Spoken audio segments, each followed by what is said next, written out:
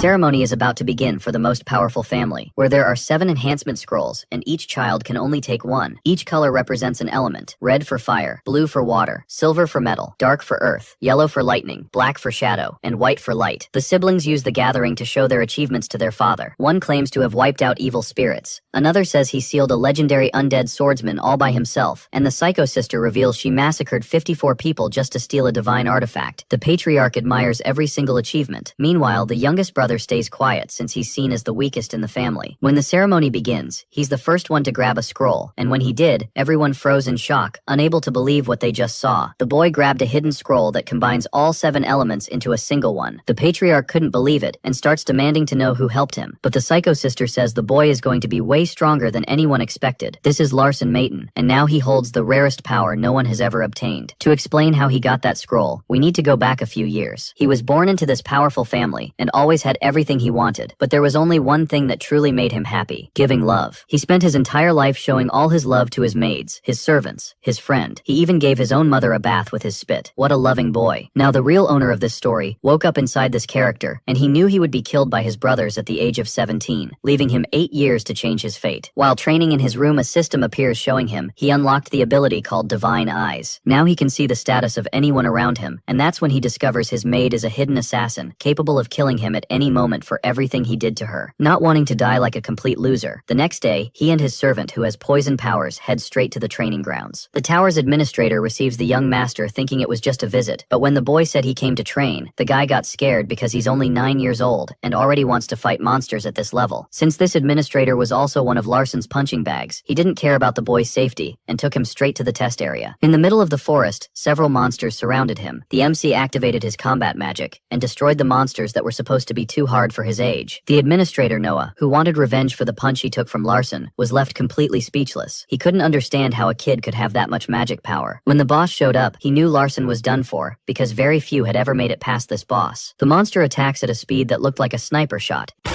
It's so fast that he barely manages to dodge it. That surprised the protagonist, but it still wasn't anything too crazy. In an attempt to catch Larson off guard, the protagonist manages to defend himself, leaving the tower boss even more shaken. The protagonist jumps, grabs the monster, and with just one punch, sends the boss flying out of the test area, finishing the training with ease. The system warns him that his mana is gone. The boy was so drained that just walking back to his servant was enough to make him collapse from burning through all his mana. Later at home, he was in his room eating chocolate, which is his main source of mana. Shortly after, his older brother Carlton showed up to humiliate him again, telling the MC to crawl like an insect. What he didn't know is that Larson is no longer the weakling he used to be. For the first time, he managed to dodge the attack. The older brother couldn't believe it, then got furious and activated his magic circles. The MC uses his time-slowing ability, gets behind Carlton, and hits him in the stomach so hard that it made his brother's mana explode from the inside. For the first time, Carlton found out his blood is red. The news spread through the mansion fast, and nobody could believe Larson was capable of that. The drive to get stronger only grows. On his 10th birthday, he went to the magic library to learn how to control mana, and met the librarian Evian, who the system revealed to be a witch wanted by the law, capable of freezing an entire castle. She could use magic without chanting spells, something only the highest level mages can do. Wanting to learn how to control magic, he asked for a book that covers everything about it, but even though it was a basic book, he couldn't understand a thing, so he used his Divine Eyes ability, and finally started to get it. But then his mana ran out. Walking through the mansion, he spots his mother, the woman he spent his whole life treating badly. He decides to sit down and tell her everything he feels. When he looked at her eyes were completely empty. Even so, he apologizes for everything he did to her, and says he's not the same person anymore. She just lowered her head and left the table, saying she had to get back to work. Once outside, the mother of our hero couldn't figure out why her eyes were filled with tears despite this being a joyful day. After all, it was the first time that she heard Larson refer to her as mother. The protagonist requested that his mother give him an hour of her time daily, and even promised to sit together in order to drink some Kharitan tea from the Chalpes Mountains. The lady accepted before going on her way. The tea that the protagonist was talking about wasn't an everyday beverage, as it had the potential to cure Blue Dot after a month of continuous consumption. Despite the fact that she had him out of wedlock, Larson couldn't rule out the fact that this lady was still his mother, a person who never gave up on the little rascal. The only wish of the protagonist for his mother was for her to remain healthy. Once at her residence, Lady Soso had a hard time believing that this was reality. But today was very real. As the 10th year ceremony was drawing near, her son had completely changed for the better. Lady Soso began to think that her prayers had finally been answered. After all, she got to enjoy a daily cup of tea with her own son, and despite the fact that this wasn't the little boy she remembered, the mother couldn't help but be happy. With that being said,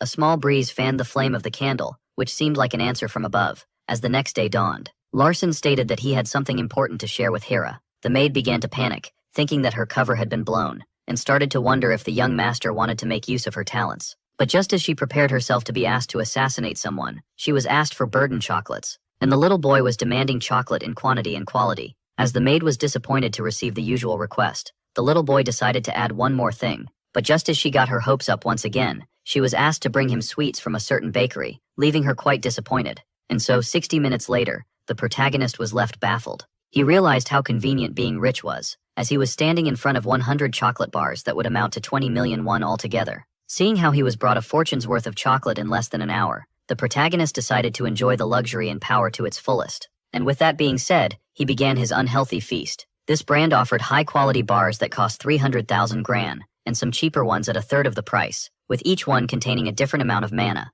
Mana was also present in the sweets of the Ludon bakery. In other words, there must be a common ingredient between the two candies.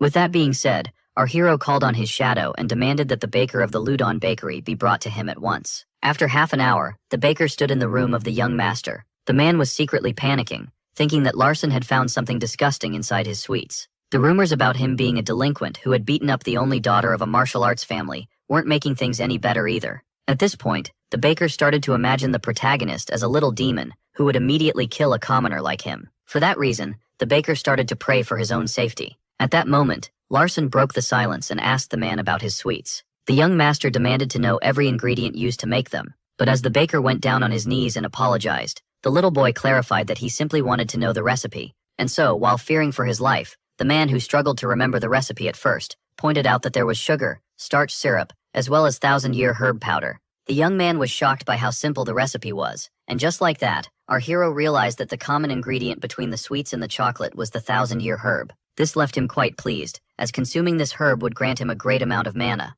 Meanwhile, in the training building, Noah was annoyed by the fact that more and more people kept asking about the young protagonist. He could only tell them that he was able to defeat a mushroom monster with his magic combat technique alone, and that he was able to recover from the side effect of his technique by the power of a recovery magic spell. When all of a sudden, someone barged into the hall and snapped him back to reality. The healing mage affirmed to the administrator that everyone was going crazy after hearing that the 7th young master was able to take down the 6th. Upon hearing this, Noah was left stunned. One could even say that he was rather annoyed, claiming the actions of the protagonist to be pure madness. He couldn't wrap his head around how the 9-year-old became so powerful with just a magic combat technique. The healing mage then pointed out how Larson must be trying to flex his power before the 10th year ceremony. Upon learning that the fight between the hero and his older brother was completely one-sided, the administrator was left even more shocked. Mages are naturally slow, which is why they use movement spells to compensate for their lack of speed, spells that were way too complex for a child. Noah then explained that if a young man was using his magic combat technique to grow faster, he was bound to reach a limit.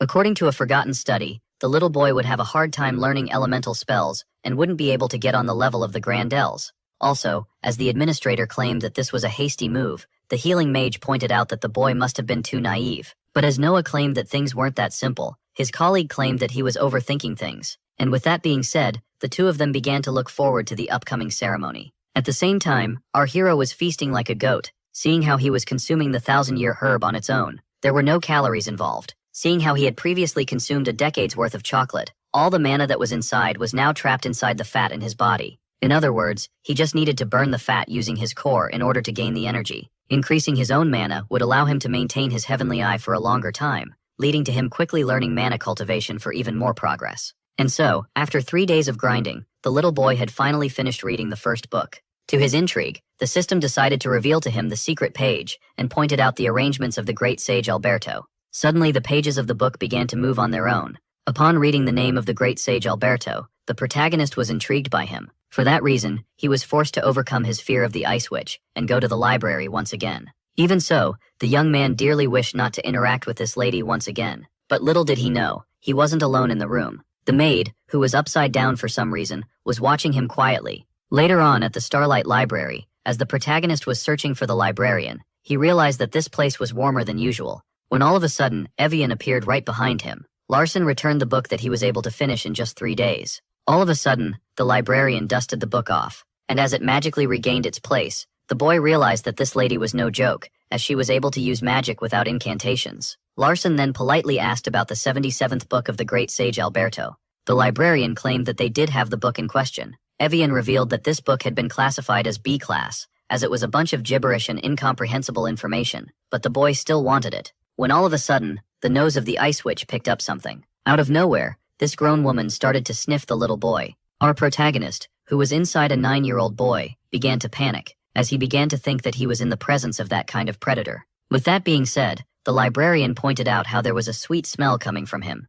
The relieved young man finally realized what the lady was talking about, and pointed out that the smell must be coming from the chocolate bar. When offered some, the librarian declined at first, but to his shock, when he barely insisted, she immediately accepted the gift. Seeing the almighty Witch of Ice act as such made the boy wonder if there wasn't a glitch in the system. Now, with the book in hand, the little boy decided to take his leave, and started to wonder about Evian's reaction when being praised. Larson then offered the mage to visit his mansion at any time, if she wanted more chocolate, as he would let his maid know about her. In reality, the young man was simply trying to be polite, and begged in his heart for the Ice Witch to stay as far away from him as possible. Later that day, upon reaching 42% of the book, the heavenly eye of the protagonist finally gave out. This book wasn't as thrilling as he had hoped. One could even describe it as a compilation of Alberto praising himself like an influencer, and urging the reader to learn the basics to become like him. Sometime later, Hampton and Hero were left stunned. As the little rascal was actually working out, Hampton felt proud to see his master spending his time exercising, reading at the library, and training at Noah's building.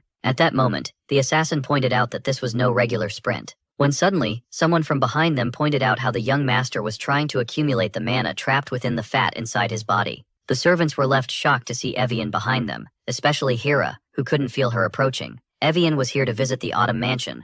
She asked Hampton not to inform the young master about her. The little boy was intrigued by the reason behind the visit of the high-level librarian. At first, he assumed that she was here to test the young master and give him more power, only to remember that librarians were forced to stay neutral. Upon seeing him run like that, Evian pointed out how, large or not, this wasn't the little delinquent from the rumors. Only then did Hero remember. The young master had previously instructed her to give the librarian chocolate if she ever came to visit. The maid pointed out how it was a shock for her to learn that the librarian had such a sweet tooth. Hera felt uncomfortable. She was certain that the high-level mage was annoyed by the fact that she was being given simple chocolates. Yet, to her shock, Evian immediately accepted the gift. And so, as the shadow and the librarian were focused on the young master's training, the maid grew suspicious about all of this, and began to wonder about the relationship between the protagonist and the witch. 3 days had passed since then. As Larson finally finished the 77th book of Alberto, the system informed him that the heavenly eye would absorb the information. The hero felt proud of himself, as he had finally learned mana cultivation, when, all of a sudden, he was struck with unexpected pain. Out of nowhere, the protagonist fell to his knees. Mana was flowing at an extremely high rate inside his body, and failing to understand the flow would mean immediate death. And just like that, upon acquiring a new piece of knowledge, our hero found himself fighting for his life. With that being said, he decided to quickly analyze the mana using his heavenly eye, while still being shocked that reading a book here could cost him his life. And with that being said, our hero began concentrating. Later on that day, the mana cultivation technique that he had learned from the book had now been engraved in his heart. Yet, to his intrigue, the system informed him that since he had learned his technique, he would be able to see the hidden backstory. And just like that, the backstory of the other world had been unveiled to our protagonist. Now he would finally be able to discover what unpredictability truly is, and also the backstory of the 27-year-old librarian. But as her bio pointed out that she was a chocolate lover, the author was left quite confused. Only then did he remember an incident from back when he was babysitting the son of a friend. That fateful day, the child started to scribble in his backstory book. Due to that, our hero finally understood why the ice acted so strangely in the presence of chocolate. Suddenly, something began to happen, as a voice pointed out that it would be pointless for Larson to try and focus. Seeing fire appear out of nowhere, left the protagonist startled. The flames surrounding him weren't hot, but the presence behind them was truly terrifying. That person had a killer smile as well as red hair. This was none other than Persia Maton, a tyrannical and cruel character who could control fire, earth, and water, who called out the hero for pretending to focus. The presence of this powerful magician startled the protagonist. To make things even worse, the heavenly eye revealed to him how she despised the weak and how she liked to slice people in her free time. As she asked him once again for the reason he was pretending to concentrate, our hero tried to apologize, only to quickly shut himself up. Since the heavenly eye revealed Persia to despise weak people, apologizing to her would be no different from suicide. Larson realized that he was dragged into some kind of unintentional test, and thus the hero revealed to his older sister that he was truly concentrating. Even the young man wasn't certain of his own words but decided to roll with it at this point, while pointing out that his sister should be much more observant than that. Persia claimed this to be utter nonsense, as Larson affirmed once again that he wasn't pretending to concentrate. Our hero then pointed out how his sister simply wanted to see if he would give in and apologize. But as she suddenly burst out in laughter, he was unable to tell if he was out of danger or not. Persia then pointed out how he truly lived up to the rumors regarding him changing, which actually surprised him, as he didn't know about their existence in the first place. Larson claimed that he wanted to be a better person, while his sister pointed out that it was already too late. His reply had greatly intrigued her, and thus, like any model older sister, she launched a giant flaming snake at him. Persia revealed that things would truly be over when one decided they were. At that moment, the hero pointed out that he was quite aware of his limits and how he would never become the head of the house. But as he pointed out that he could help one of his siblings become the patriarch, his sister urged him to elaborate. So the protagonist revealed how he could become like a small hidden ace, but Persia doubted that he could be of any use. Thus he pointed out that like any tool, his usefulness would be determined by how capable his wielder was. Yet, as his sister asked him who he wanted to work for, he realized that she was indirectly asking if he wanted to work for her. So he stated that he still didn't know enough about his siblings yet to protect whoever would become the next head of the house. Yet in reality, he knew very well that the best candidate was Avelia, the sorceress of the end. Suddenly, the little brother pointed out to Persia how terrified she was of the second sister. Her fear was quickly shown by the hissing of her snake. All of a sudden, the fire around him started to grow hotter, making him feel as if he were inside a furnace. Persia revealed that she had only granted him a few minutes because he was adorable, yet his words were utter nonsense, making her point out how she despised lies. Larson pointed out that he was also well aware of her preference for honest and arrogant people over those who were weak and submissive. And so, upon claiming that he would succumb to honor but not to power, his older sister finally freed him from her grasp. Larson then pointed out that his sister should forgive him, seeing how he had been completely honest with her. The one with red hair called him a total moron, before throwing something at him. The object that landed in the gut of the protagonist made him feel great pain. What felt like a bowling ball flying at high speed turned out to be a simple apple. To make things worse, the impact of the fruit was so powerful that it made him gain a defensive technique known as Iron Will.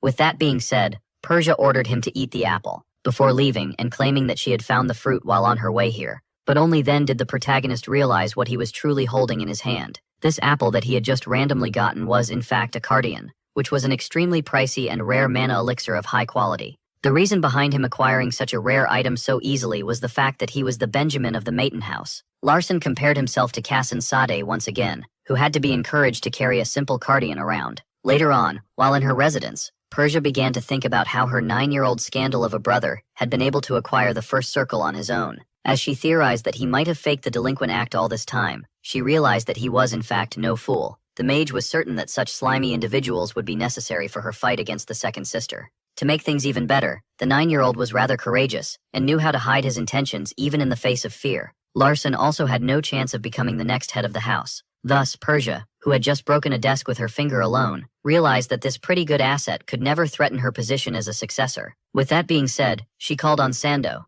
In order to keep her other siblings from scouting Larson, she asked her servant to prevent any contact between them and to spread the rumors about him being a delinquent. Persia then began to wonder if her little brother had already eaten her gift. As she was asked to keep a close eye on the protagonist and make sure he didn't die from consuming the apple, Sando pointed out how Persia seemed to like him. So the lady explained how she would be in big trouble if she were discovered as his killer, and how things would become more amusing if he refused to eat the fruit. According to her, if her 9-year-old brother was foolish enough to refuse the gift that she had given him, then she would be perfectly allowed to tear off some of his limbs. Later that night, upon analyzing the fruit, the system explained to the protagonist that overconsumption would lead to death, and that he would need to seek the help of a magician. To make things worse, he didn't know how much would be considered too much. Larson began to wonder about the reason Persia had granted him this gift, thinking that she wanted him to owe her one.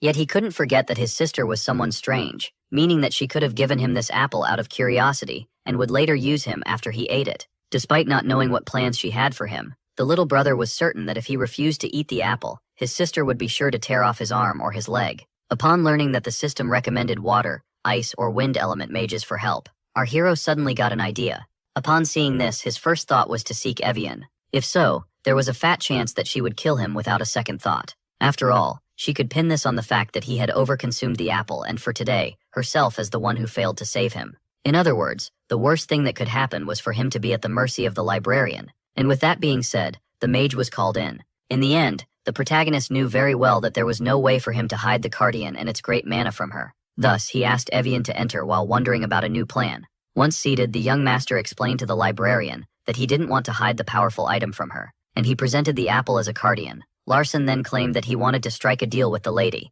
Since he was far too pathetic to eat the apple on his own, he required her help. Yet Evian pointed out that, as an AI variant, she was forced to remain neutral, which is why she couldn't help him in the succession war, even indirectly. The protagonist explained that the succession had nothing to do with his request. Larson piqued the curiosity of the witch by pointing out how he wished to grow as a mage and live by the will of magic. In the end, these words were worthy of an exemplary magician. Evian started to think that someone was making him seem like a delinquent in order to hurt him. Larson explained that he didn't care about becoming the next head of the house, yet Evian wasn't convinced, as all children of Mayton lived for the succession. The hero was forced to affirm once again that he wanted her help for his own sake, and not to become the head of the house. Even so, the lady explained that her job forbade her from intervening, but as she urged him to seek the help of the Mayton mages, he said that they all worked for his siblings. With that being said, Larson asked Evian to help him protect his mother. These words greatly impacted the Ice Witch. One day, as the guards harassed a lady for evading her taxes, her child grabbed the officer by the arm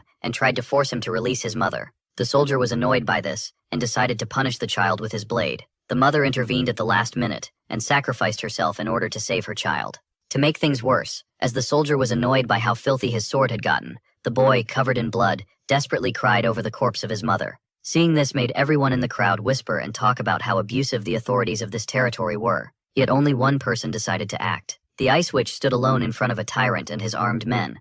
But as the monarch launched his attack, she quickly resorted to her ice magic and showed them the mercy they deserved. One was the youngest child of Mayton, who had been observed all of his life, and the other was his mother, a maid who was discarded by the family. Evian was now certain that the protagonist had played the delinquent all this time to protect himself, and that he genuinely wanted to protect his mother. Yet this would never be possible, as some of his siblings were crazily strong, while he was nothing but the Benjamin and the product of adultery. For that reason, Evian, despite thinking that his dream was impossible, knew very well that this child had every right to dream, and thus she finally made up her mind. According to her, chasing a dream was just as important as fulfilling it. With that being said, Evian affirmed to the young master that the reason she was helping him wasn't the chocolates. After hearing this, our hero was overjoyed.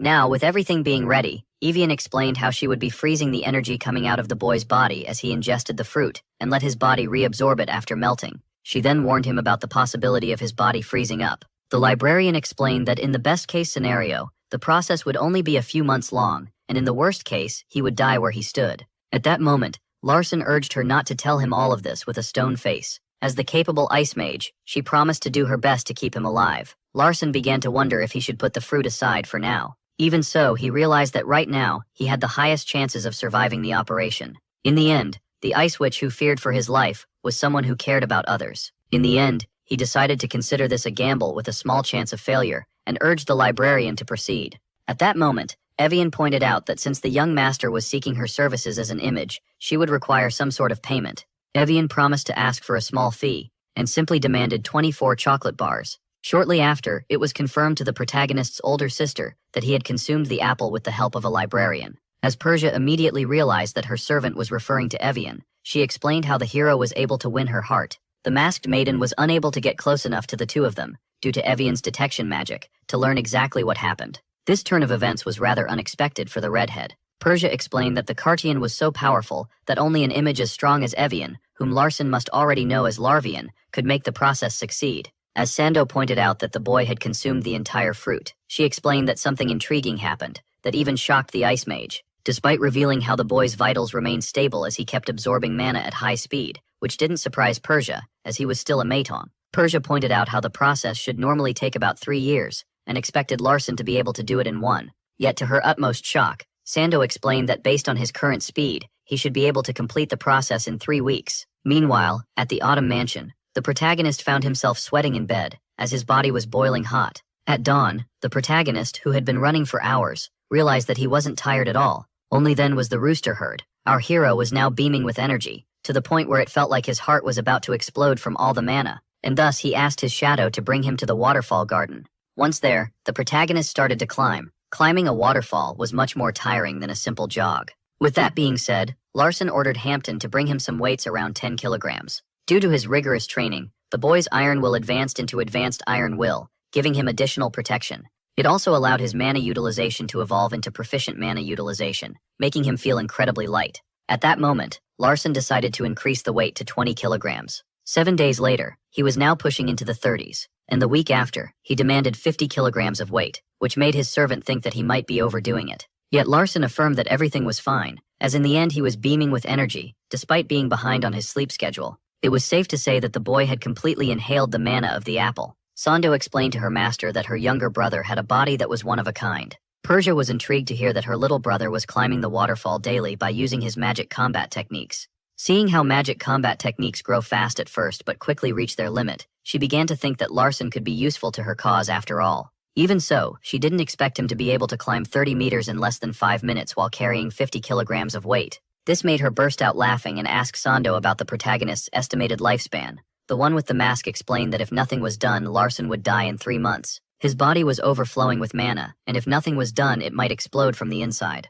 Sando claimed that it would be better for Persia to help her little brother, but she wanted to let the protagonist figure things out on his own. As soon as the boy looked like he had a foot in the grave, Persia would make her move to discover how he was able to move the heart of the Ice Mage. Meanwhile, after finally changing his haircut, Larson couldn't help but notice how much he had changed. That afternoon, as the tea was poured, Soso pointed out how her son had gotten quite skinny, and while she was worried about him, he assured her that he was in extremely good health. The mother then complimented the maid on her tea-making skills, leaving her flattered as she shyly returned the compliment. Larson was happy to see how surprisingly nice Hero was towards his mother. To make things even better, the blue spot on the woman's chest had almost completely disappeared. Later on that night, while farming for mana in bed, the protagonist began to think of how he was 4 days away from December 24, the eve before the birth of the star. In this world, the story begins with Emperor Hyperton, who united all races in order to create the empire, so December 24 was basically his birthday. Yet the protagonist couldn't care less about the old stories, as something important was about to happen. If everything goes right, Ludia from the tribe of Fire, who is known as the natural enemy of magicians, the Crimson Butcher, and the one-armed sorceress, will attack. Ludia, who was in quite the mess, would be exiled from the West Gate. At this point, not having written about it in detail, he knew that she was to meet the third sister. The fact that she stumbles upon Persia made it obvious how the girl loses an arm. For that reason, the Crimson Butcher would seek revenge against the Metten House and ally herself with the protagonist of the novel. The one-armed sorceress possessed the power of her tribe, and Cassin would fight alongside her according to their future contract. Larson began to think of how good it would be for him to have Ludia gift him the item known as the Holy Grail of Fire instead of Cassin Sade. But only then did he notice something intriguing. The Heavenly Eye revealed the shadow of Persia hiding inside his room. Intrigued by this, the protagonist realized that it would be best to ignore her by turning off the Heavenly Eye. Yet the system revealed that forcefully shutting down the Heavenly Eye would dangerously disrupt his flow of mana, and thus the hero had the genius idea of pretending to be asleep. Yet to his shock, this intrigued Sando even more, as it seemed that he was able to cultivate mana while asleep. Farming mana was a dangerous and delicate task that requires full concentration, and yet the 9-year-old seemed to be doing it in his sleep. Sando began to wonder how she should report this unusual situation. After all, the 9-year-old simply read a book about a basic cultivation technique that shouldn't be outstanding at all. The shadow even took a look at the book and realized that it contained nothing about a passive mana cultivation technique. After consuming the apple with the help of the Ice Mage, the body of the hero had greatly changed, and he was starting mana in his heart, according to the shadow. Yet the main issue was the fact that it didn't seem that the young man was suffering from any cardiac problems at all. His mana was even slowly stabilizing, despite the fact that he still hadn't reached the second circle or undergone a physical enhancement spell. Sando judged the heart of the 9-year-old to be monstrous, and decided to have everything reported by the next day. Now, with the spy finally out of the room, the protagonist finally opened his eyes. The night of December 24 quickly arrived. At the Autumn Mansion, everyone gathered around the giant and luminous tree. At that moment, the young master asked the maid in the shadow to come with him. Hampton was intrigued about their destination, and to his shock, Larson was taking them to the outer west gate. The Metten family had a total of 4 gates in the west, and the one that our hero was going towards was the outermost one. On that particular night, Ludia, the Crimson Butcher and nemesis of all mages, was about to make her appearance, and Larson was desperate to meet her. Yet little did he know, a fight at the outer west gate had already broken out. Upon seeing a little girl wielding flames and going on a rampage, the protagonist started regretting not arriving earlier. The servants were confused by their destination. Hampton, who had prepared lots and lots of paralyzing poison, asked his master if they would be stopping by the residence of the 6th young master. Yet to his disappointment, the protagonist affirmed that they wouldn't. When asked if he was upset, the little boy panicked and didn't know what to answer. Meanwhile, at the gate, Ludia was going on a rampage. Seeing how the Heavenly Eye described her as someone simple-minded, the protagonist was reminded once again that he should have never picked up the pen. Even so, he was certain that she would be vulnerable to poison, and urged Hampton to do his thing. The hero wanted his shadow to use his poison in order to paralyze the girl. And with that being said, Hampton threw his poison at her. And so, as the girl kept going on a full-on rampage, the poisonous powder was scattered, and she was paralyzed and lost consciousness. Larson rushed to take control of the situation, when all of a sudden, someone stopped him. The mage that was guarding the gate mistook him for an intruder, and demanded to know his name. So Larson criticized the gatekeeper, pointing out how he came from the inside. The protagonist, despite wanting to be nice to the gatekeepers, pointed out how incompetent they were in front of the little girl. Yet it would be better to say that the little girl was too much for them to handle. With that being said, our hero decided to bring her in, but the gatekeeper Fermi opposed it, and demanded to know his name. The shadow decided to intervene. Hampton then introduced the boy as someone of the Mayton family, and a grand walker of the magic way. Cha Sung-min wanted to stop the boy at once, as he kept on singing his praises, and thus the young man personally introduced himself as Larson Mayton. Upon hearing this, the gatekeeper didn't believe him at all. As the man pointed out that Larson Mayton shouldn't be that handsome, the hero didn't know if he should be offended or flattered, and so he asked the gatekeepers for their names, while pointing out that no one from inside the estate was there to impersonate the youngest son of the patriarch. Our hero then pointed out the rumors regarding him being an extremely ugly delinquent, but also how only a fool would try to impersonate him, which made his shadow gaze at him with amazement. And thus the hero asked the gatekeeper to send someone to the main family in order to check his identity. Yet he also promised to make them regret their arrogance once they made sure that he was the seventh son. With that being said, the gatekeeper, fearing for his life, immediately apologized, but when asked for the reason he wanted to have the girl inside, Larson found himself in quite a difficult position. And so the grown man inside the body of the 9-year-old pointed out how he found her cute. The maid watched all of this with intrigue. Later on, the little fire user, who was still unconscious, was tied up on the ground. Hampton, Hera, and Larson eagerly waited for her to wake up. Only then did the system inform the protagonist that something unexpected had happened. This made it seem as though the world itself had noticed the change he made in the story. At that moment, Ludia finally opened her eyes. Despite not being able to understand the sealed-mouth protagonist, he just knew that she was bombarding him with curses. Seeing how the system had labeled this girl as a simpleton, the hero decided to treat her in the simplest way of all. Larson cut straight to the chase and offered to help the girl with her sick father. He claimed that his mother was sick, which was why he knew her pain, and deduced from her attire that she was a mage of the tribe of fire from Heiran. As the young master pointed out how there was an epidemic where the girl was from, his shadow was impressed by his great knowledge. As for the maid, she watched this in complete silence. It then came as a shock for Ladia, as the one in front of her claimed to have a cure for the epidemic. He then pointed out how she must have tried to storm his house, thinking that the maidens had the cure. Our hero then asked her to knock her head if he had made himself clear. And so, with a simple gesture, the girl confirmed. With that being said, the hero asked the assassin to free the mouth of the little girl. Ladia asked the hero if he truly wished to help her. He was surprised by how casual she was being, making him compare her to Kassan Sod, as he confirmed. Yet the girl had a hard time understanding, as according to her, aristocrats only help others in order to benefit themselves. Ladia said that she had something valuable to trade for the cure. At that moment, the eyes of our protagonist widened, as he recognized the valuable item in question as the Holy Grail of Fire, one of the best items that the main character of the novel acquired in the original story. As the hero promised to cure her father, the girl was left overjoyed. But upon learning that it would cost her a lot, the broke child was left disappointed and asked how big the required sum was. The hero explained that he would only know after the treatment was done, and just like that, he was able to negotiate the valuable item in the possession of the girl in exchange for her father's health. With that being said, now came the time for the protagonist to fulfill his part of the deal. Larson instructed his shadow to scatter 1,000-year herbs around the entire territory after boiling them in silver seawater for a short while in order to make the cure. Hampton was intrigued by these instructions and asked the hero how this would work. So the protagonist reminded him that a shadow should never doubt his young master. With that being said, the dark-skinned boy was left amazed. He promised to perfectly execute the command of his master, while being amazed by his incredible aura. It didn't take the protagonist long to figure out that Hero wanted to ask him how he knew such a prescription.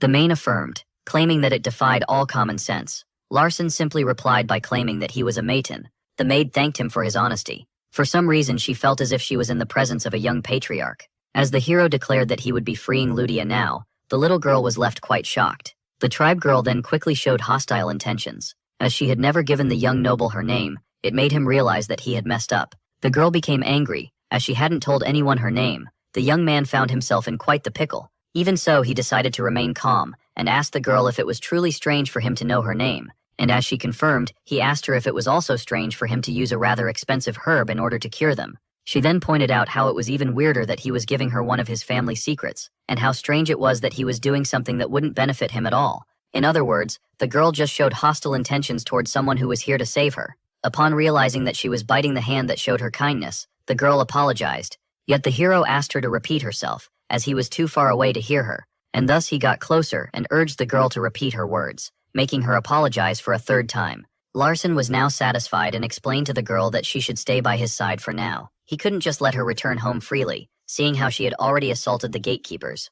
Ludia revealed that, upon telling the man her backstory, they claimed that someone as filthy as her was forbidden from entering the estate. They explained, while laughing in her face, that they couldn't care less if her father died, and that the Mayton family had no reason to intervene. The anger of the little girl was justified. In the end, the mean gatekeepers told the father that she loved so much to die. With that being said, the hero asked the mage to untie the tribe girl. Only then did she think about asking about the one that was showing her kindness. And so, our hero introduced himself as Larson Mayton. The name seemed familiar to the little girl, but only then did it ring a bell. Ludia recognized our hero as the delinquent, leaving the servants shocked. She explained that according to the rumors, he was the lowest of the low. Yet the little girl claimed with a wry smile that the rumors were false, as he was obviously kind. Due to that, another unexpected variable had appeared in the story. Cha Sung-min then began to wonder if it was a good idea to make the one-armed sorceress an important ally of the hero of the novel, his comrade.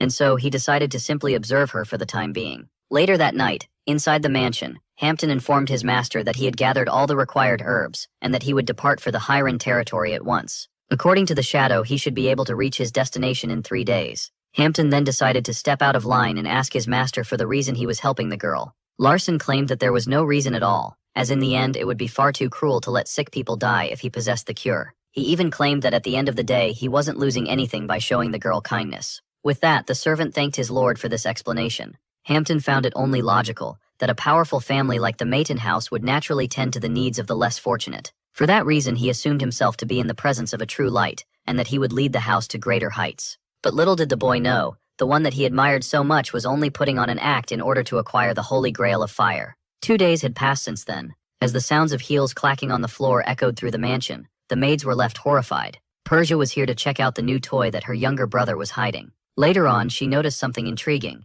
The fire mage didn't recall having someone this handsome in the family, so our hero reminded her that he was her younger brother, the 7th young master. Persia was once again interested in the Benjamin of the family, who seemed to be a box of endless surprises. Cha Sung-min explained that he wasn't hiding anything at all, aside from the fact that he was the author of this world. Persia then gently grabbed him by the face and complimented him on his handsomeness and cute face. At that moment, the 9-year-old felt as if his heart was about to stop, as his advanced iron will was triggered. It was rather a shock to see that simple eye contact with his elder sister, who was impressed by his growth, forced his body to activate the defensive technique. With that being said, Persia promised to pamper her little brother a lot if he remained this handsome. Yet he refused her kindness upon realizing that this was another one of her tests. Larson pointed out that he wanted her to take him seriously, which made him seem even more adorable in her eyes. Adorable enough to become a great piece of art once decapitated. Upon recalling his future fate, the protagonist urged her to stop making these jokes. Persia then pointed out how she wished to see Larson's new toy, making him worry that she had uncovered Ludia as a genius fire mage. The third sister, who couldn't tolerate any other fire mage around her,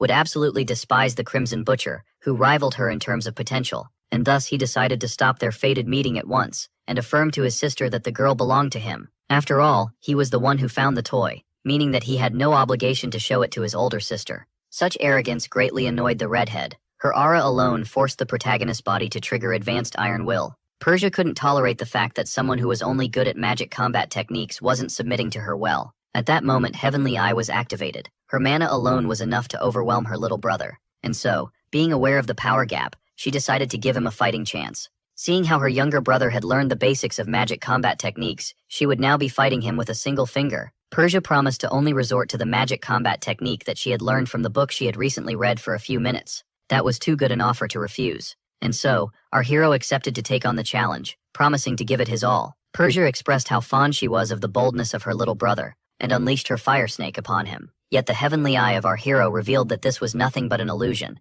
and so he charged ahead, and punched the image of a snake. Persia was impressed by how much her younger brother had grown in the past 3 weeks, and promised to leave Ludia alone if he won. She even warned him to fight with all of his might. After all, if she found herself bored, the elder sister would have no choice but to play with Larson's newfound toy. Now in front of his all-powerful sister, upon recalling the words that the protagonist had just spouted, Persia began to think of how surprisingly entertaining he truly was, despite being the black sheep of the family. At that moment, the protagonist launched himself at her, yet the powerful mage found him to be too slow. She stopped him with her finger. The danger was so ominous that our hero chose to back down a few feet. Persia was impressed by how he was able to tank her attack. She claimed that he wasn't a complete idiot at magic combat techniques after all, seeing how he was using them wisely. Meanwhile, Larson realized that his chances of winning could get slimmer as the fight went on. The power gap between the two of them was too huge for him to fight casually. Only then was Advanced Iron Will activated. It was a shock for our hero to see that even a single finger of his sister, charged with mana, was able to deal so much damage. At that moment, his mana cultivation technique kicked in,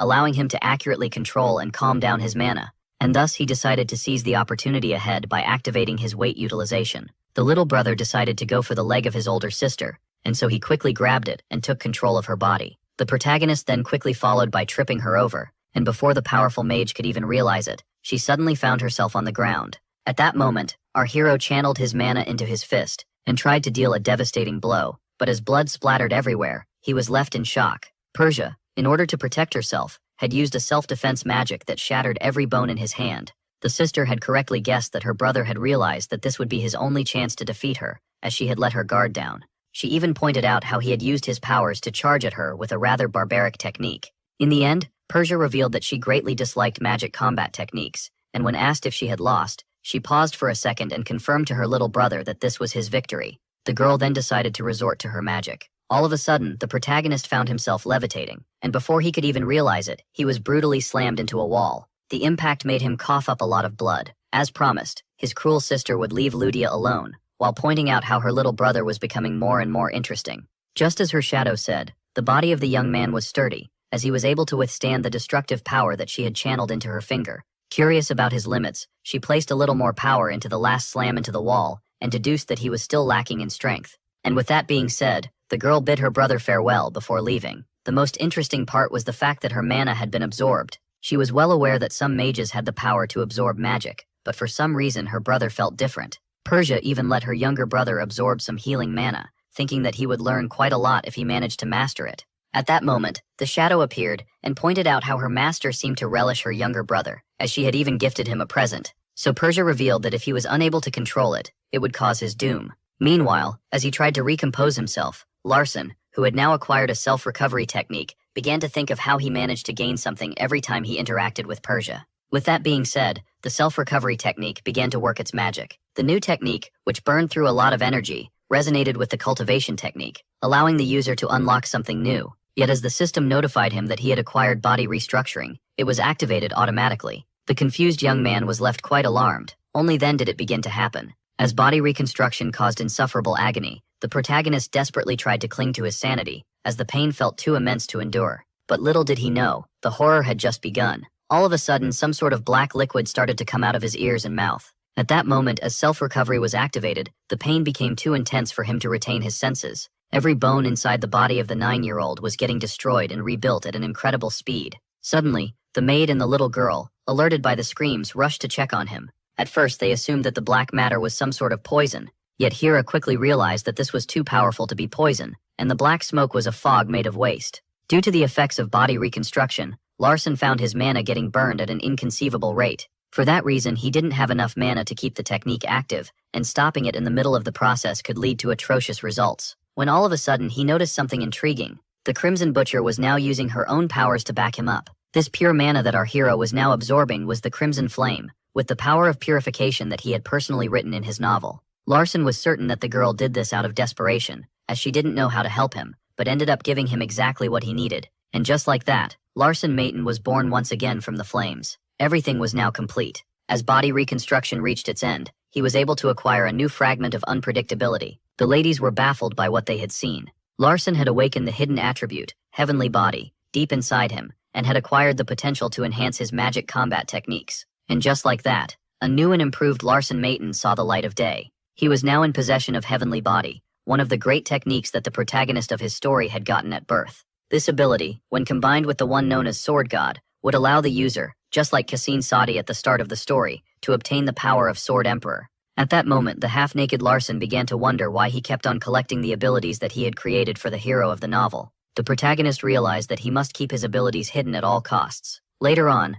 The news of her father getting cured overjoyed the little girl. Heir then delighted her by giving her a letter written by him. In it, the man writes about how the condition of the villagers had gotten better, and how they had beaten the epidemic with the help of Larson. Upon learning the good news, the little girl couldn't help but cry tears of joy. Cha Sung-min, who was pleased to have helped, was intrigued by the little girl who wanted to repay his kindness. After all, he was the one who saved her village and her father, and thus Ludia offered herself as his personal contractor of fire. This was a special type of contract that the girl had made with Kaseng Sao-dae in the original story. The contract of fire is the most important promise that a member of the tribe of fire could make, as they swear their loyalty and power to the contractor. Larson realized that this contract would greatly influence the main events of the story, as it would mean that its original hero would be deprived of a powerful ally. Even so, our protagonist couldn't care less, as he needed to ensure his safety and get away from Kasane by the time he reached 17 years old. And so, as he humbly accepted the girl's offer, she was left with a smile on her face. And with that being said, Danudia commenced the oath. Larson was left baffled, as he was now witnessing the contract of fire, yet to his shock, the heavenly eye was activated and immediately started to analyze the contract. It revealed to him how, as a contractor, he would be granted the authority of berserk restraint. Back in the original story, Ludia, who was written to be a simpleton, was known to go on bloody rampages when angered, and so upon learning the power that the authority of berserk restraint would give him over her, the protagonist was left horrified, as using it could result in the death of the little girl. Upon reading this, he immediately stopped the girl from completing her oath, leaving her intrigued. Seeing how her father always encouraged her to make the oath, the protagonist asked her about the benefits, and with that being said, Ludia began to struggle to remember the benefits of the most important promise of her life. And so Larson explained that upon completing the contract, she would be forced to sacrifice her life for him, yet Ludia failed to see the problem. According to the Crimson Butcher, sacrificing herself would be awesome. Larson explained that if the girl ever went on a rampage, the only way for him to stop her as a contractor would be to inflict death upon her. As Ludia claimed that dying for him would make her a martyr, Larson realized that he was dealing with an idiot filled with innocence. The more he heard the girl claiming that she would be fine, the fewer brain cells he could feel in his skull. With that being said, the grown man inside a child's body explained that, as a 9-year-old, he was too young to sign the contract of fire. Ludia tried to argue that age was just a number for her people, so Larson reminded her that he didn't belong to the tribe of fire. At first, the girl thought that the boy was refusing her kindness, so Larson clarified that he simply wanted to postpone the contract until they became a little older, and thus the Crimson Butcher had no choice but to wait. And just like that, the contract of fire was called off. All of a sudden, Ludia started to praise the kindness of the young man, based on the words of her father. She pointed out how the contract of fire was something sacred, which was why it was important to choose her contractor wisely. According to her father, any contractor would want her, as she was a pushover, but only a good one would refuse the contract for a good reason. It occurred to her that if she ever found someone worthy of her trust, she should cling to him no matter what. Sometime later, the girl was introduced to chocolates. As she began to thank the young master for saving her father and feeding her, he reminded her of the precious item that she had promised him. The Crimson Butcher had almost forgotten. Larson was certain that the important item was the Holy Grail of Fire that her tribe guarded. The legendary artifact was hidden in Dragon Mountain, inside a grave of stone that only those from the tribe of fire could activate. Ludia then explained that near her neighborhood, there existed something powerful. Larson asked what it was called, just to make sure. But as the girl pointed out that she didn't know the name of the item, the author was left stunned, as he had created a total idiot. Seeing this, he would now use his heavenly eye in order to know more about the item. The Grail of Fire had the power to produce fire flower water every year that could cleanse both mind and spirit of all impurities. In other words, this power was perfect for survival, as it would allow him to gain immunity against mind control and all types of poisoning. The system then explained that this was all according to its database. Even so, our hero decided to ignore this small detail and go to the Heiran territory at once. Hero then asked him if she needed to call an escort. Our hero had almost forgotten. All children of nobility, even discarded ones like him, were forced to have a guardian mage with them when going out. With that, Larson tried to come up with an excuse that would justify his trip without raising any suspicions. Lying was not an option, seeing how he would have a 7th Circle mage tracking his every move. To make things worse, all escorts had already sworn loyalty to his siblings, as one would need many talented men in order to secure the succession. Larson began to think whether he should keep his old goal a secret, or openly seek it and risk losing the Grail. And so, with that being said, he finally made up his mind. Shortly after, the guardian mage known as Jaffel was left particularly intrigued. That man who hated the 7th young master with all of his being was asked to become his escort. Back when he was 6 years old, the original Larson affirmed to the mage that he was nothing but a watchdog under his service. The rascal even went as far as demanding him to bow in the most arrogant of ways, Our protagonist, who had gained the memories of his character, began to think this was a bad move, seeing how all escorts were powerful mages. When asked for the reason behind his trip to Heir, he asked Heir to simply tell the others that he was going on a playdate in order to taste their delicious local chocolates, and while she thought that this wouldn't pass, as a matter of fact, it easily did. Later that day, Jaffel finally arrived at the Autumn Mansion. Someone waiting for the mage on the balcony welcomed him. Upon seeing that this person was none other than the young master, the escort tried his best to contain his anger. Once face to face, the mage pointed out to the young man how he seemed to have changed in those 3 years. Larson quickly realized that Jaffel wanted to know the reason he chose him as his guardian mage. From the looks of it, the man still hadn't forgotten how the little boy had called him a simple watchdog. So the protagonist pointed out how every watchdog should guard its owner as well, leaving the magician utterly infuriated. Larson, who was certain that the mage wouldn't forgive him with a simple apology, pointed out how Jaffel was loyal enough not to betray him. The baffled mage asked the young master if he trusted him, making him reveal that it wasn't exactly the case. The protagonist revealed how he didn't trust Jaffel as a person, but as an ambitious escort. This man was characterized by his greed and ambition, which made him betray the 4th young master for the sake of the 2nd sister, for his own benefit. Larson explained that he could help the mage achieve his ambitions, leaving him quite intrigued. After all, our protagonist was nothing but a child discarded by his father. But upon hearing him reveal how he was thinking of betraying his 4th brother for the sake of his 2nd sister, the magician was left stunned. Jaffel quickly denied the accusations, meaning that he had already taken the bait. The 9-year-old then reminded the man that an escort doesn't need many reasons to protect the master of his house, and so, he used his family name in order to make the escort protect him. Jaffel couldn't be more surprised, as he had a hard time believing that this was the same little delinquent from before. He was quite familiar with the rumor regarding him beating up the 6th young master and awakening the 1st circle on his own. But the real surprise was that his 1st circle had more mana than a regular 2nd circle would, and even the 2nd sister didn't possess such a powerful 1st ring. And so, being suspicious of all of this, the mage decided to keep his eye on the young master. Later on, while on the way, the Crimson Butcher was excited to see her father again. Our heroes had finally arrived in Heir.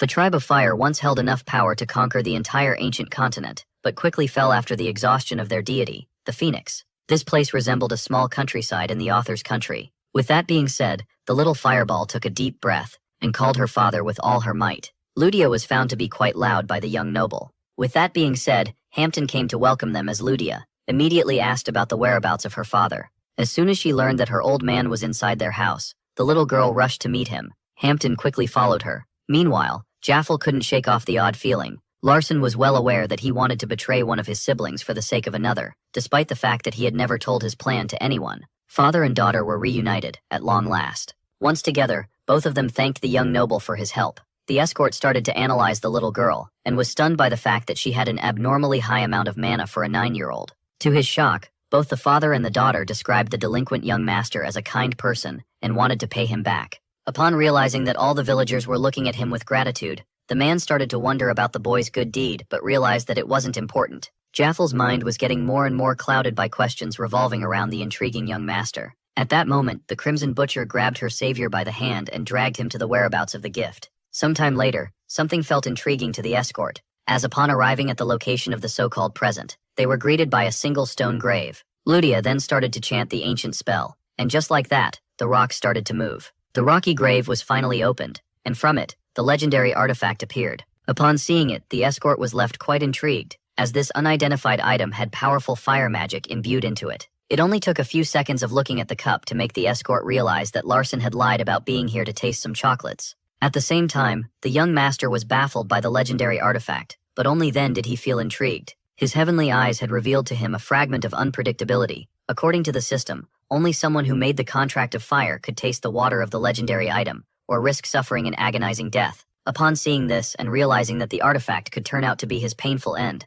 the young man realized that he must sign the contract of fire at once. Shortly after, the system revealed to the protagonist that the longer the fire flower water remained in contact with the outside air, the more of its power would be lost. In other words, the more our hero hesitated, the less power remained inside the cup. Making the contract here and now with a simpleton like Ludia meant that he would be forced to keep her on a leash, which was something that even Kassen struggled with. Even so, this was too good of a chance to miss, and so, as the creator of this world, he did the only logical thing to do and decided to make the contract of fire with the Crimson Butcher. The little girl was pleased to learn this, so our protagonist pointed out that they should do it quickly. And so, upon signing the contract of fire, the legendary artifact revealed its true form to the contractor. Seeing the beaten-up cup turn into a golden and precious item baffled the escort, as it had been suddenly restored to its prime. Joffel was now certain that he wasn't taking care of a kid on his playdate, but an adventurer on a well-planned quest. The magician was also captivated by the purity and strength of the fire mana coming out of Ludia, and couldn't help but compare her to Persia in terms of power. At this point, he became fully certain that everything he knew about the Benjamin of the family was nothing but a bunch of lies. The contract of fire had finally been completed. Our hero was now forever bonded to the Crimson Butcher, allowing another variable to appear in the story. Even if it was for a split second, he could feel the sudden burst of fire mana in his body quickly disappear. Seeing how the legendary artifact had witnessed the contract of fire, it had evolved into the pure holy grail of fire. Now, with the cup in hand, the protagonist was in possession of the new pure fire flower water. Drinking the water didn't feel anything special, aside from the fact that it had a little burnt taste. As soon as he finished drinking, the system informed him that he needed to acquire the necessary power to control his newfound energy, and thus, his mana cultivation technique activated on its own, as he could feel the power coursing through his body towards his heart. Larson then sat down on the ground and asked the mage to protect him. This greatly intrigued the guard, as the young master was cultivating mana on the spot. He was shocked by how much trust the young man was showing, as the slightest interruption could have devastating consequences for the boy's body. Joffel was certain that Larson was already aware of the risks, and so, remembering how much the young master trusted him as an escort, the 7th Circle mage decided not to betray that trust, and cast a protective shield. The surging fire energy began to inflict all kinds of injuries upon the young man's heart, forcing his body to activate the recovery technique. His mana cultivation technique had now tamed the new fire energy, allowing a stable absorption process. But to our hero's disappointment, his lack of mana forced his heavenly eye to shut down, making him unable to analyze his new powers at the moment. Once done, the protagonist apologized for taking longer than expected, and he shocked his escort by thanking him for his protection. Jaffel then congratulated the young man on his newfound power, only for him to reveal nothing about it. The mage then pointed out to the young master that they were currently at the entrance of Dragon Mountain. He then warned him about powerful mana coming at them from the center of the mountain, making itself known to announce its arrival. From the looks of it, the powerful surge of mana from the Holy Grail of Fire had attracted some attention. Larson was shocked to learn that the leaked mana was this powerful, and asked about the enemy. According to Jaffel, they were being approached by some swordsmen who should arrive at any minute, yet he was unable to sense their intentions. But one thing was certain, one of the approaching swordsmen wielded great power. In this world, swordsmen were basically the rivals of mages, and despite not knowing their intentions, Larson knew very well that they wouldn't be able to escape in time. On top of that, the boy was certain that his father wouldn't let him be if he dared to run away from some swordsmen. Yet he was rather reassured to have Jaffel with him. At that moment, the approaching swordsman finally arrived. The heavenly eye was automatically activated. Another unexpected variable sparked in the story, yet this one shocked our hero the most. He had written the hero of his novel as a great genius, with a position in the power scaling similar to Saitama in One Punch Man. Cha Sungman was now laying his eyes upon the protagonist that he himself had created, Kassen Sade. An awkward silence quickly settled between the mages and the swordsman. By the emblem on his chest, Jaffel recognized the boy in front of him as the second son of the House of Sade, who was the same age as the one he was guarding. As for the two with him, he recognized them as the knights that were selected to be his escort. The meeting between the Maton and the Sade was described as a similar incident to when a beast in the wild recognizes another of his kind, by instinct alone. There was no doubt that Kassen sensed the Maton inside the veins of our hero. At that moment, the little swordsman approached the two mages. He politely bowed his head with an unignorable elegance, and explained that he was attracted here by the great mana wave. The novel protagonist explained to our hero that he and his knights rushed here upon sensing it. This greatly intrigued our hero, as he didn't expect the mana wave to be powerful enough to spark the attention of his escort, as well as the swordsman. According to the system, the novel protagonist was, as always, driven by curiosity when young. Cassine could feel the one in front of him being a Maton, and assumed that he was in the presence of the sixth son. Then again, he was well aware that the sixth son was a water magician, and the one in front of him didn't seem to possess any water mana. When mistaken for the fifth son, Larson began to think that it would be wise to limit this interaction to a minimum and not correct the young man in front of him. Then again, lying now might cause trouble later on, and so the protagonist explained that he wasn't the earth magic wielder, the fifth son. Cassine was left greatly shocked, as this meant that the one in front of him was the seventh son, who wasn't anything like the rumors. From the looks of it, even the knights seemed to be surprised. Larson asked the swordsman to speak more casually, seeing how they were the same age. According to the system, Cassine, who had everything to become the strongest, lacked friends of the same age when he was younger, which didn't surprise our hero. As Ludia joined the conversation, he began to think that only powerful oddballs such as her could truly become friends with the prodigy. Ludia complimented the newcomer on his handsomeness and asked him about his name after claiming that they were the same age. The shy one introduced himself as Cassine. As the girl complimented him on his pretty name, he asked our hero about the true nature of the mana wave that he felt. After a short explanation, Larson revealed how he had stumbled upon a great opportunity. Our hero didn't reveal that he had come all the way here for the artifact when the boy asked him about it. Instead, he explained that it granted him immunity to many factors, such as poison. After analyzing the situation, the escort realized that fighting the source band here and now would result in their crushing defeat. And yet, the children were having a carefree conversation. Cassin was intrigued by how Ludia was friendly to him, yet wasn't totally against it for some reason. Larson thought that it would be a long time before seeing his protagonist again, and decided to make a good memory out of this. He reached out his hand and pointed out that this was the first time that he had met a Sade who was his age. On top of that, just like that, the two young nobles shook hands. Our hero then asked his protagonist about a tradition in his family regarding fighting someone before becoming friends. Cassin immediately realized that our hero was referring to a duel, as he was being proposed one. Larson claimed that according to the rumors,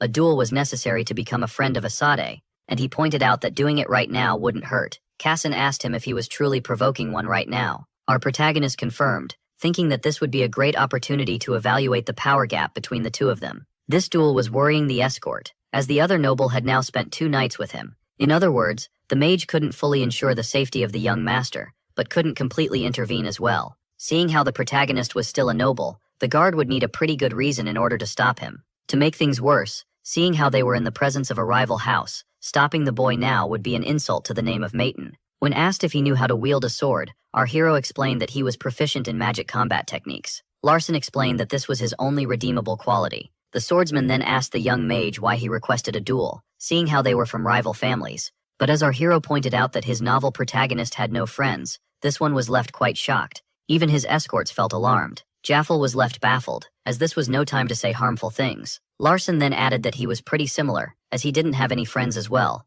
He explained that this was the price of being born a high noble. Larson had it even harder than Cassin, as his house forbids him from making any friends. The only thing allowed was a fake friendship with someone highborn in order to benefit the family. Yet, seeing how the young master despised this concept, he was friendless, but he might just acquire one if the friend in question was Cassin Sede. After finishing justifying why he had demanded a duel, the protagonist was granted another fragment of unpredictability. According to the system, the duel was the best way to gain the trust of a swordsman. Larson explained that trust should be the foundation of a friendship, and that without it, it would inevitably crumble. Cassin realized that the young mage knew a lot about swordsmen.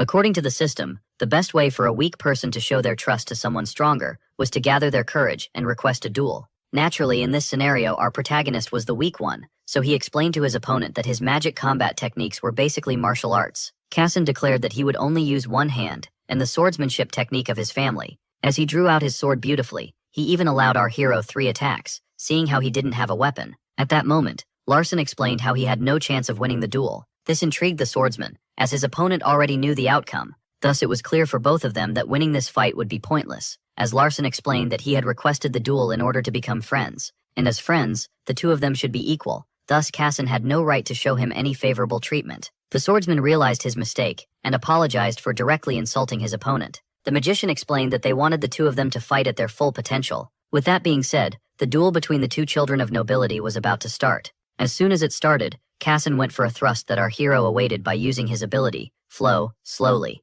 Larson felt alarmed, seeing how, as soon as the fight started, he found the blade close to his neck. After activating his weight utilization, the protagonist managed to gain some distance and decided to charge back in. For some reason, he started to think that victory was possible, but as soon as he charged at his opponent, the latter resorted to one of his skills. The swordsman was quick and knew how to keep his distance. Magic combat techniques were only useful at close range, which is why Cassine refused to stay immobile. Then again, approaching now would leave the mage at the mercy of the sword, but staying away would also result in him getting attacked. Cha Sung-min was now facing the real protagonist of this novel, yet his chances of winning weren't as slim as expected, as his attributes were allowing him to read the moves of his opponent. As the swordsman went for a slash, the mage approached carefree, knowing very well that this was nothing but a feint. But in the middle of the swing, upon seeing that his opponent hadn't reacted, the swordsman turned his feint into a real attack. Dodging was now impossible, and the only choice left for our hero was to try and tank the hit. And with that being said, advanced ironwood was activated. Larson tried his best to block the incoming blade. Even so, the pain that he felt was too intense to ignore. He judged that it would be for the best to tank the slash with his arm, but didn't expect it to mess up his mana flow. Now on the ground and with a blade near his face, the magician had no choice but to admit defeat. Jaffel felt glad that the duel ended peacefully. When asked about his arm, the protagonist revealed that the hit was brutal, as it made his whole body numb. The two nobles started complimenting each other on their skills. Cassin particularly praised Larsen's defense, and explained how he was surprised by the little sparks, leaving our hero intrigued. This made him think that Ludia had intervened in some way, while he was completely absorbed by the fight. Cassin then revealed his weapon to be an artisan sword. In other words, Larsen was just hit by a weapon that can cut through steel. Even after holding back, Cassin was surprised to see that his opponent's arm was sturdy enough to handle the hit. And as our hero explained that he had expected defeat, Cassin suddenly reached out to him. As Cassin asked why people didn't like approaching him, Larsen explained how this was due to his monster strength. Our hero explained how it was odd for the weak to try and approach the strong. So, following that logic, Cassin found his new friend to be quite the oddball. With that being said, the novel's protagonist bid our hero farewell, claiming that he would look forward to their next meeting. And just like that, the Sade house went on their way. Upon learning that this interaction had sparked yet another unexpected variable, Cha Sung-min was left intrigued. At that moment, the escort decided to step out of line, as he had a question for the young master. Yet when asked about his fire magic, our hero was left intrigued. But upon recalling how Cassin mentioned some kind of sparks around him, he suddenly realized something. He quickly recognized the energy gushing out of him as the fire mana that was in his heart. There was no denying it, as the fire mana that our hero acquired had spread through his entire body. Now was the perfect time to analyze the fight he had just had, using his eyes. Back then, when he was hit with the sword, his body produced some sparks as a way of self-defense. This greatly surprised the swordsman. According to the heavenly eyes, the mana cultivation technique was able to merge the power of the Holy Grail with the fire attribute of our hero. Larsen understood that he had acquired fire powers by consuming the pure fire flower water, which was intriguing, as elements shouldn't combine with his techniques. Even if this was possible, he would have to be as strong as the third sister to pull off such an incredible feat, and even then it wouldn't be very efficient. When asked about his newfound fire powers, the boy claimed that he was clueless. Jaffel was left stunned and began to think that the young master was indirectly asking him to stop talking about it. Seeing how all of today's events were planned, there was a high chance that Larsen had anticipated his meeting with the young swordsman. The mains began to think that there must be someone like the third sister, or Heir, involved here, as even he and his escort were being kept in the dark. Now determined to stay cautious when it came to the little boy, Jaffel decided to return him to the mansion. Suddenly, Ludia asked Larsen to take back his words. The little girl was now angry and threatened to burn the boy if he refused to do so. At that moment, he recalled how he had claimed that he had no friends in front of the novel protagonist. Ludia felt betrayed, having thought that he was already friends with her contractor. Seeing how friendship was important for a 9-year-old girl, Larsen confirmed that they were friends, and so he took back his words and apologized. Ludia's mood immediately improved as she easily granted the noble forgiveness. She claimed that she would turn a blind eye to his first mistake, and urged him to always remember her friendship. The next day, the adventures of our hero going out of the castle in order to eat chocolates became publicly known. According to the mages, the patriarch should do something about his Benjamin. And while they were discussing how one could easily get rid of the boy and make it seem like an accident, Jaffel's mind seemed elsewhere. It was rather strange to see Lord Mayton simply spare his son and discard him to the Autumn Mansion. Then again, upon recalling the passwords of the young master, Jaffel began to think that he wasn't lying when he claimed that he could help him later on. It was now January 1st of the year 21. That night, a colorful feast was presented on the dinner table. Lady Soso thanked the maid for her service. Larsen was then left intrigued as his heavenly eye had just activated itself. Our hero then asked his mother about his father. The original Larsen didn't have many memories of the patriarch, and seemed to be quite scared of him. It was safe to say that the original character was forcefully trying to forget about his own father. Soso described the patriarch as a lonely person to her son. This left our hero quite stunned. According to the system, his father Decatra had only ever loved his mother Soso. Suddenly, a chill ran down our hero's spine, as someone overheard their conversation. Something intriguing started to happen. Some kind of portal was formed inside a portrait, and from it, a man stepped out. It didn't take the protagonist long to recognize this character, as it was none other than Decatra, his father. As both son and mother greeted the father, he called out the lady for calling him lonely. The simple appearance of the patriarch exerted so much pressure that Larsen found it hard to even breathe. The body of the protagonist was panicking just by looking at the man. After taking a seat at the head of the table, the father recalled the fight that happened between his two sons. Larsen immediately realized that the man was talking about his interaction with the sixth young master, and began to wonder if he would be punished for it. Even so, the author decided to show some confidence, as the character that he had created was now testing him. Larsen claimed that he only did the right thing, as his brother was insulting magic, seeing how he tried to punish him using physical means. Our hero explained that he didn't do anything wrong, seeing how he acted in a way that respects the way of the mana. He even stated that he was being pretty merciful towards his brother, even as he tried to end the fight quickly. The Benjamin explained that he tried to teach his younger brother a lesson with his techniques, similar to martial arts, by inflicting a critical hit upon him, as according to him, the main purpose of the succession war wasn't for siblings to hurt each other. Larson declared that the Maton siblings shouldn't be enemies, but allies that unite in the face of Grandel and Sadie, to make them submit to their will.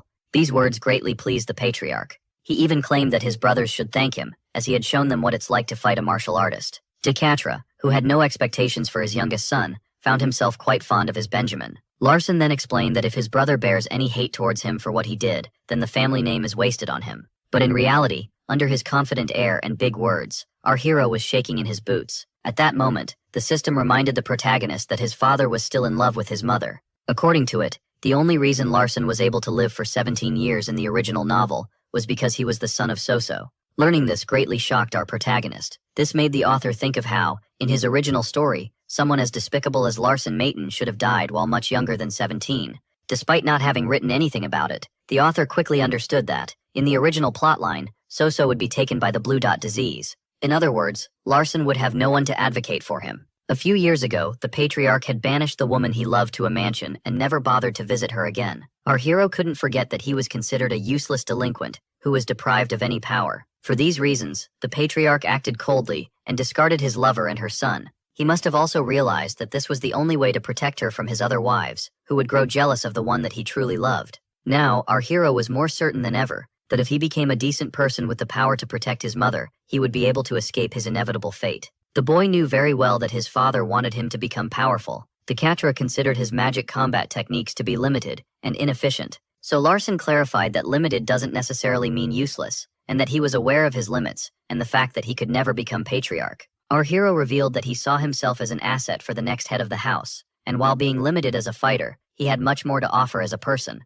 as in the end, he was a Maton as well. Upon hearing that her son wanted to protect her, Soso was left stunned. So righteousness even made the all-powerful patriarch smile. Sometime later, the father personally invited his son to the primordial banquet hall in the main estate. Even so, this manuscript inviting him to the 10th year ceremony was way too short to be called a letter. This event was a tradition of the Matons, where the house gathers together, and it was always held when a member of the family reached 10 years old. But it was also the moment that the Maton child would receive his physical strengthening magic. This wasn't the average scroll that enhances physical stats, but one that can also grant elemental mana like fire, water, metal, earth, lightning, light, or darkness. After successfully getting dressed, our protagonist began to think of how he had changed a lot in body and in spirit after awakening as a 9-year-old boy. And with that being said, Larson was now about to enter the main banquet hall. In this place, the 10th year ceremony would be held. His heaven eye revealed that the table had a constant effect known as releasing magic, which he found to be a waste of money. According to Hera,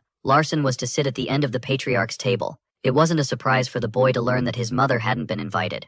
At that moment, the two youngest children of the family were reunited together, with Carlton barely recognizing his brother. Larson then asked his brother about his injury. The water magician was shocked by how much the Benjamin had changed, and how he had gotten arrogant despite having once been his punching bag. Larson explained that he would welcome a fight with his older brother if he dared to challenge him again, before pointing out how much stronger he had gotten. Carlton tried his best to rein in his anger, claiming that he would get his revenge soon. This rivalry between the two brothers gave our hero much more control over Carlton than if he were afraid of him.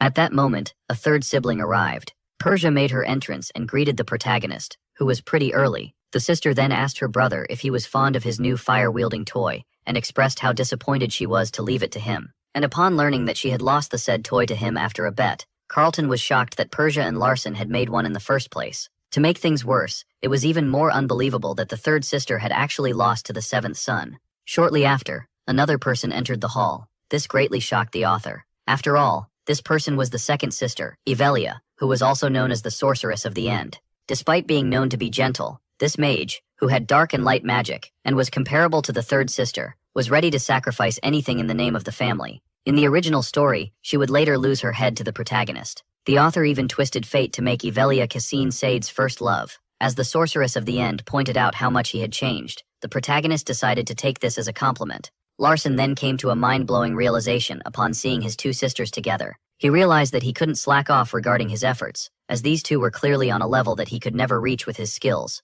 The rest of his siblings arrived shortly afterward. The wives also made their entrances. Decatra himself then took a seat at the table, with the patriarch, his wives, and all his children present except the eldest, whose whereabouts no one knew. A total of 10 people had gathered at the table. As the father congratulated his Benjamin for becoming 10 years old, our hero found himself trembling as he was congratulated by everyone. Ivelia then stood up and explained how she had terminated the evil beings in the spring of darkness and chaos. According to her father's will, it was safe to say that this wasn't a simple family gathering, but also a chance for the siblings to show off in front of the patriarch. One of the sons then explained how he had sealed the living undead swordsman of the north, Karen, inside the demon's coffin and slaughtered his followers.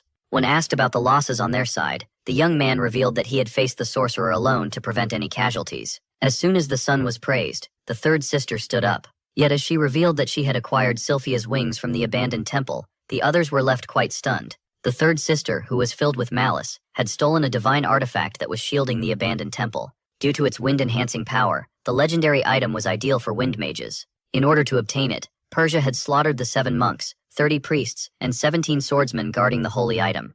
Decatra stated that his daughter did the right thing and asked about the reaction of the holy temple, only for it to be revealed that they had yet to respond. Seeing how the temple was powerless enough to only offer an apology, the family decided to ignore them.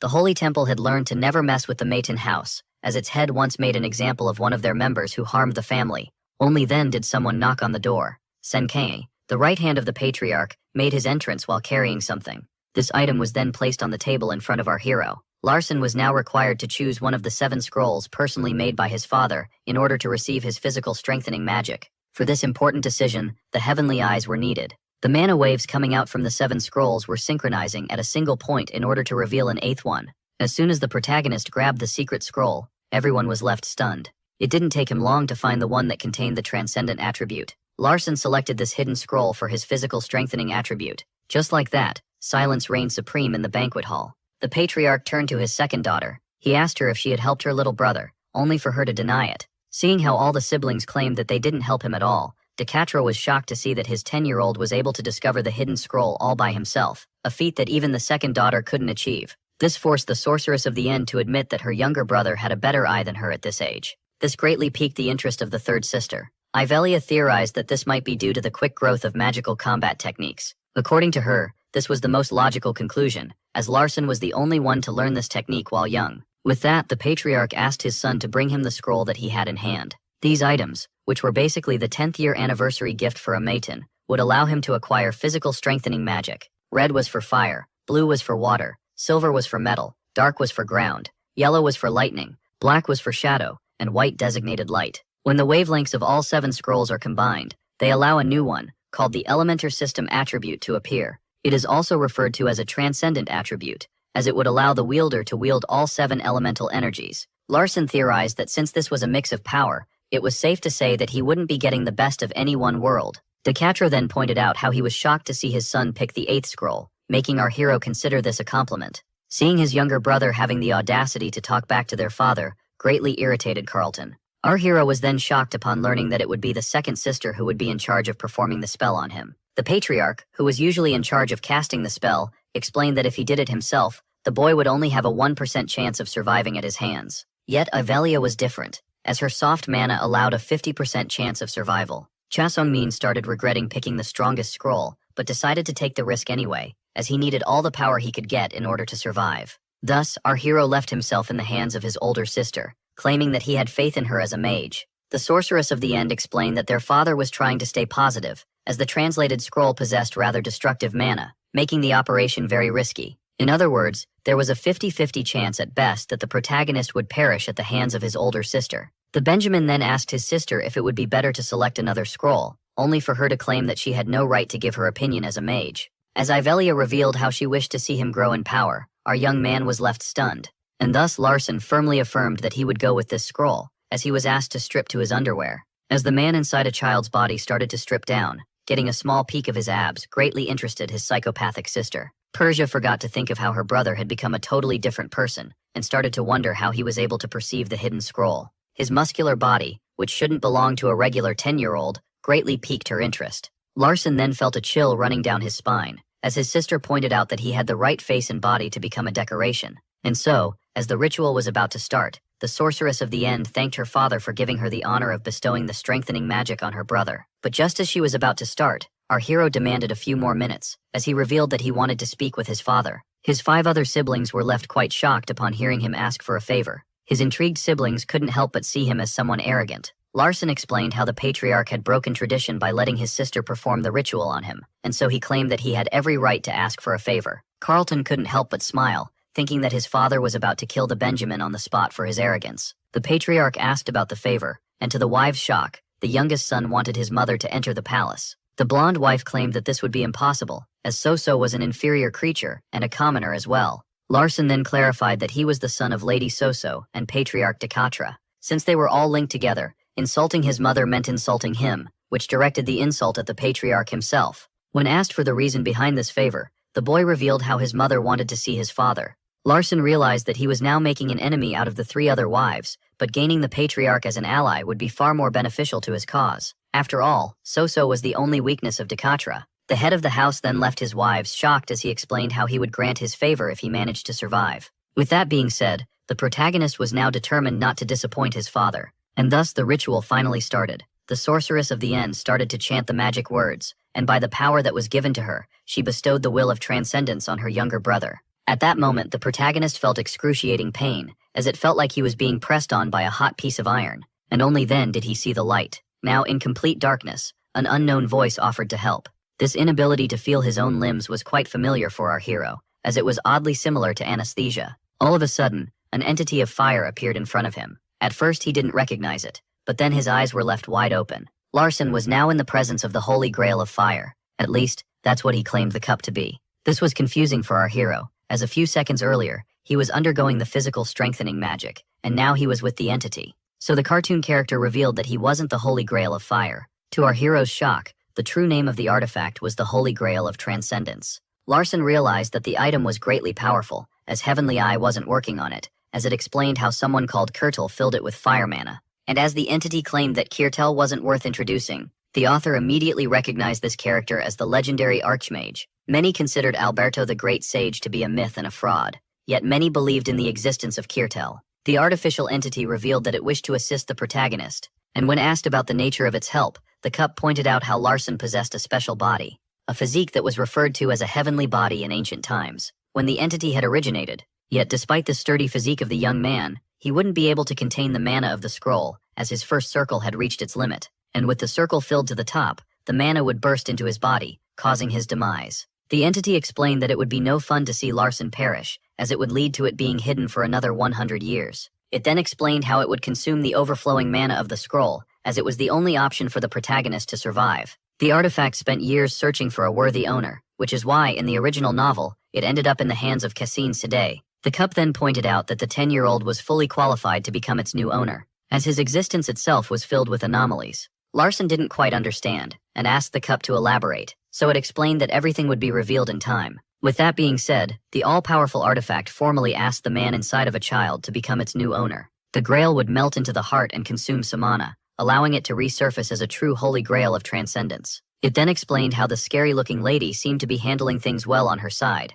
The entity then revealed that she was going to slumber for some time inside our hero's body, as he would need to seek her help frequently in the near future. The system then informed him that the grail was about to become a second mana circle around his heart. Yet all of a sudden, our hero found himself disappearing, meaning that he was on death's doorstep. Yet Cha Sung-min refused to accept his fate. After all, he had a goal to live for. And with that being said, right before disappearing, he agreed to become the new owner of the artifact. The deal had been sealed. As the power surged from the item, the protagonist realized that this cartoon-like character was becoming the true transcendence. The sorceress of the end had finished the strengthening magic operation. Larson then woke up in a cold sweat. He had a hard time believing that he hadn't died, and assumed that this was a dream. Yet he was unable to deny reality, as something had changed inside his heart. But to his utmost shock, Ivelia explained that the operation had failed. The sorceress of the end, blaming her own incompetence, apologized, as due to a mistake she had made, the magic of the scroll disappeared. Yet the patriarch simply got off the table and declared the ceremony to be over. Yet Larson knew very well that the magic didn't disappear, and that it was just consumed by the holy grail of transcendence.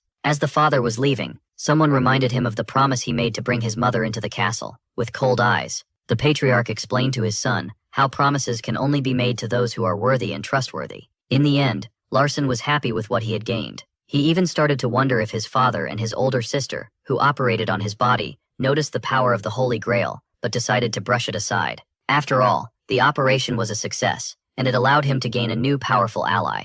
But as he stated to Hera that they should take their leave, A shiver suddenly ran down our hero's spine as he felt a sudden spark of bloodlust. Its source was none other than his maid. The lady, who was now showing her true colors, had a question for the protagonist. Larson found himself horrified, as his eyes were now unable to even show her basic stats, meaning that she was revealing herself in the presence of the patriarch. I corrected the system. The primordial bank hall was now surrounded by a max-level security magic spell. Such a powerful spell could only be cast by Decatra. As the maid pointed out how the young master wasn't treating her the same as before, she claimed that he had regained his senses, and with that being said, the assassin asked the young noble who he thought her employer was. Larson's first guess was the patriarch, as she was openly displaying her aura while he was still in the estate. The maid found this fascinating. She asked the little boy if he could really sense her aura. The 10-year-old affirmed that he did, and claimed it was quite scary. Heir had now become horrifying, yet the little boy knew very well that he would be unable to outrun the wolf up ahead. Larson was now certain that his father was her employer, as no one was coming to his aid despite this place being filled with mages that could sense her aura. He also pointed out that there must be some kind of barrier preventing the others from sensing her, like a security magic spell.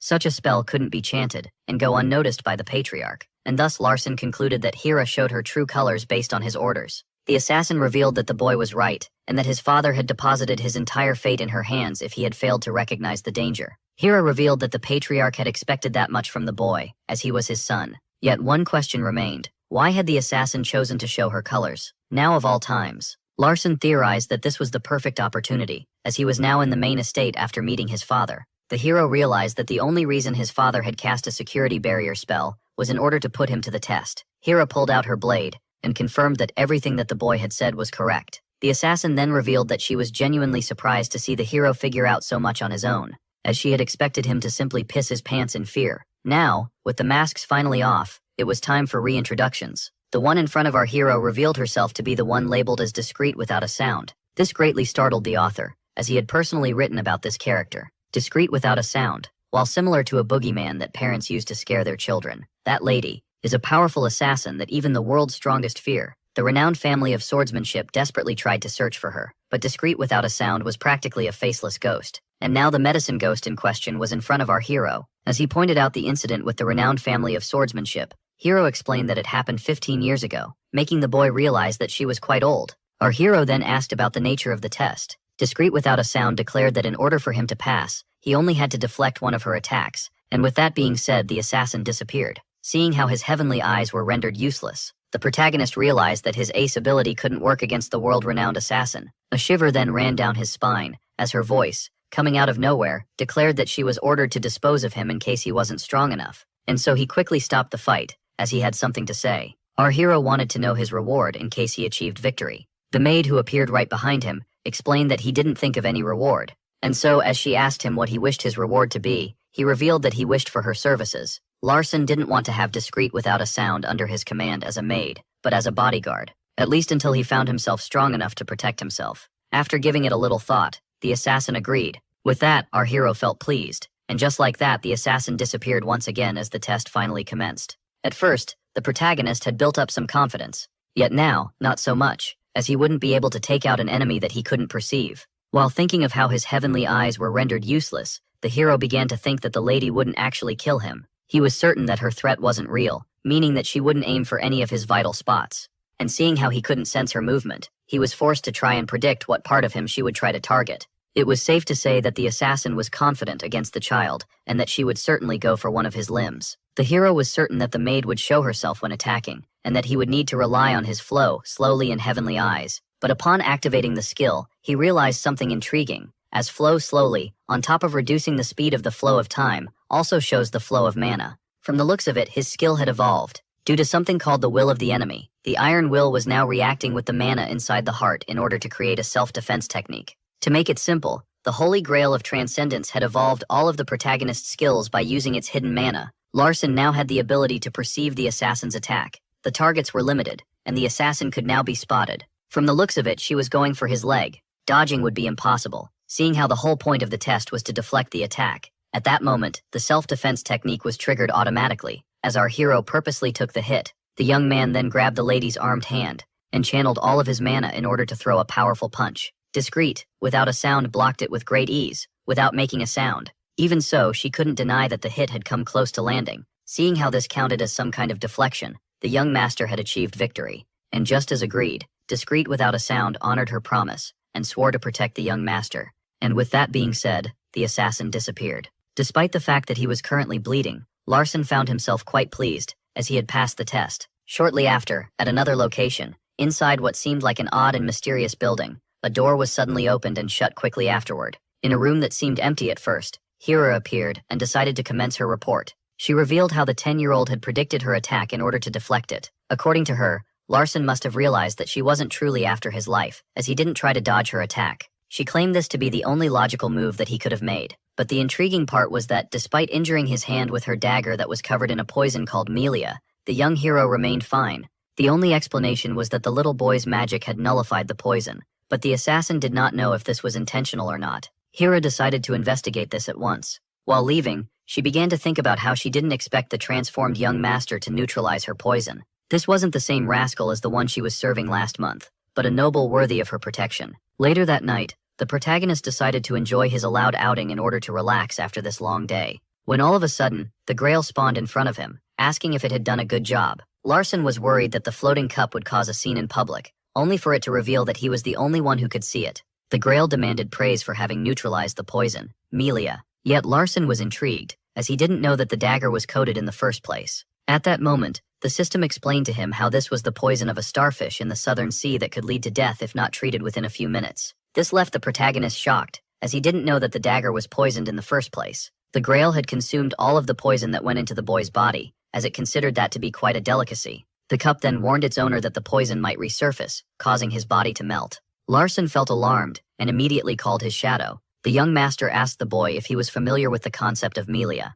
Hampton confirmed that he was, and excitedly asked his master if he should get it right away for a poisoning task. But when asked about the antidote, the dark-end boy explained that it was easy to find, and thus the noble asked his servant to get some at once. Larson began to think about how lucky he was that Shadow was proficient with poison, and his mate was a master of assassination. Only then did someone approach him. This was none other than the maid he had been thinking about. The one who had changed her attire to best suit her task, explained that she was appointed as the new shadow of the boy. Now Larson would get to enjoy two shadows, as a new mate would replace the old one. Heir had dropped the act, and was now showing her real personality. After all, the job of an assassin required good acting skills. As our hero asked Discreet without a sound about the poison on her dagger, she was left shocked. Larson then claimed that he had played ignorant regarding the poison back then, but was now asking for the reason it was used, as the test should have been non-lethal. He even stated that he had hidden the fact that he had noticed the Melia to show the assassin that he could endure the poison.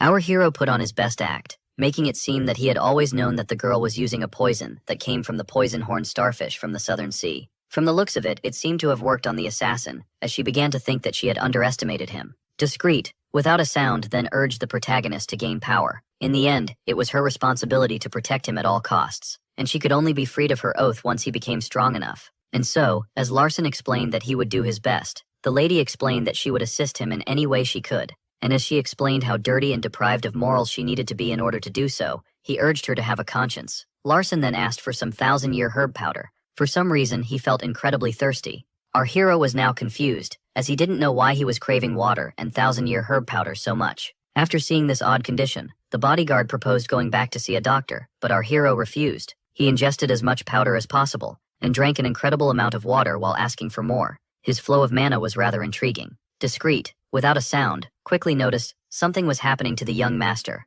According to the system, the herb contained a small amount of an unknown compound known as ether, and it expanded when in contact with Melia. Yet for the cup that had consumed both, this seemed more like an overdose of alcohol. And with that being said, the Holy Grail of Transcendence started to puke the mixture. At that moment, the protagonist dropped his glass. The heart in his chest was suddenly gaining in size. Upon seeing this, the bodyguard felt startled. She wanted to fulfill her duties and save his life, yet moving him would result in his demise. Heir, despite having sworn to protect her charge until he became strong enough, didn't know how to assist him, as she was no mage. Thus there was only one thing left to do. Discreet, without a sound, decided to sacrifice herself by using her own body to sponge out the extra mana of the young master. The system revealed to the protagonist how the reaction between the ether and the poison could only be survived by someone who had the transcendent attribute. Larson, who started to wonder why he always found himself at death's doorstep, was now aware that the attribute that he had acquired would allow him to survive. At that moment, as the mana cultivation technique was triggered, the ribs cracked due to the heart's expansion. Larson was then left horrified as the system decided to inform him that the transcendent attribute was only one of the requirements to survive the expansion. Upon learning that only someone who was of the blood of a powerful martial arts family could make it out alive, this left the protagonist horrified, as it meant that he was about to meet his demise. But then again, according to the system, the heavenly body that he conveniently possessed was a perfect substitute for the blood of the martial artists. Learning this greatly surprised the young master. In other words, he had everything he needed in order to survive this unexpected situation. All of a sudden, the holy grail of transcendence that had regained its senses decided to help its owner. And with that being said, something started to happen. The mana cultivation technique was a great form of assistance for the cartoony cup. With that being said, the body of the young master started to glow. The assassin braced herself for the 10-year-old to explode. Yet to her shock, his chest regained its normal size for some unknown reason that left her intrigued. To her astonishment, mana fire then started to gush out of the boy. What seemed to be a simple energy leak turned into a powerful explosion. Discreet without a sound was now certain that her master had changed. Yet the nature of the change in question left her utterly speechless. What she had seen was supposed to be impossible, as Larson Mayton was able to acquire his second mana circle at 10 years old. It was the first time that the powerful assassin had met someone who had reached this level of magic while this young. The protagonist then urged her to stop staring at him so dumbly as she started to congratulate him. Hero was clearly able to perceive the second circle of the young master, who had gotten it by edging death once again. Our hero thought that he had made an achievement by coming into mana on his own, but according to the assassin, this should be natural for a maiden. This made Larson realize that his bodyguard had never once praised him. The substance in the herb, the transcendent attribute, the heavenly body, and the grail all got together by a twist of fate in the body of the protagonist. And so, upon awakening the second circle, out of pure coincidence, our hero turned to his bodyguard and stated that they had something to repeat. This greatly intrigued the assassin, as she didn't know what he was talking about. That night, at the Leaf Building, as he was peacefully dozing off, someone suddenly awakened the administrator, making him end his beauty nap and panic. Noah was then shocked to see the young master inside the training building at this hour, but only then did he notice something truly alarming. He began to think that he was hallucinating, as he was currently witnessing the second circle of someone who had awakened their first circle a month ago. As for the one next to him, he could easily tell that she was an assassin. This made the administrator think about his last conversation with the escort, who told him about some kind of grand plan. According to him, there was something huge going on, with the seventh young master at its center. Now certain that Jaffel was telling the truth, he found the young boy to be far too relaxed for a young second circle user. Afraid of what was coming, the administrator decided to stick to his job and ask what the young master needed. Noah was then intrigued when the boy asked for a place to do his newly appointed shadow duel. In the end, they agreed to make the duel take place in an open space, but as the hero and his bodyguard left the scene, the administrator was met with the cold gaze of the assassin. Feeling like prey in front of a predator, he decided to make it appear as if he didn't know anything. The training arena was prepared. Larson asked discreetly, without a sound, if she had called her level during their first duel. Our hero wanted her to approach him with that level in mind, as he wanted to try something. In other words, the assassin was requested not to go lethal, and to slow down her attacks. Hero explained that no opponent would show him such mercy, but to her bafflement, the young master reminded her that she was no ordinary opponent, but his shadow. Those words resonated deep within the assassin. Now, as a second circle user, the protagonist realized that by joining the two circles together, he could contain even more mana in his body. It didn't take him long to grasp the concept and move mana as he pleased. Larson decided to make the energy flow inside his entire body, making his magic combat technique evolve from normal rank to skilled rank. Now, with his magic combat technique upgraded, our hero started the duel at once. As the assassin suddenly disappeared, Larson was reminded of last time. Just like their first duel, he was unable to spot the assassin. Even so, he stood still, ready for anything. Then again, fortunately, seeing how our hero was now a second circle user, his heavenly eye had evolved to a point where it could keep up with Hera's speed. The skill known as Flow Slowly was also more effective against the stubborn assassin. And so, upon using it, the young master realized that his opponent wanted to attack his leg once again. Yet unlike last time, our hero chose to evade the attack. This greatly intrigued the assassin, as it meant that the 10-year-old had perceived her movements. With that being said, the young master launched himself at the maid with all of his might. He gathered all of his magic into his fist in order to deal a powerful blow. But just as his knuckles were about to touch the face of the opponent, she vanished all of a sudden. Not even a second later, our hero could feel a cold blade on his neck. There was no doubting the strength of the assassin, as even with his evolved heavenly eye, he couldn't truly keep up with her movements. But just as the hero was about to declare that this was his defeat, the maid claimed that she had lost. After all, she was required to use the same level of skills as last time, yet failed to keep her word, as she didn't expect him to grow so strong. Underneath her objective tone, our hero claimed that he smelled a compliment.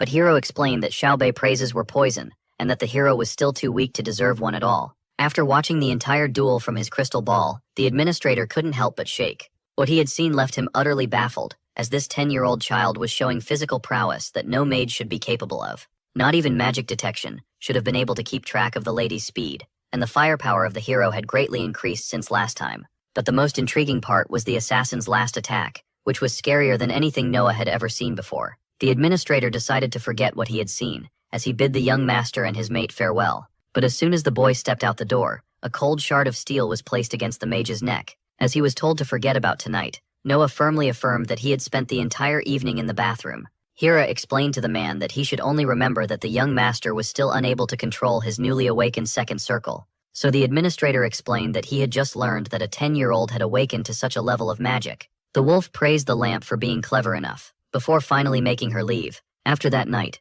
Noah didn't know what to think any longer. The next day, as the young master was training his core, Hera informed him that he had received a letter. Upon reading it, the young master fell from the pull-up bar. What he had read turned out to be something truly shocking. The author seemed to have stumbled upon another variable, as the renowned Swordsman family had formally invited him, something she had never written about. Shortly after, inside the main estate, the boy theorized that his father had summoned him, seeing how he had received a letter from the Sade house. A little earlier, after falling from the bar, the boy asked the maid to inform the main house about this. The boy explained that since he was now 10 years old, he would be partaking in the succession war. According to the protagonist, he needed to step into the enemy's territory in order to vanquish it, even though making it an ally would be much better. Ludia, who thought that actual murder was implied, was left excited, so the protagonist decided to bring her along. After all, the novel's protagonist wanted to make friends with her as well. Larson then decided to look at the story from his author's perspective, starting with the invitation that he had just received from the rival family.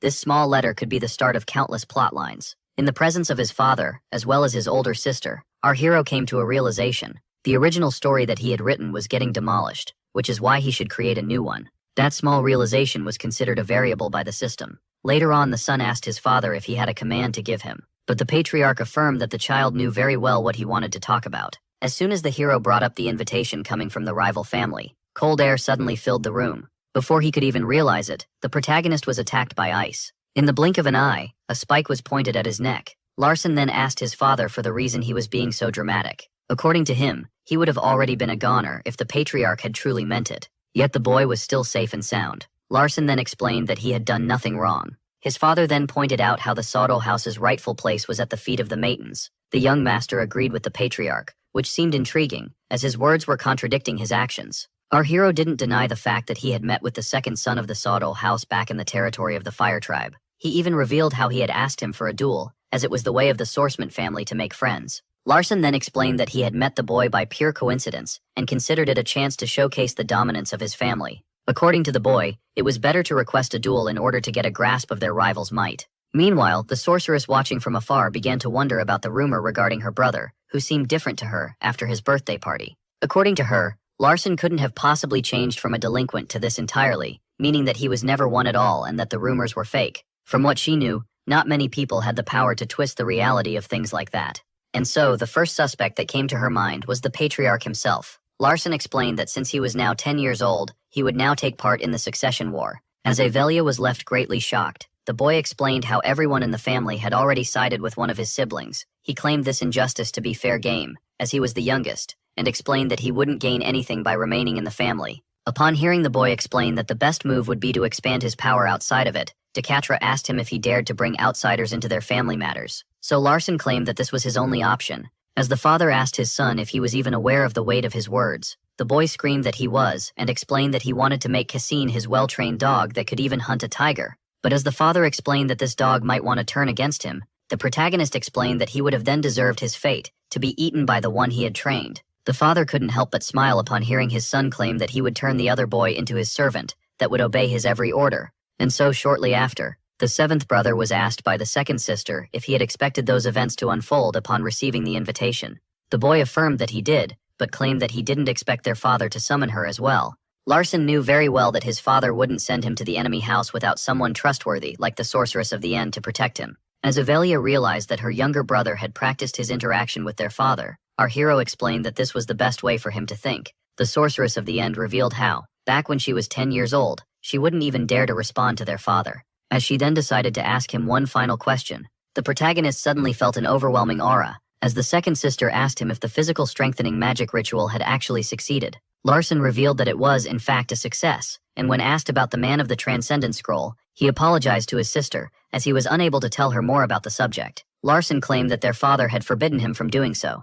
With that being said, the doubts of the Sorceress of the End were confirmed. According to her, the only reason her younger brother brought up the Patriarch was because the man had assigned his son to her as her hidden ace. She theorized that the value of this new weapon would totally depend on the way she used it, and failing to do so would make Decatra gift it to the other siblings. Avelia thought that she was the first one that the Patriarch wanted to have this weapon. In other words, she had now made that her new task to use her younger brother well. At that moment, the protagonist decided to show her something. The hero then focused his energy and started to work his magic. As the purple-colored power appeared, the Sorceress of the End was left stunned. Her 10-year-old brother had realized transcendent mana. After using this new ability, and noticing the shocked reaction of the second sister, Larson asked Avelia if she could perceive his transcendent mana, so she explained how it seemed to originate from fire magic. The assumption of the lady was correct. The Sorceress of the End then asked her brother to stop pushing himself, as she was already aware of his potential, leaving him quite confused. She then revealed to him how it was hard for a heart to maintain physical mana, which was an obvious fact that he had ignored.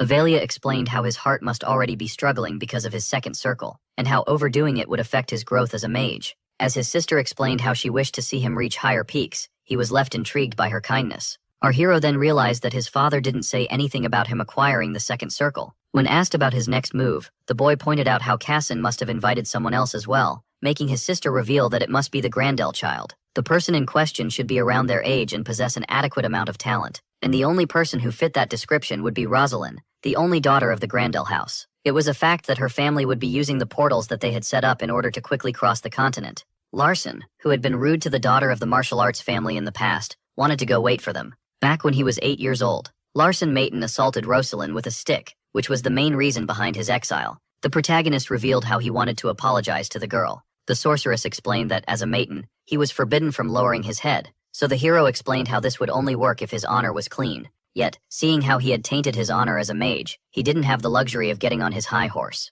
In the end, it was his duty as a magician to apologize to the girl he had hit in the past. Only then did the protagonist realize that the original Larson didn't have any real way of hurting someone from the martial arts family. According to the system, unlike the rest of the Grandels, Rosalind greatly despised violence. This explained everything for our hero, who was able to realize the reason why the girl would become extremely violent later in the novel. Rosalind would then harbor great hatred toward Larson, who bullied her, making her realize the true meaning of despair. Because of the behavior of the delinquent, Rosalind trained with all of her might as her father showed great passion while teaching her. The girl was a genius martial artist with an incredible growth rate, who simply didn't have a reason to show her potential before meeting Larson. This made the author realize that the insignificant actions of the side character Larson greatly affected Rosalind, one of the main characters. Avelia then explained how she was the one who had gotten the invite from the swordsman family, and how she would be helping him quietly from the shadows. Sometime later, in front of the sunflower field, where the third gateway was added, Lydia began to wish that Cassin would have prepared some good snacks for them, and as she claimed that Cassin was a great person,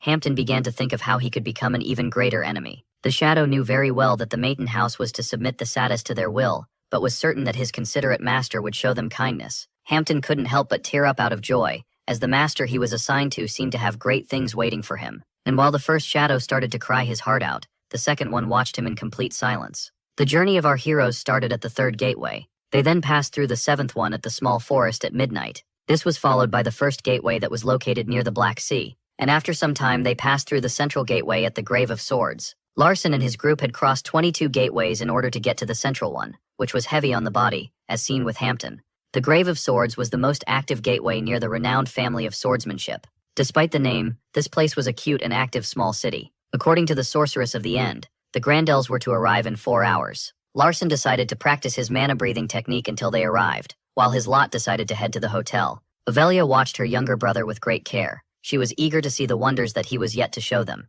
Meanwhile, back at the main estate, Decatra revealed to his second-in-command Senkan how he had recently interacted with his seventh child. The father revealed to his right hand how, despite appearances, the physical strengthening magic ritual turned out to be a success. He then explained how something alien had installed itself around his son's heart. Decatra theorized that the magic coating Larson's heart was the holy grail of transcendence. According to the legends, the artifact had traveled the world by the side of Kurtel. Before his death, the great mage realized that his lifelong friend wasn't actually the holy grail of transcendence. According to the records of the Maton family, Decatra revealed how the first patriarch of the house shared a special relationship with Kurtel, and how the cup was forgotten by history after his death. After some research, the father discovered that the new playmate of his youngest was a member of the Fire tribe, which confirmed his theory even more. Decatra then pointed out how, in the records, the first patriarch had a special name for the holy grail of transcendence. He called it the supporting circle. Kurtel referred to it as a charger, or a battery, which were items that characters from medieval times shouldn't be aware of.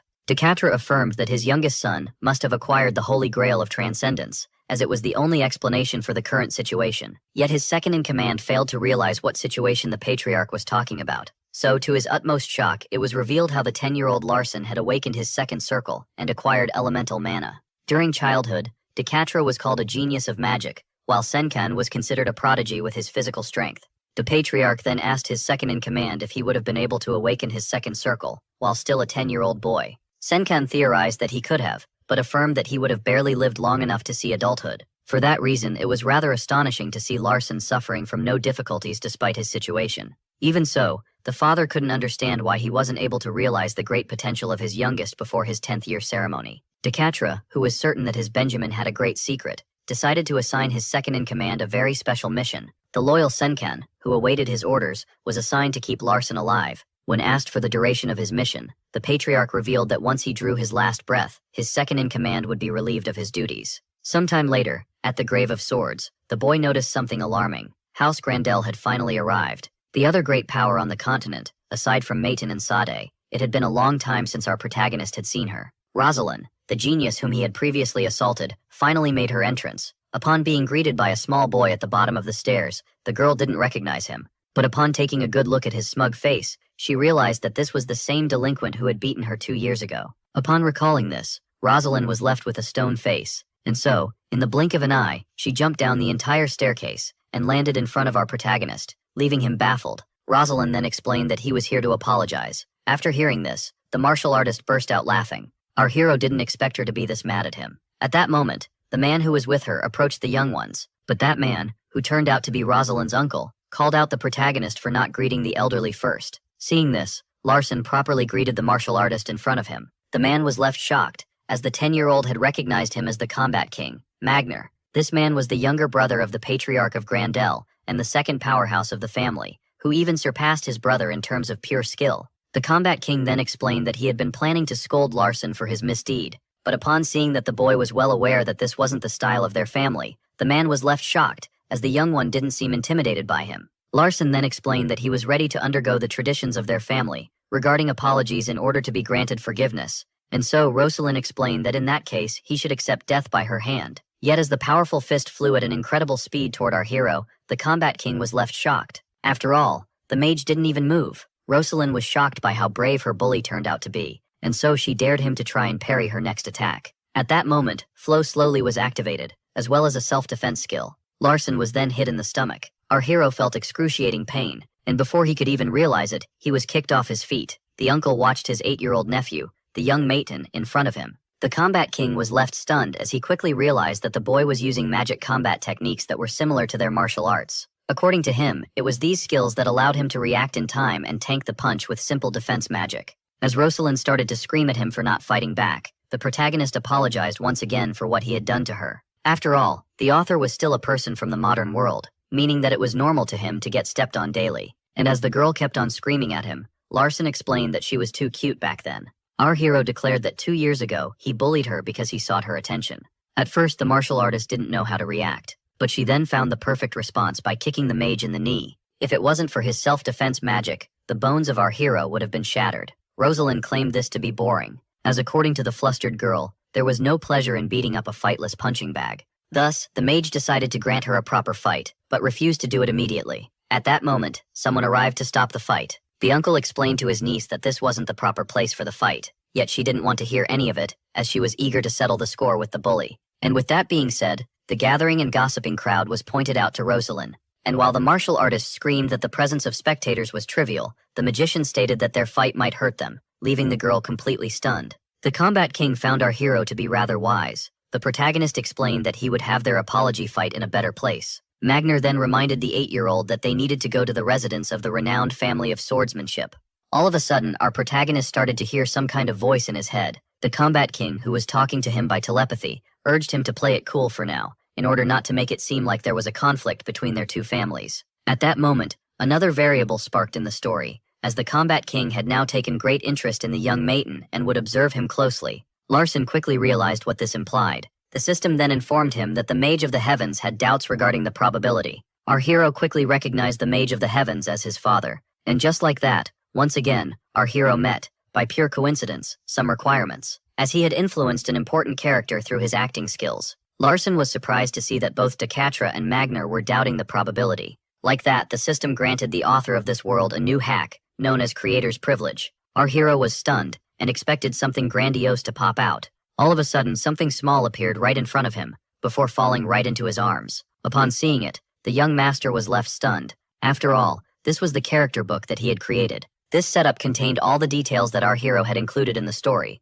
like the librarian who likes chocolate, the psychopathic sister, and even his badass assassin. Yet it seemed like the setup was mostly lacking, seeing as the pages were mostly white. This made the author wonder why he had ended up as Larson Mayton, and why the story was being changed so much. The system then informed him that his creator's privilege had now gone on cooldown. The author realized that this new power had a time limit of about 60 seconds, and needed some kind of requirement to be reactivated, or a cooldown. Larson Mayton then started to wonder about the upcoming events, as the Combat King proposed going to meet the Sorceress of the End at the restaurant. Once there, the two old acquaintances greeted each other. The Combat King was happy to see that the Sorceress of the End had gotten even stronger, as Avelia stated that she would be able to surpass him in half a decade. The man affirmed that he looked forward to her challenge. In the past, Avelia had the ability to challenge the Combat King as much as she wanted, yet now, being one of the most important figures of her family, it was rendered impossible. With a warm smile, Magner pointed out how the girl in front of him wasn't a cute child any longer. Back in the day, she would try to fight him everywhere, at any time of the day. He even recalled how one time she had burned his hair while he was sleeping.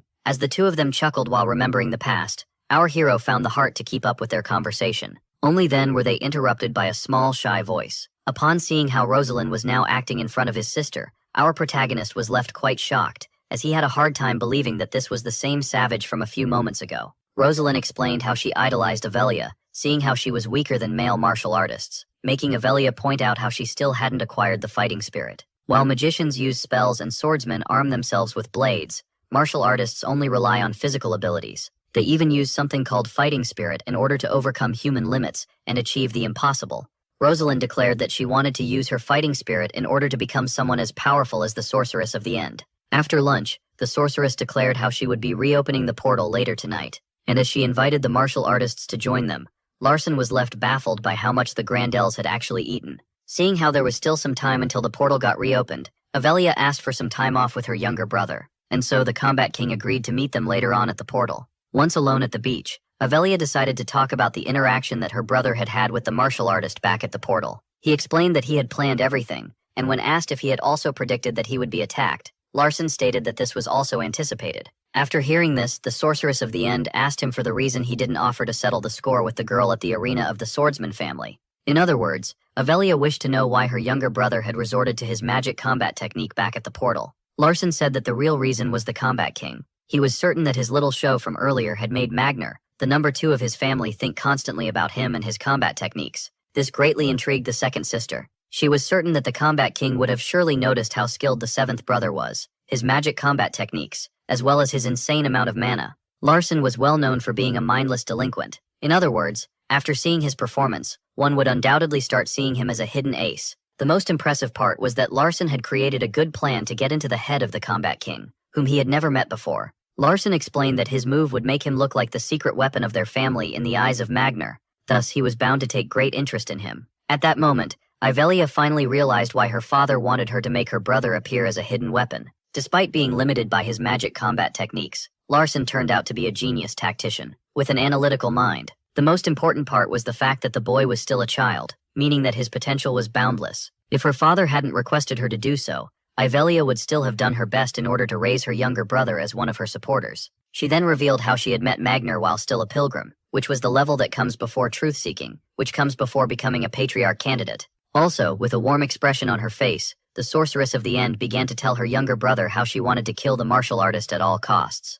Back then, as she was being beaten up, Magnar had promised to give her 3 chances to try and kill him if she was ever upset. From the looks of it, Avelia seemed to share many good memories with the Combat King. The Sorceress of the End declared that someone like the Combat King would always try to know everything about anything that piqued his interest. In other words, if our hero played his cards right, the old man would approach him on his own. Seeing there was still about half an hour before going to the gate, Avelia proposed to her brother to do some little exploring together. She claimed that this should be interesting, seeing how this was a commercial city. Avelia revealed that she had set foot in many of those, but every time she found herself being their destroyer. And so, with that being said, the younger brother grabbed the hand of his sister, as he decided to lead the way. Avelia couldn't help but let out a small smile. With that being said, the 2 siblings started walking on the beach while holding hands. Meanwhile, back in the city, upon recalling the mindless delinquent that the young man had been 2 years ago, the Combat King found it rather stunning how much he had changed since then. Yet according to him, no one could change this much, meaning that his past actions were some kind of act to hide his true personality.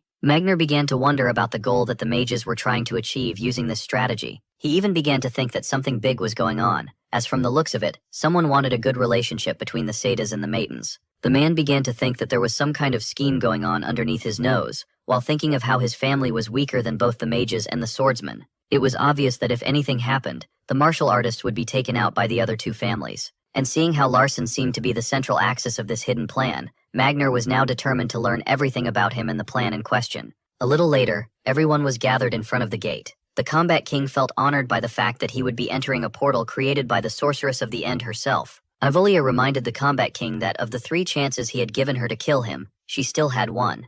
And with that being said, everyone entered the magic portal. Rosalind found herself having a hard time handling the process, as it made her feel sick. And so, at long last, our heroes reached their destination. Magnar was shocked to see that the sorceress didn't go for his life, so she explained how this wouldn't be fitting, seeing how he was with his niece. At that moment, someone called for Larson and Ludia. The young Cassin Saud rushed to greet his friends. The Combat King recognized the boy as the second son, the most likely successor of the family. As soon as the 2 boys saw each other and started comparing heights, they were suddenly separated by an airhead. Ludia firmly affirmed to the swordsman that she was the protagonist's best friend. Cassin stated that this wasn't a competition, and that he and Larson became friends because they were on the same wavelength. Cassin had failed to realize that Ludia lacked the necessary brain cells to understand what he had just said. As the girl affirmed once again that she was the hero's best friend, she stated to the protagonist of the novel that she would still become his friend. With that being said, the swordsman thanked the Crimson Butcher for becoming his friend. At that moment, the young martial artist reminded their host that he had invited her as well.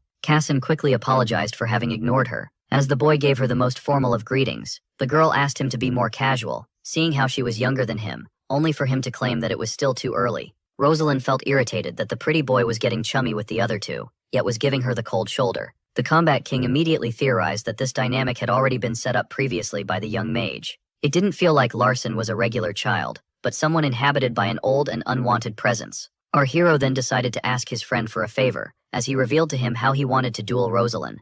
Larson explained to the shocked Cassin that he wanted him to find them a proper place to settle their differences. Larson's debut stage was now set, as he would get to fight the child of a reputable family on the grounds of another one, in front of plenty of important figures. Shortly after, people began to discuss the upcoming fight. According to the majority, Rosalind was to dominate the Beyond Mage, despite having awakened her fighting spirit. But seeing how the fight would mainly depend on physical abilities, it would be rather interesting to see a martial artist fight a magic combat technique user. Even Karsia Sade, the patriarch of his family, was asking himself the same question. Both father and son agreed that a fight between friends seemed rather entertaining. Cassin revealed to his father how he thought that Larson was simple at first, but then quickly realized how wrong he was after meeting him. Cassin explained that he saw our hero as a rival, which shocked the father, as they were still too young for that. Karsia's attention was then greatly captivated, as his son declared that he was currently stronger than the mage. According to the patriarch, someone had obviously created fake rumors about the 7th son being a delinquent. His first guess was that this was all some kind of great plan orchestrated by Decatra, with his Benjamin being a hidden ace. When the father asked the son who he predicted as the victor of the fight, the boy declared that the mage was to win. Even so, he was certain that Larson wouldn't be crowned the winner of the fight. After all, the novel's protagonist knew very well that his friend was a kind soul. And so, after hearing this, the patriarch himself decided to spectate the fight between the 2 children. Cassin was left excited, as he would get to introduce his new friends to his father, who was greatly pleased by this. And so, the next day, on the Firmament Sword stage, Rosalind declared that she was eager for this day to arrive. Larson realized that he must put all the odds on his side. In this arena, it would be pointless to make himself look like a regular 10-year-old. After all, he was fated to make his grand debut here, and now, the fierce little girl braced herself and charged headfirst at her opponent at an incredible speed. At that moment, flow slowly was triggered for the one who already had the upper edge when it came to physical abilities. After all, his opponent didn't have a fighting spirit yet. Flow slowly allowed the protagonist to perfectly perceive the girl's next move. This allowed him to block perfectly by using his arm and his self-defense technique. Rosalind, who had expected to crack some bones, found herself kicking water. Both the sorceress and the combat king were left stunned by this performance. Rosalind charged at her opponent once again, while claiming that he shouldn't get full of himself, as he had blocked her attack by sheer coincidence. The one who kept on getting blocked explained that the boy would need to train a lot more in order to beat her. And with that being said, she went for another punch. That was blocked by the 10-year-old. He then launched an attack that ultimately missed. Even so, it forced the beyond martial artist to back away a few feet. Rosalind was now almost out of breath. Yet our protagonist remained calm and full of energy. After seeing this, everyone was left utterly stunned. Magner was particularly baffled, as this 10-year-old was perfectly predicting the movements of his niece. He realized that such talent must run in the family, and that the rumors regarding the boy being a delinquent were obviously fake. The combat king was now certain that the Maitons had put their Benjamin through special training. The girl desperately tried to catch her breath, while the boy, on the other hand, didn't even break a sweat. Rosalind was left greatly annoyed, as her opponent was doing nothing but dodging and parrying. Yet the combat king had realized that the boy was letting his frustrated opponent exhaust all of her strength while saving up his own. The impressive part was that the boy had perceived many opportunities for him to attack. According to the martial artist, the only way for someone to perfectly protect their vital areas during a fight was to be far more skilled than their opponent. In other words, the boy was only defending himself in order to showcase a superiority, which was difficult behavior coming from a Maton. Despite his magic combat technique being considered weak among mages, the boy was sure it had a lot of potential, just like Rosalind's. According to the combat king, there were two main reasons behind our hero's behavior,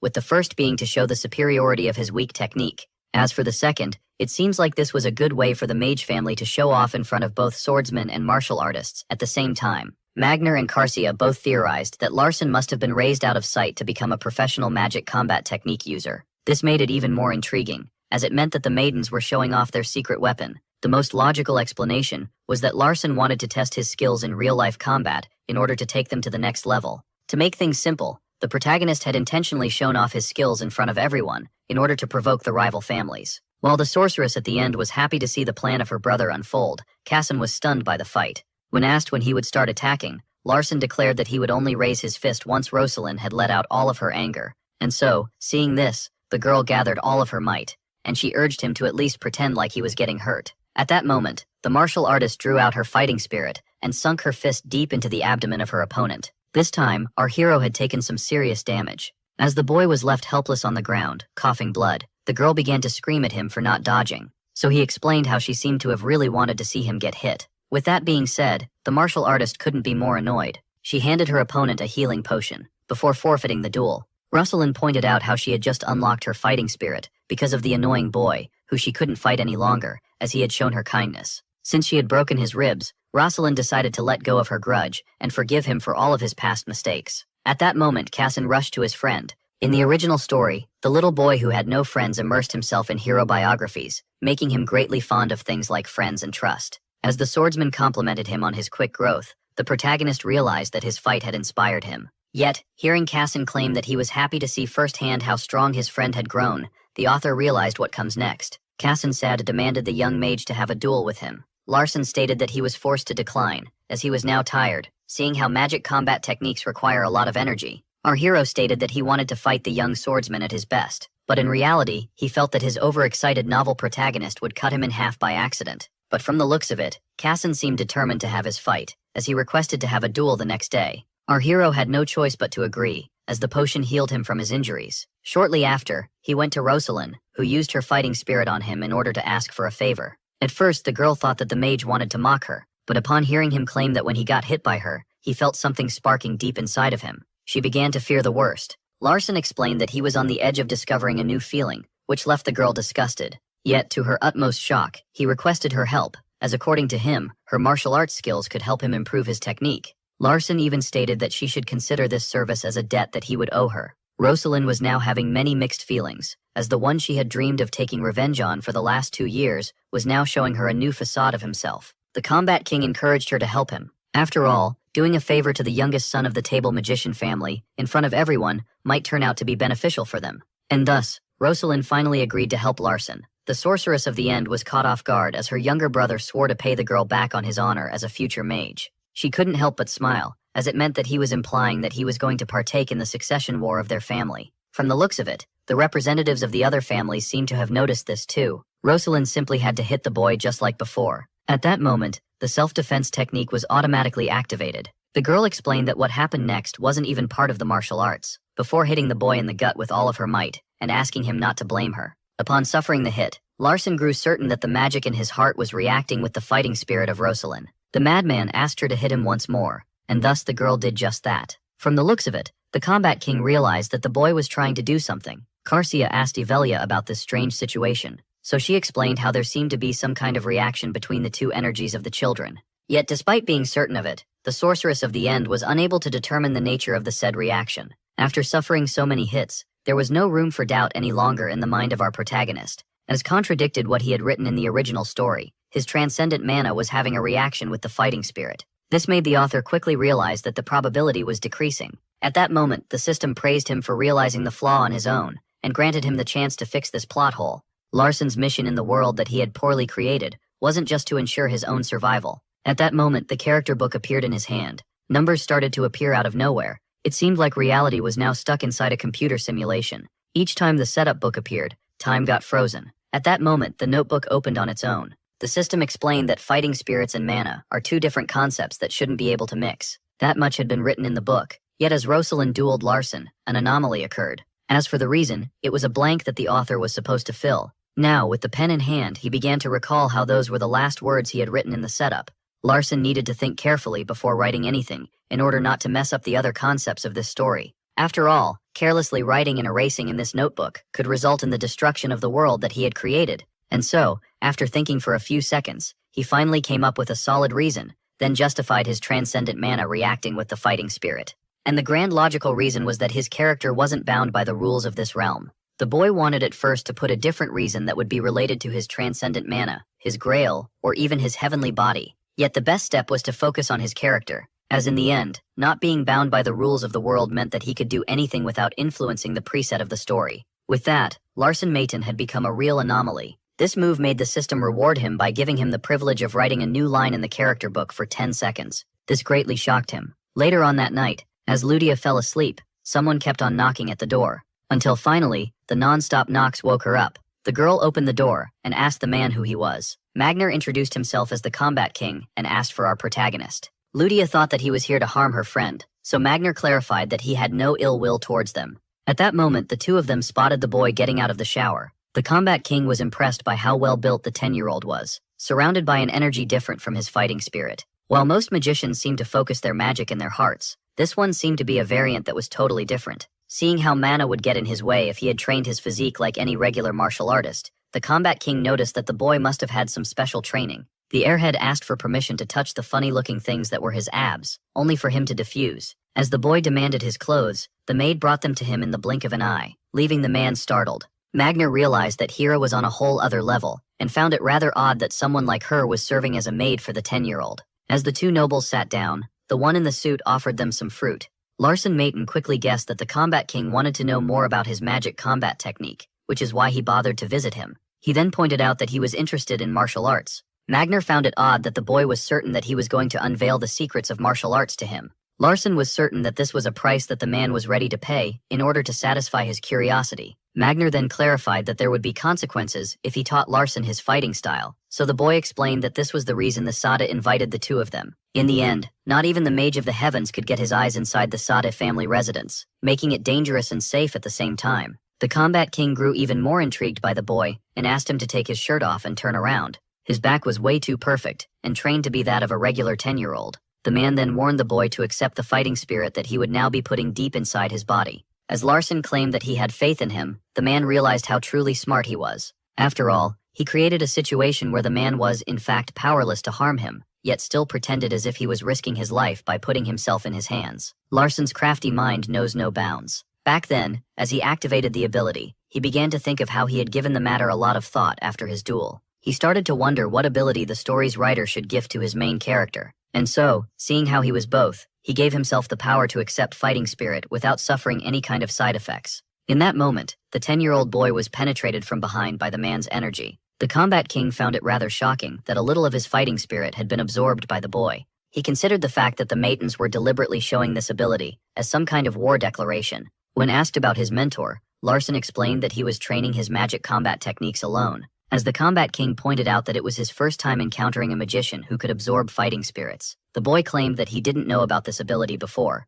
Magner then asked Larson if he truly believed, as a Maton, that he should acquire both martial arts and fighting spirit in order to grow, which he confirmed. In the eyes of the reputed mage family, sword mastery was insignificant, and martial arts weren't any different. In other words, the House of Maton only values magic. Yet now, the Combat King had met one of them, who was willing to be taught martial arts in order to improve. When asked if he was truly a Maton, the boy confirmed that his father was indeed Decatra, the patriarch. Magner couldn't help but laugh as he found himself in front of a true oddball, and asked what he truly wanted with him. He urged the boy to cut straight to the chase and tell him what he wanted already. With that being said, our hero asked the Combat King to become his teacher. Upon hearing this, Magner didn't know what to say. Our hero was certain that fighting spirit and martial arts were the missing pieces to perfect his magic combat techniques. For that reason, the previous users who only relied on magic never had the chance to improve. The Combat King, who was baffled by this, explained that the mage family would never allow him to become a mentor to one of their sons. And to his even greater astonishment, the master heard the boy clearly say that he would make sure to persuade his family and make it so that they don't intervene.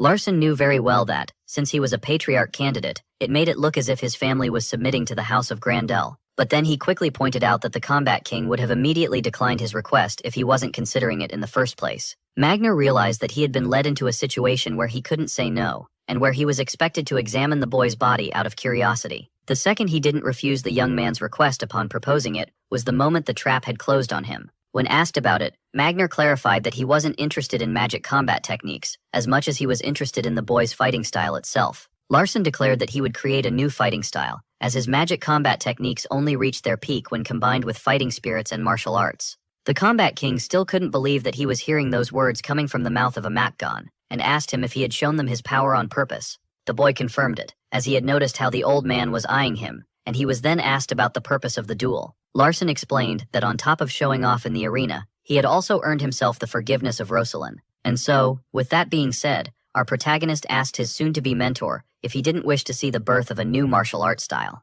Our hero then declared that he wished to remain here with the family of his friends, so the man explained how this would make him look like a hostage. The boy explained that such things would be trivial, as in the end his father would be certain to get the best deal out of his stay here. The man found the young man to be totally insane, as he wanted to meet the man in this place, seeing how this was the furthest place from his father's reach. Magner couldn't decide if the boy was showing the typical craziness of his family, or just his own. The man quickly realized that the boy had planned for this a long time ago, and so with that being said, he granted him the privilege of becoming his student while he analyzed everything about his body and magic combat techniques. Seeing how he would be using him to discover the secrets of the mage family, the Combat King urged the boy to use this opportunity to learn more about his own. Larson couldn't ask for anything more. Meanwhile, in the courtyard, the Shadow began to think of how his young master had made plans that he couldn't even understand. According to him, Larson purposely allowed him to eavesdrop on his conversation, and from it, the boy came to a conclusion. His young master wanted to create a magnificent world where the three families would live together in peace.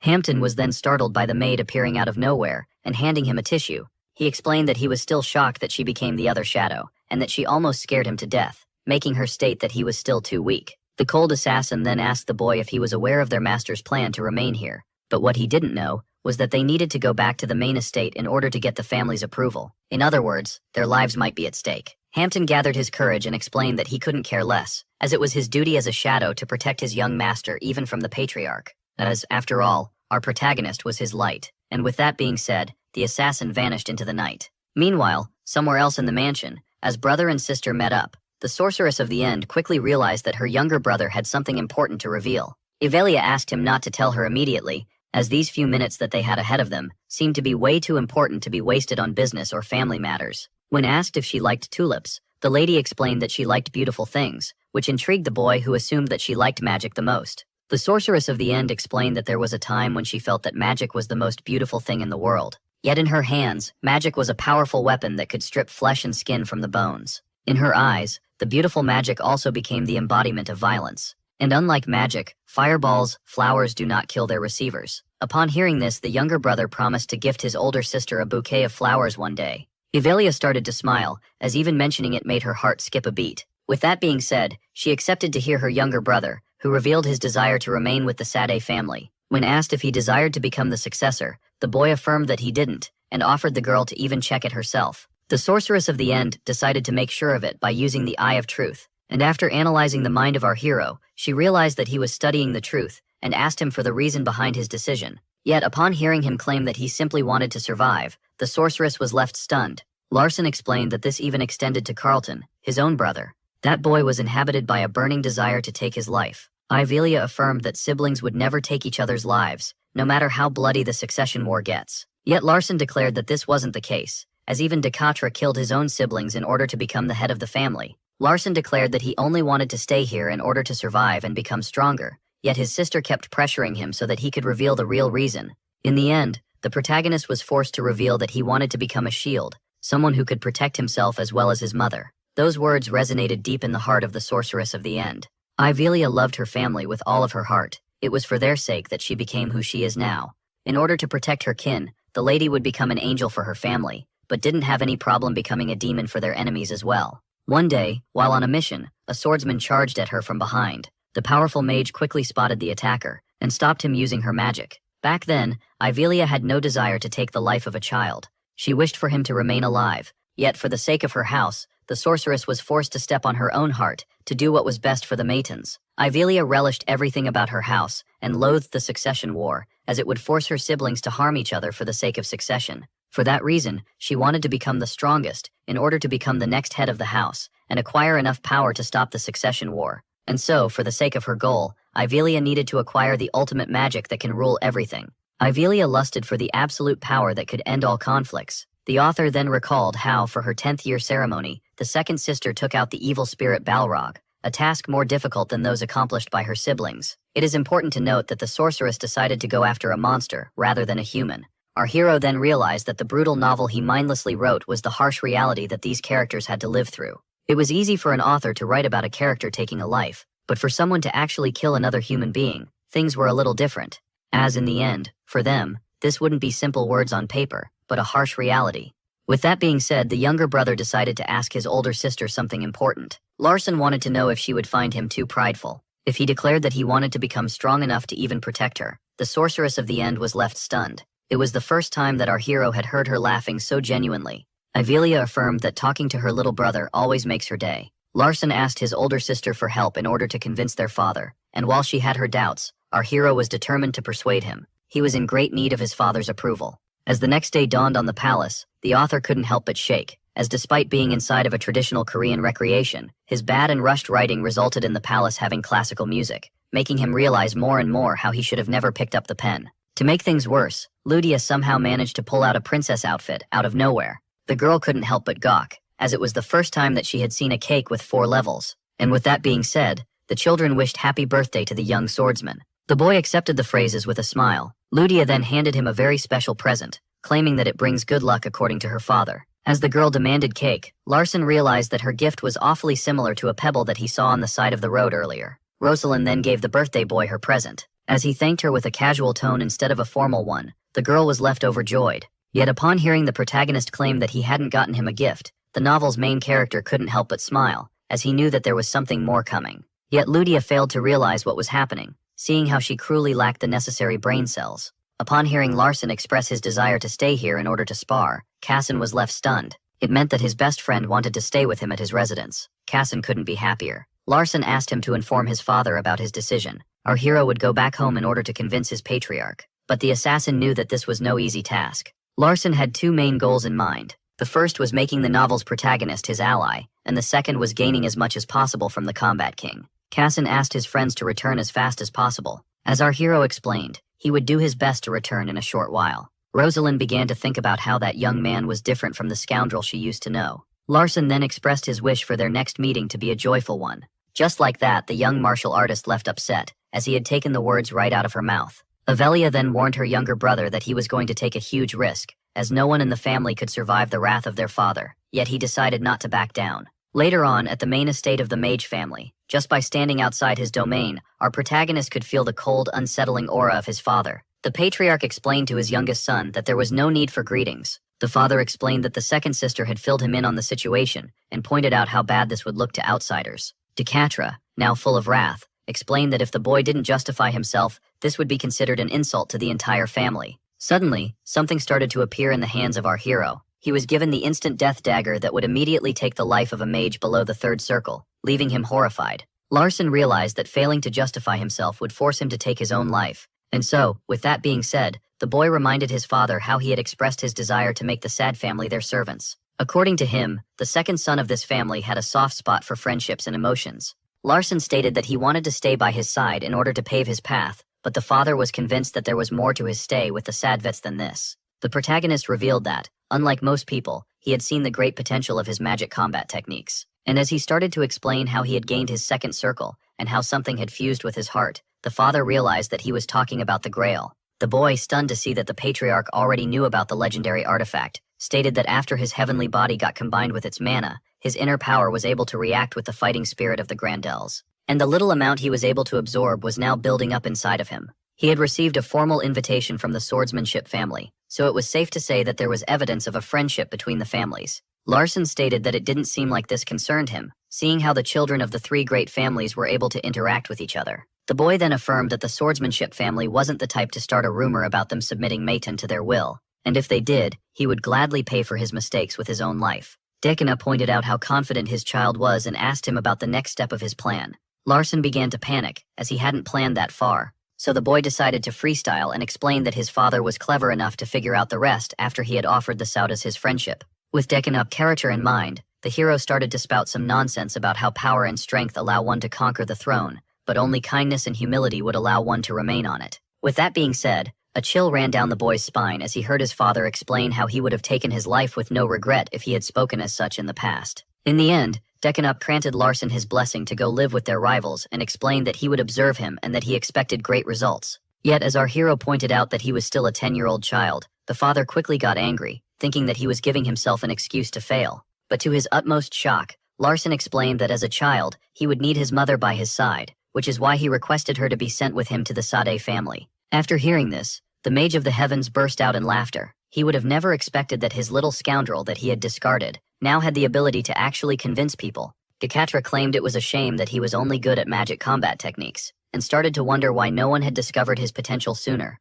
Only then did the window panel appear. The system informed the protagonist that the probability had collapsed, seeing how his father was doubting it. Larson was now horrified, as he knew very well that if this world collapsed, he would fall with it as well. Meanwhile, Avelia sat down in her study. She seemed to be enjoying a book in peace, when, all of a sudden, someone knocked at her door. It was a shock for the sorceress of the end to see that her younger sister had come to visit her while asking about the book she had in hand. Persia quickly realized that this was the same book that their brother was previously reading. The two sisters each had something important to announce to the other, and decided to cut straight to the chase. Avelia affirmed that she would be the one to take care of Larson. Her psychopath of a sister found that rather laughable, as she was also here to announce herself as their brother's caretaker. The sorceress started to think that their father had also allowed the witch to have access to their brother, and that whoever would use him best would get him in the end. The sisters started to debate which one of them had their eyes on the young genius first, as Avelia said that she had no choice but to fight her younger sister for him, as decreed by the laws of magic. Persia found this utterly laughable. After all, back in the day, many incidents similar to the Nupia Canyons had occurred that would have allowed Avelia to wound her.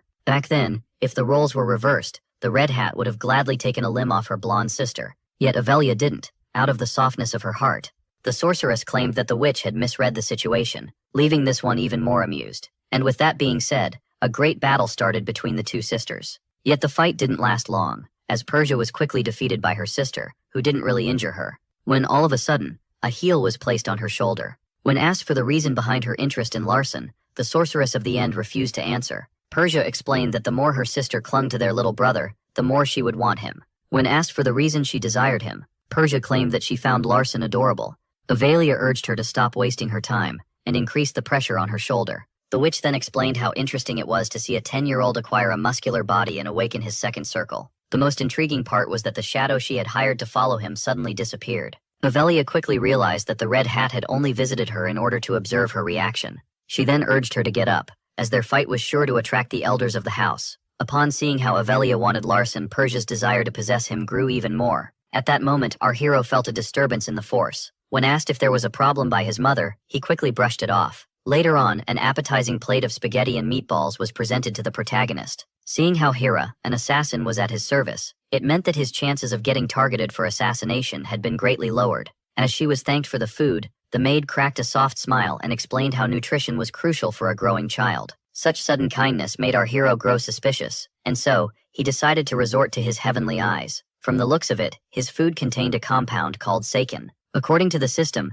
that substance was a deadly poison for those without mana, but a good way to gain poison immunity for those who actually have it. With that being said, Larson asked Heir if she had added something to his meatballs, so she explained how there wasn't anything special about them. After all, she herself spent her childhood eating seikin. Larson then clarified that he was asking if the meatballs were poisoned. Only then did the first child storm into the room and claim that he deserved death for not having warned his master sooner. Later on, everything was explained to our protagonist. Yet when asked how he had discovered the substance, the boy simply claimed that he had used his instincts. Heir concluded that the hero, with a great analytical mind, must have smelled the poison, and while she was busy praising him for his response, Larson tried to figure out where she had pulled out the glasses from. Heir stated that it was her duty as a shadow to make sure that her young master gained strength. She then turned into his mother, and revealed how she had taken extra care of her dish. Lady Soso smiled and thanked the maid for this special attention. Later on, the cup tried to reassure its owner that it shouldn't fear poison, especially something as weak as Saken,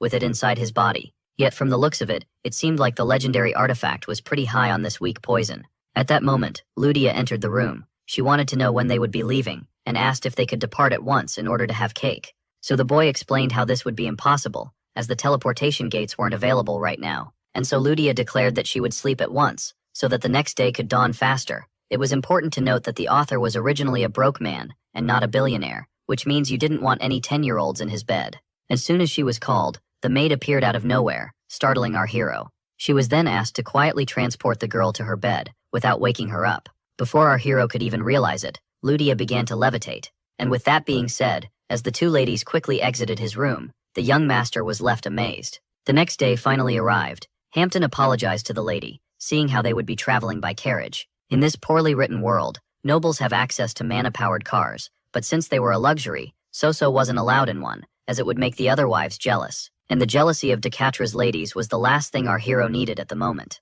Just like that, our hero took his first step into independence, as he would now be going to the Sade family, in order to achieve his goal. And so, after a long road, our hero and his mother, as well as their servants, finally arrived at their destination. As soon as he set foot on the ground, someone rushed to greet our hero. Cassine was happy to see his friend return so soon. Larson replied with a smile that he was here to fulfill his promise. The two boys were eager to duel. Everything was going according to our hero's plan. Larson even affirmed to the young swordsman that things would be different from their first confrontation, as he wanted to demonstrate his power. After his first duel with the novel protagonist, our hero had acquired the second circle, as well as a better grip over his magic combat techniques. Now he even possessed the holy grail of transcendence, as well as physical strengthening magic and transcendent magic. Larson was eager to test himself against someone like Cassine, who he knew very well was invincible, as this is simply how this character had been created. Cassine Sade was described as someone who couldn't lose to an opponent of the same age as him. Even if no genius could shine in his presence, Cassine kept giving it his all. Cassine Sade represents both immeasurable talent and unbeatable hard work. Seeing how Larson was 10 years old as well, it was safe to say that his opponent had also sharpened his skills. Next thing he knew, a red dot appeared out of nowhere, as the young swordsman used his solid thrust. While dodging the incoming blade, the protagonist began to think of how Cassine had greatly gained in power and speed after the last encounter. At that moment, flow slowly was triggered. Larson was able to predict his opponent's next move based on his position. He realized that he was going to use a thrust as a feint, before unleashing the real strike. He also predicted that evading the incoming attack would force Cassine to shorten the distance between them. The speed of the swordsman was truly terrifying, as even flow slowly seemed ineffective against it. Cassine then decided to use his sword chi, yet this accidental move would turn out to be beneficial for our hero. The boy quickly realized this mistake. After all, since sword chi was prohibited in duels, Cassine must now be distracted by his own mistake. In other words, now was the perfect time for our hero to launch the counterattack. The swordsman quickly noticed the incoming danger. Seeing how his opponent was trying to evade his attack, the mage decided to pressure him even further. Cassine had predicted that his opponent rushing at him was about to lose his balance, giving him the perfect opportunity to make a counterattack. At that moment, our hero focused his magic and used his mana utilization. With that being said, he rushed at his opponent with all of his might. This greatly amazed the swordsman, as Larson didn't lose his balance. The boy was unable to dodge, and so he was left with no choice but to try to block the incoming attack. The clash between the two children created a horrifyingly powerful shockwave.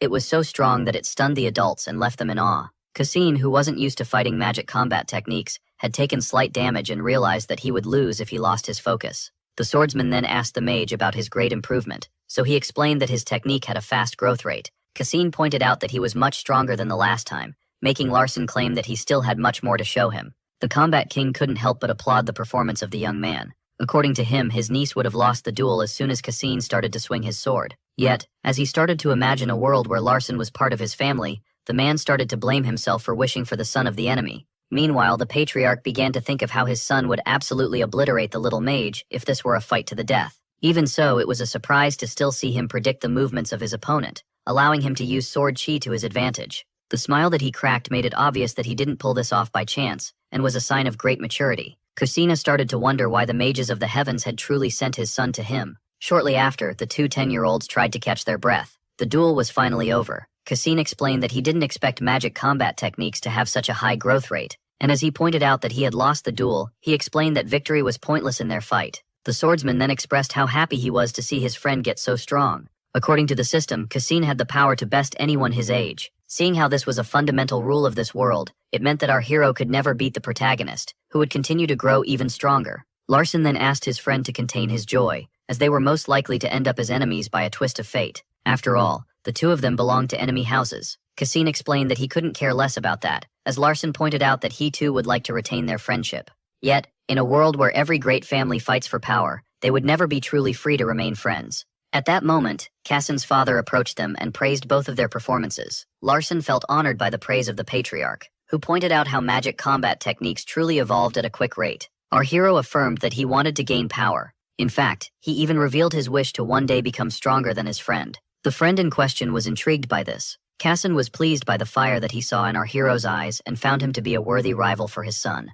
Yet, when asked about the means that he would use to reach his goal, the protagonist explained that he wanted to learn martial arts from the combat king, leaving the man speechless. Magner was left annoyed by the fact that the boy had declared this out loud in front of the patriarch, as it meant that he would be forced to treat him fairly in front of the swordsmanship family. It was a shock, as him being his master could be seen as the Grandels absorbing the Maitons, and yet he still made it public. The combat king agreed to become the boy's master but asked him if he had gotten the blessing of his family, and to the patriarch's shock, it turned out that Decatra himself had allowed his son to learn martial arts. This left him completely baffled, as this didn't resemble the mage of the heavens at all. The combat king then revealed to the young man that he needed to take a test in order to learn martial arts. According to the system, this was a test that all the members of the martial arts family needed to take in order to become successors. The test was strictly reserved for children, and forced them to hunt one of two beasts with no help from adults. The two beasts in question were the red and white tiger. Magner then concluded that the boy who chose the white tiger must have gathered some intel about his family, as he made his choice before the explanations.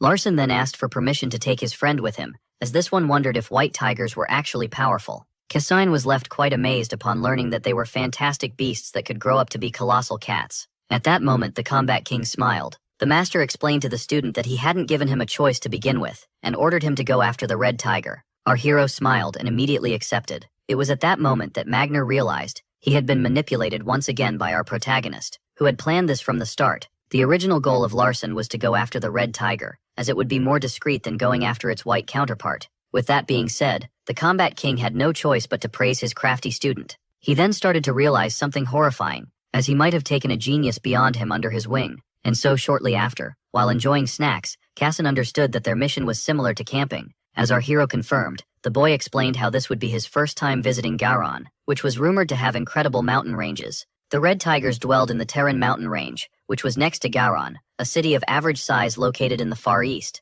The dangerous mountain, which was peaceful most of the time due to it being the kingdom of the red tigers, was 4 days' walk away from the city. Ludia asked the protagonist if she could also come to their playdate, making him affirm that this was no game. Yet, seeing how she insisted on going with them, Larson had no choice but to agree, but stated that she needed the teacher's permission first. The next day, the process of magic was shown once again. Larson offered to carry his friend's stuff in his void as well, only for him to politely decline. With that being said, our young heroes finally arrived in the city. The initial plan was to head for the inn first, seeing how the many portals they had crossed had drained their energies. Yet Lodia's stomach decided otherwise, and forced them to try and find a restaurant. Our hero was now exploring one of the cities that he had created. Yet something felt rather odd, as the streets were completely empty, until they stumbled upon someone. As the protagonist tried to get some basic information, that person seemed to be rather stressed out. It came as a shock to the kids, as the man told them to flee this place at once. According to him, the bandits were soon to arrive.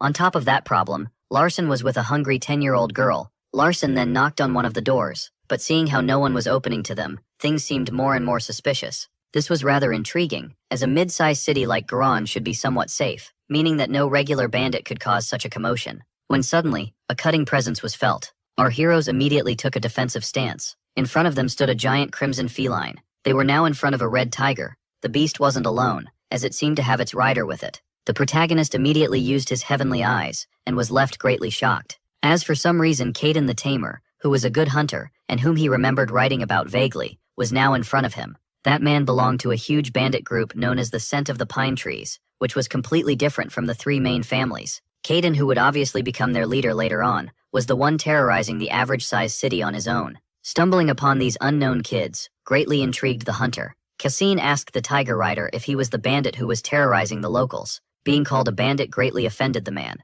and out of nowhere, he started to laugh hysterically. Caden then firmly affirmed to the kids that he was no thief, but a man-hunter. The author realized that even with the novel's protagonist by his side, fighting the tamer now would result in their defeat. He then asked him who had given him the right to hunt in the city. Caden explained that no one was above him, and that he was free to hunt wherever he wanted. Larson then noticed how a city like Garan should easily have 7 powerful swordsmen who would stop the bandits' havoc. From that point on, the thief could give them one of 2 answers. The first being that he was here after striking a secret contract, and the second being that this was a result of all the variables our hero had created. Seeing how he understood this on his own, time suddenly stopped, as the tiger charged at him and his friends. As soon as he was granted his creator's privilege, the author decided to act at once. The system wanted him to give the story a plausible reason why the thief was roaming free in the city, without the authorities intervening. Larson knew exactly how to fill this plot hole, and with that being said, the time stream resumed.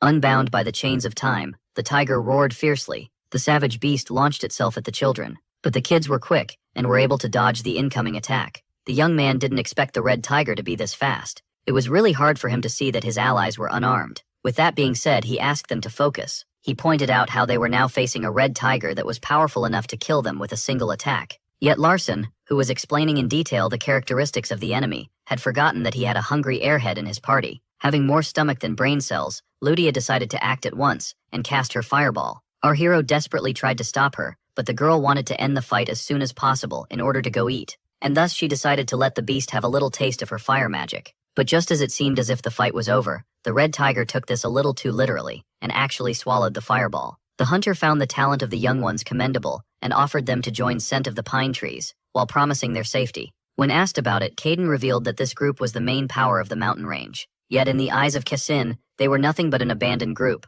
making the hunter point out once again that he doesn't like this term. The swordsman firmly gripped his weapon and rejected the proposal, while swearing to execute all who terrorized this city by his sword. At that moment, Caden explained that this declaration was no different from a death wish, but only then did the hero point out how odd all of this was. The man in front of them didn't bother to ask the 3 10-year-olds who could face off against his tiger about their identities. Larson smirked, as what he had written in the notebook was now benefiting him. Back then, he had written something very special in the book. The reason why the knights hadn't stopped the bandit was because he wasn't actually hunting humans, but giving someone a test. The martial arts tests were always planned from the start, which is why Rosalind was able to take on a white tiger on her own for hers. From that, Larson pointed out how the tamer must already be aware of their names. He even pointed out that the man was putting on a great act, based on someone else's demand. Larson had an idea about who this someone could possibly be. At that moment, a portal opened in the sky. From it, a blonde lady appeared. Evelia Mayton had now entered the scene. Our hero had correctly guessed that his older sister was behind all of this. And while he was happy that his theory turned out to be true, his best friend started to simp over his sister. Larson had realized that this situation was way too peaceful not to be a setup. After all those in charge of portal gates are third circle mages and higher, and no bandit would even dare to harm the business of the great mage family. The most intriguing part was that all citizens started to flee the city and lock themselves in just because a bandit was running free in their streets. To top it all off, Caden was still a small name, who still hadn't taunted any human at this point in time. Garen wasn't the type of city to offer itself to anyone for the sake of an exam, and so only one possibility was left on the table. Our heroes must be inside a simulation of the real city, and the only individual capable of creating such a construct was the sorceress of the end herself. Ivelia commended the quick mind of her brother and asked him how he had noticed. As the protagonist pointed out that he had uncovered everything from the beginning, his sister realized that he had only fought the tiger because he wanted to. Larson confirmed, claiming that he wanted to show his motivation for the exam. With that being said, the mage asked the martial artist his opinion regarding this matter. Magner had no choice but to give all of them a passing grade. Caden then commended the two sons of the great reputable family, seeing how they stood their ground in front of the red tiger. The man then bowed down and apologized to Larson for being rude, but the boy claimed that there was no need, as he was only doing what he was told. It immediately showed that among the three kids, the Maiden was the team leader. This was rather surprising, as one would expect Casson, who was the strongest, to be the one in command. The Combat King, who had been looking forward to teaching the young man,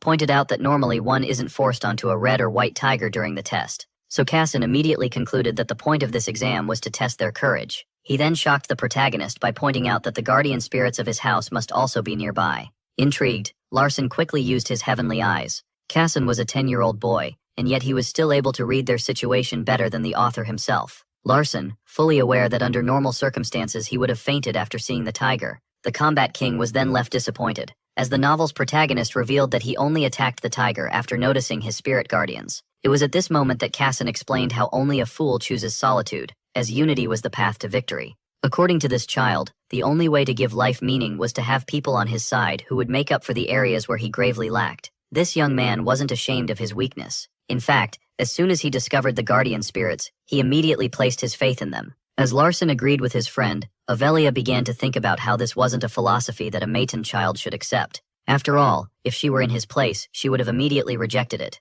Yet for some reason, hearing those words coming from Casson placed a sudden weight on her heart. And with that being said, a new variable sparked in the story. This greatly shocked the author, who couldn't uncover what it was, as his heavenly eyes were still too weak. Despite not liking this logic, the Combat King affirmed to the boy that the spirit guardians could be considered a part of his power. When asked if he had also noticed the spirit guardians, Larson claimed that he was able to figure out that much. He then pointed out that he was a Maiden, who was currently residing with the renowned Swordsmanship family. According to him, if he ever got hurt on a trip with the Salto child, his family would gain a great advantage, on top of shattering the pride of the Salto house. This statement greatly startled his sister. Avelia affirmed that they couldn't possibly take advantage of such a situation, and that it would even be seen as an insult to them. So Larson explained to his sister how the two of them were different. Unlike her, he was a nobody in the family, who had been living the life of an exile not long ago. In case someone like him met his fate after an unexpected accident, the Maiden family would be glad, as it would lose its dead weight, on top of giving them a rightful reason to blame the Sades.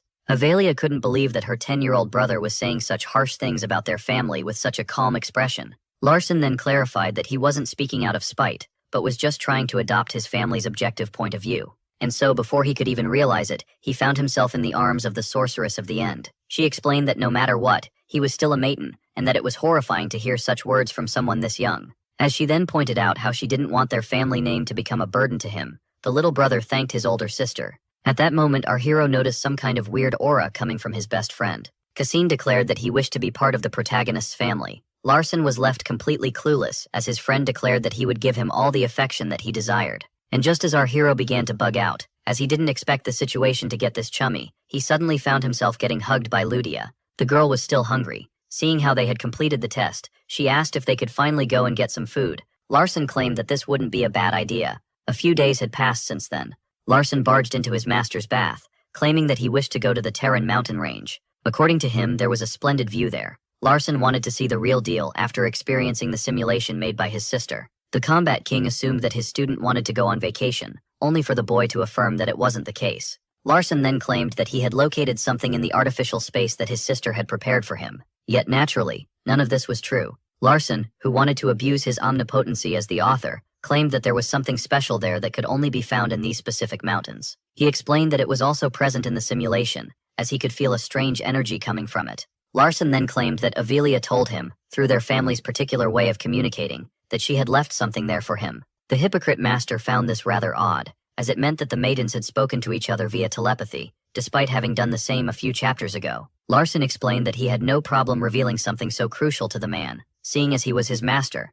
According to the boy, there were two main reasons behind his sister using a cryptid way of communication. He claimed that the first reason was that they wanted to keep the secret from Casson, as he was still the son of a rival family. As for the second, it was supposed to be a test of cleverness, to see if he would actually understand. Larson explained that he didn't know what kind of item had been left for him in the mountains, yet he was given its approximate location. Yet the boy who was asked about its placement was, in fact, lying, as he was well aware of the exact coordinates. Larson wanted to steal yet another item from Casson's future by taking the 1,000-year dragon's chestplate for himself. He also knew that having his master by his side would make things much safer, and so he told him they would be heading to Mount Dragonhead.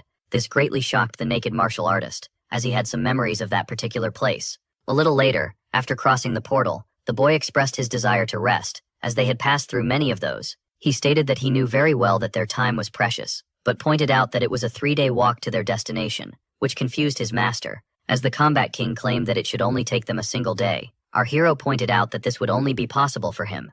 Magner decided to lead the way, and explained to his angry student that he would be truly pathetic if he couldn't keep up with an old man like him. Larson tried to argue that he was a mage, and as his master stated that he should simply use teleportation, our hero affirmed that it was still impossible for him. With that being said, the Combat King affirmed that the only choice the protagonist had was to man up. Larson was now out of breath. The heavy burden inflicted upon him by his crazy master was likely to take his life before he could even reach his destination. The protagonist then fell to his knees. Something then started to rise. His master started to criticize him for his weakness, as he puked his guts out. Yet even after saying this, Magner was genuinely surprised by how far the boy was able to walk. He was well aware that his niece would have collapsed by now, and found him quite impressive, as despite having some fighting spirit, he was still a mage at base. The Combat King then pointed out that the boy was far too weak to be his student, so Larson pointed out that this would mean going back on his public word. At that moment, Magner was left truly shocked, yet when asked about it, he quickly brushed it off. The man was genuinely stunned to see that his pupil had already caught his breath,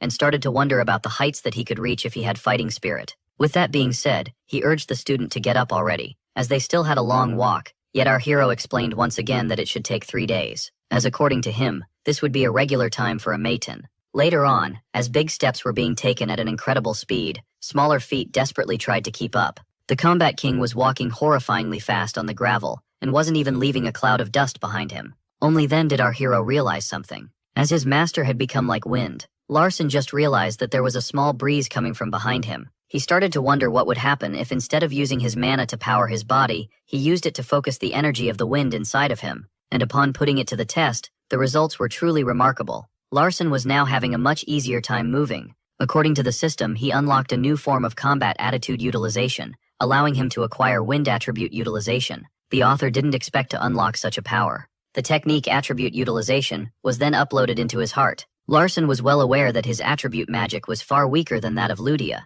yet he could still make use of it by using his transcendent mana. According to him, a magician that wished to learn martial arts should be able to do that much. At that moment, the Combat King realized that his student had acquired a new skill, and so, a little later, our hero finally collapsed on the ground and found himself unable to move a muscle, as he had emptied the holy grail of transcendence of its power. The 10-year-old affirmed to his teacher that he couldn't walk any further, before finally losing consciousness. Little did he know his achievement had left his master stunned, as despite being his age, he had walked 100 kilometers in 15 minutes. The young man had now fallen asleep. Back in the day, Magner and his brother were taught that their failures would always be the fruit of their own incompetence. The old man started to recall his childhood, and realized something important. Neither he nor his brother would have been able to walk 100 kilometers in such a short time at that age. The master was certain that his student would get more used to the movement the more he exercised. Later on, our hero was woken up in a brutal manner. Upon opening his eyes, he found his old master grabbing him by the foot like a small dead animal.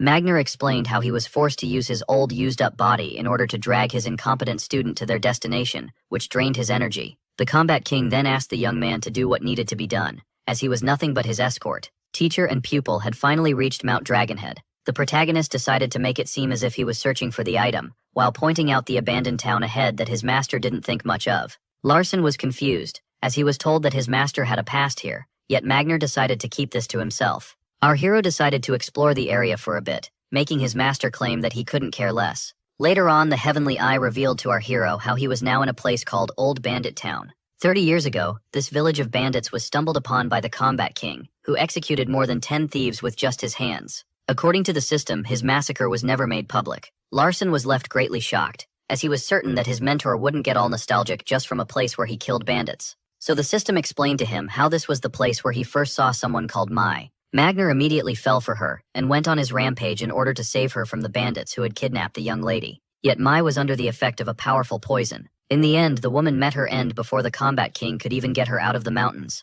This made Larson realize that his master had chosen a life of solitude because he was still grieving his first love. Our hero asked his master if this place was even special, so Magner pointed out how he had brought him here in order to discover this. Larson asked his master for help, but the man refused to get involved. And with that being said, the pupil decided to explore more of the area, while the old master declared that he would go rest. A little later, while taking a walk, the man stopped in front of a particular well that was still here after 30 years, seeing how this place was abandoned after all. According to Magner, this well reeked of death, as he had thrown the bodies of the bandits in it, though he wasn't certain that they were bandits in the first place. The martial artist then decided to use his abilities in order to observe the inside of the hole. What he saw inside left him speechless. The mountains of bones he left inside were now nowhere to be seen, making him think that someone had stolen them. According to Magner, if someone had actually taken the corpses, they would have placed some kind of protection around the well. And from the looks of it, he seemed to be right, as there was in fact a barrier shielding the well. The man was now certain that there were no corpses left in the well, and began to wonder if the barrier was to keep intruders out. Despite not knowing what exact purpose the barrier served, the man decided to break it at once, when all of a sudden he was interrupted by his student. At last, Larson found the bloodied well where the 1,000-year dragon chest plate was hidden. But to our hero's shock, his eyes revealed to him how the well was being protected by the power of a barrier arts expert. So the boy quickly asked his master if he was knowledgeable about barrier arts experts, which was a question that confused him. The master was once again blown away by the cleverness of his pupil, who was able to realize that he had already sensed the barrier. Magner stated that, as a martial artist, he didn't know anything about barriers. The boy pointed out that it was odd to see one set up on an abandoned hole. Barrier art experts were extremely expensive, and the barrier in front of them seemed to be more than a decade old, which didn't make any sense. Magner admired the genius of his student once again. According to Larson, the well had cast the barrier on itself, which the master found ridiculous, as it would mean that it was a sentient being, and as he was about to defend his argument, he suddenly started to recall how he had killed the bandits 30 years ago. Magner had met Mai near the well. The girl had been poisoned by the bandits. To top it all off, Mai had met him and before evening, made it out to the mountains. And with that being said, the Combat King finally came to a realization, as back then, the poisoned lady shouldn't have been able to move, and yet she was easily walking around the well. Larson revealed that only an object that had a special setting would be able to set a barrier around itself. He decided to reveal some truths to his master, who didn't seem like the talkative type. And as he announced to the old man that he was about to reveal to him his deepest secret, the master was left quite intrigued. The protagonist declared that he had special eyes that could spot the unknown, and as proof of what he was saying, he revealed that this well had some kind of connection to the name Mai. This hole the sorceress of the end wanted to show her brother was known as the Bloodied Well. Magner had met his first love 30 years ago, so this didn't make sense, as she died 20 years before the birth of our hero. Magner grew certain that his student, who pointed out the lack of blood inside the well, was telling the truth. The Combat King then asked the boy if he could see anything else, yet this was all the heavenly eyes could reveal to Larson, who now needed to figure things out on his own. Suddenly something emerged from the well. Some kind of unknown smoke appeared out of nowhere. From it, a figure began to emerge. Upon seeing her gorgeous eyes and her black charcoal-like hair, both the Combat King and his student were left absolutely stunned. Mai, who had died 30 years ago, was now in front of him. It had been decades since the two of them had met. Larson immediately recognized the one in front of him as Mai, and quickly realized that she was no ordinary woman. He became even more certain that she was a yokai, and that the smoke from earlier was some kind of seductive pheromones. Mai, who pointed out how the Combat King was different from before, asked him if she was still on his mind. Magner revealed that it was still the case. The human had become old while the yokai had gained in beauty. Larson was certain that his master wouldn't treat this lady like a normal person, seeing how she was his first love. Magner immediately pointed out how he was now feeling relieved, so Mai asked him to elaborate. After 30 years of torment, the man was finally free from his greatest regret, which was his failure to save Mai. With that being said, the yokai gently hugged the martial artist from behind, and proposed to have some fun together. She explained that after growing old, he now seemed much more virile.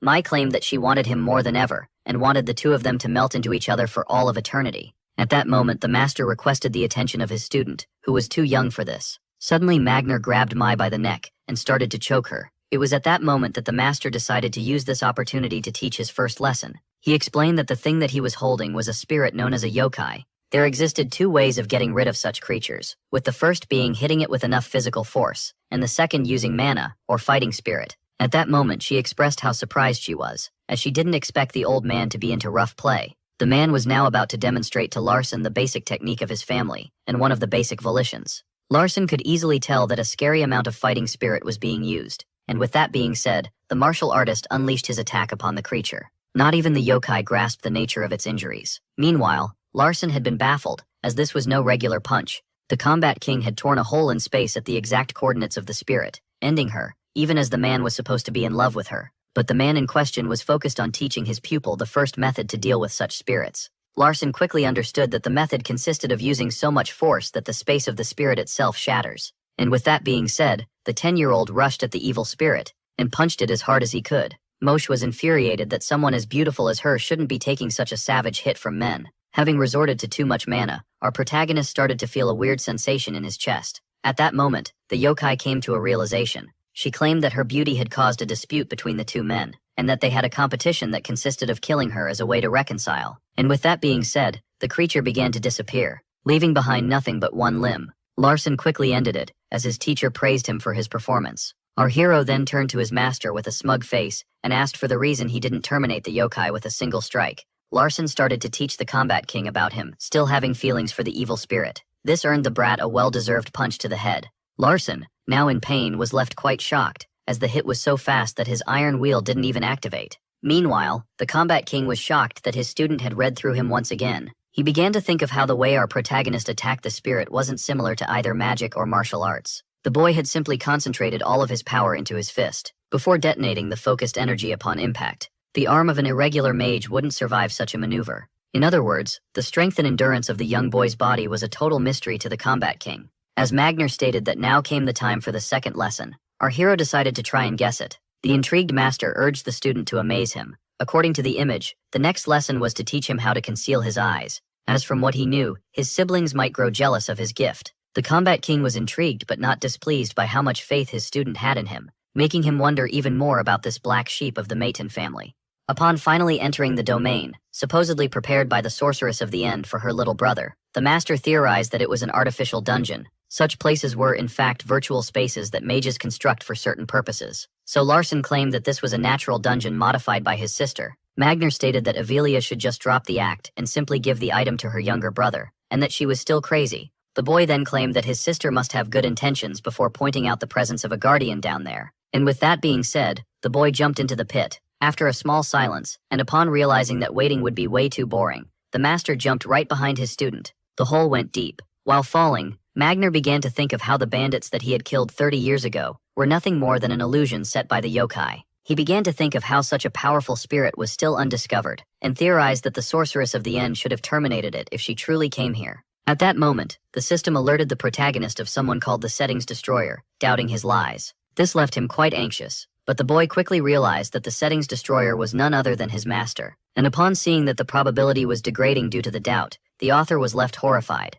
At that moment, the character book appeared in his hand. According to the original novel, no one had set foot near the well for 30 years after the Combat King himself. The story demanded a reason for why the well had remained undiscovered. Larson needed to think carefully, as in the original story his protagonist finds this place while working with yokai hunters, and so he wrote that only those with the heavenly eyes were able to perceive the well. And with that being said, the probability reversed back to normal. The author was excited, thinking that he would once again get the privilege of writing a new line. Yet, seeing how nothing was happening, he assumed that what he had written wasn't the perfect answer. He also realized that he must always stay wary, as over-tampering with the probability could cause this world to shatter. And with that being said, our hero finally landed on the ground. After a long fall, he was finally in the forgotten thousand-year dragon's nest. The master then asked his student for the reason he wasn't using magic. According to him, mages normally use searching or exploration spells in such situations. Larson, who was currently a second circle, claimed that he would need to be at least a third circle in order to resort to such spells. This greatly intrigued the master,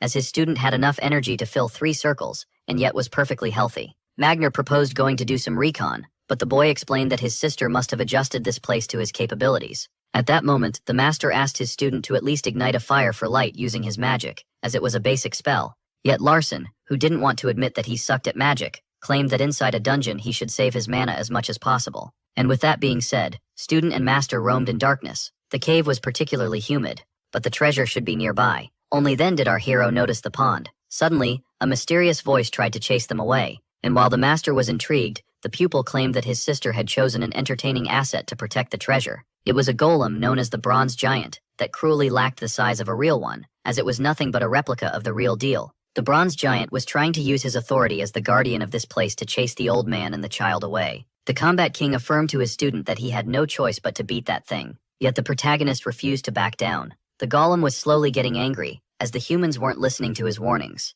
The boy knew very well that the slightest mistake here could be fatal, which is why he made sure that his master was with him. Larson only had one shot at this. Back in the original story, even Kassin almost lost his life to the powerful attacks of the Bronze Giant. That same attack that almost took out the all-powerful novel protagonist was now swiftly evaded by our hero. Larson knew very well how to protect himself from the monster that he had created. With that being said, the Bronze Giant stood ready for combat. Now, everything was in place. The 10-year-old then promised to take down the giant with a single attack. At that moment, the master felt deep in his bones that he was about to witness something amazing. At that moment, the stone statue unleashed flame magic. Our hero tried his best to evade it, yet he didn't come out unscathed. Larson knew very well that in the original story, the protagonist had suffered much more than this, as he kept on fighting despite his fatal wound. For that reason, our hero only had one chance at this. But unlike Kassin, the mage couldn't afford to try and fight the giant head-on. Thus he had no choice but to resort to self-defense and adopt a different tactic. Larson successfully got himself onto the burning weapon of his opponent, and would be able to withstand the heat for a few seconds due to his defensive technique. But as he began to think that his main goal should be to focus on the joints of the golem, he realized that the monster had swung him into the wall. The intrigued master watched the fight in silence. Upon seeing what happened next, he was left somewhat amazed. His student, who had timed things perfectly, was able to climb on top of the giant's head, and in the original story, the novel protagonist resorted to his blade in order to take down the joints of the creature. The joints were the ultimate weakness of the powerful warrior. They were also the sole way to take him down. With that being said, our hero began to channel his inner power and decided to use the technique that his master taught him in order to one-shot the joint. When all of a sudden, something came flying towards him from the ceiling. The arrow, covered in a weird substance, passed right by him. This was none other than a poisonous arrow that never made it to the official story and was stuck in the setup. Larson's mistake was only focusing on the giant and forgetting about his surroundings. And with that being said, he was thrown off the giant's head. It seemed like our protagonist had underestimated the situation. Even so, the master was left amazed. As the giant arm of bronze hit the water, he began to think of how extraordinary it was that his pupil was able to take out one of the giant slimes. In the fraction of a second before being sent flying, Larson was able to channel all of his energy into his fist. He then used his attack in order to deflect the sword of the bronze giant. The boy, who had now missed his chance and was asking his teacher for help, only flew away due to the recoil of his own attack. Magner claimed him to be truly pathetic for struggling against such an opponent, but the boy claimed that he was forced to burn through a lot of mana. Even so, the teacher was entertained, and so he decided to step in and show himself. As soon as the old man unveiled his power, the boy was left stunned. This was the overwhelming fighting spirit of his master, only this time it was much fiercer and more intense than before. The bronze giant immediately recognized the danger and quickly rushed to attack him. Magner simply looked at it and ordered it to crumble, and just like that, the almighty bronze giant exploded into a million pieces. Even the author couldn't believe his eyes as he finally realized what the system meant by the authority of a supreme being. This made him doubt himself and his ability to survive his crazy world. Meanwhile, outside of the well, the two shadows of the young master were quickly progressing through the forest. The younger one demanded a little break, but the assassin urged him to stop being so pathetic. Hampton claimed that he was perfectly normal, and that it was her who was exceptional, when all of a sudden she ordered him to stop.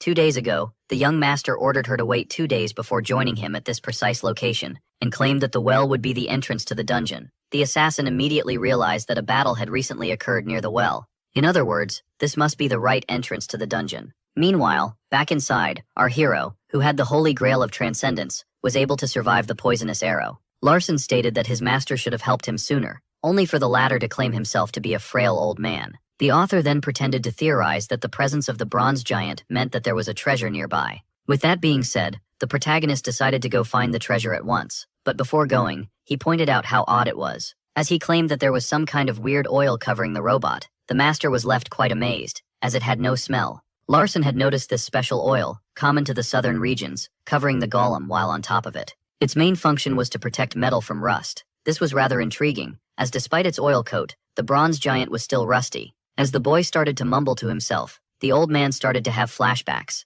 Back then, another young maiden had almost achieved her goal. Ivelia claimed that she was only a few centimeters away from killing the old man. who didn't even bother to dodge her puny spells. Ivelia promised to take the life of the Combat King next time, and revealed how she had theorized that her dark magic would work better in this rather dry place. Back to the present, the boy theorized that since the oil was weak to poison, it meant that the rest of the way was filled with it. The master, who began to think of how this was truly the younger brother of the sorceress of the end, confirmed that the way ahead was poisonous. To make things worse, it wasn't the same poison as the one on the arrow. It was some kind of numbing poison that would leave the consumer paralyzed for life. For some reason, the old man smirked, claiming that he would be powerless against this, seeing how he had no magic. But to his shock, his young student revealed that he had a backup plan. Meanwhile, outside of the well, the boy with dark skin asked if this was truly the dungeon entrance, and before he could even realize it, he was kicked into the hole. Heir apologized to him, but she claimed that her hands were tied, seeing how they were racing against the clock. Larson explained that for every poison,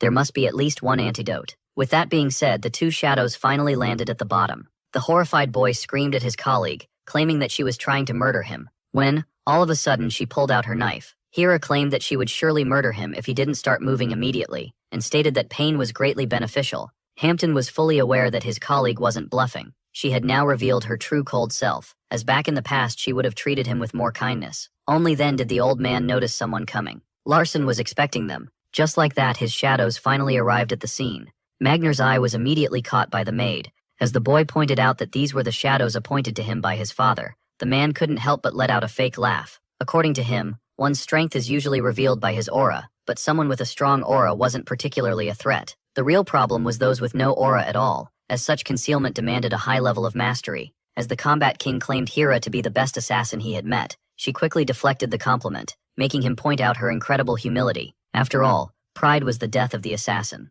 The old man then turned his attention to the poison master next to the assassin. When asked if he was the other shadow, Hampton affirmed this with all of his heart. Yet the Combat King had his doubts about the boy even being useful to his young master, seeing how he was clearly a coward. Later on, the master guessed that his student had brought his shadow in order to deal with the poison. The one with dark skin explained that he was prepared to remove the poison from the air, but had the ability to create an antidote to protect the two of them. At that moment, Larson gave his servant headpats and praised him for his efforts and good work. By the side of the protagonist, even the cowardly shadow could draw out the courage within himself. Later on, Hampton created a ball that would allow the young master to gain poison immunity, as long as he kept it in his mouth. The boy then strictly insisted on the fact that this ball shouldn't be swallowed. In the original novel, Casson suffered a 3-day sickness because of this poison. Yet since he was the author, our hero had nothing to fear, and thus he took the antidote, and decided to go on his way. Magnur then called out his student for making a fuss over this weak poison, so this one decided to remain silent. And with that being said, master and student began to progress through the venomous cloud. After a short while, they had finally arrived at their destination. The 1,000-year dragon's chestplate was now near. All of a sudden, the door in front of them opened. At that very instant, the eyes of the protagonist widened. The chestplate that he was after was finally in front of him. By simply laying his eyes upon it, our hero was left overjoyed. The armor was a thin piece of cloth that functioned like armor and could protect the heart at least once. But only then did the boy notice something intriguing. Some weird letters appeared around the chestplate, while the system claimed that only the true successors had the ability to read them. After quickly analyzing the situation, Larson concluded that his master, who was contemplating the artifact, didn't have the ability to perceive the letters. Seeing how this was a feature that he didn't write about, he realized that there were some things in this world that even he, its god, didn't know about. Even so, Larson decided to simply focus on the task ahead by placing the legendary artifact on his chest. And with that being said, the process happened. The cloth turned into a form of magic that would now act as a shield for its new owner. Meanwhile, inside his heart, the Holy Grail of Transcendence was greatly pleased by its new cozy little blanket. With that being said, our hero expressed gratitude towards his sensei and stated that they should go back. Magnur decided to teach the young one an important lesson and explained that gratitude should be expressed with coins. Later on at the Casson residence, while the two boys were bathing, Larson started to show off his new invisible armor to his best friend. Seeing how amazed the novel protagonist was by this, Larson was reminded that Casson was still a kid. Now full of himself, our protagonist asked his friend to punch him in the chest in order to test out his new armor. But the little boy, with his sword out, got overexcited and pulled out a real sword out of nowhere in order to put the armor to the test. And so, as the boys were sword fighting in the bathroom, Ludia expressed her desire to join, only for the maid to forbid her. According to the system, the chest plate was only at 32% of its power, with its complete destruction happening at 0%. Due to the many tests, the durability got slightly decreased, yet it could be recovered by using magic. Later on, the mage asked the swordsman to guard him while he performed his mana-breathing techniques. Cassine couldn't help but feel happy, After all, he got to experience true friendship by trying to stab his friend in the heart. From the looks of it, each minute of mana breathing adds 1% to the durability of the chest plate, meaning that it would take 1 hour to completely charge it. And just like that, after a short while, the durability of the chest plate finally hit 100%. Our hero thanked his friend for guarding him. After all, this noble soul was the novel hero that he had created. The author admired his only good creation with great passion. And with that being said, the boy was left alone. Larson then called Hera. As always, she appeared out of nowhere in order to satisfy the needs of her young master. Larson asked the assassin if she wanted to try and stab his heart with all of her might. Discreet and without a sound, she firmly affirmed that if she were to do so, the young master would have no chance of surviving. Thus, Larson quickly backed down, as even with the mighty protection of the chest plate, Hera was still too scary for him. With that being said, the servant urged her master to quickly gain power. The little boy agreed with the assassin, and thus, he promised to do his best. 1 year had passed since then, and while in the mountains behind the mansion of the Swordsmanship family, the master explained to his pupil that he had graduated from basic training, but urged him to remain in his black clothes. Larson was against the idea, as the outfit was heavy, but the old man urged him to man up, as it barely weighed 300 kilograms. The boy tried to argue that he should only wear it for training, but the master affirmed that this outfit was for his daily routine. At that moment, the 11-year-old was stunned to see his sister arrive. Magner called out his student, as he was trying to trick him with the sister stunt once again, but the boy affirmed that he was telling the truth. Ivelia, who had received a letter from her brother, was truly here. A long time had passed since the two siblings had met each other. Our hero, who was about to partake in new adventures, claimed that he had missed Ivelia. The letter from our hero to his sister started with him expressing how much he missed her. This left the sorceress of the end pouting, as she didn't want respect. She explained that she wanted him to treat her as his sister, and that he should love her, but in the end she started to giggle, claiming this to be a joke. When asked if he truly wanted Lydia to go with her, the boy confirmed. Just like he mentioned in his letter, the only way for the girl with a monkey brain to progress even further was to leave this mansion. Ivelia found it intriguing that he wanted her to raise a stranger, so Larson clarified that Lydia was his contractor, who obeyed him, just like he obeyed Ivelia. At that moment, the sorceress of the end understood that the boy was expressing his desire to become one of her people. With that, Ivelia decided to ask her brother an important question. When asked about the past, our protagonist began to panic, as in the end he hadn't progressed at all as a mage. Even so, Larson decided to show his progress to his sister. He started to explain how he was working on making himself a better vessel, as transcended mana and magic combat techniques greatly weighed on the body,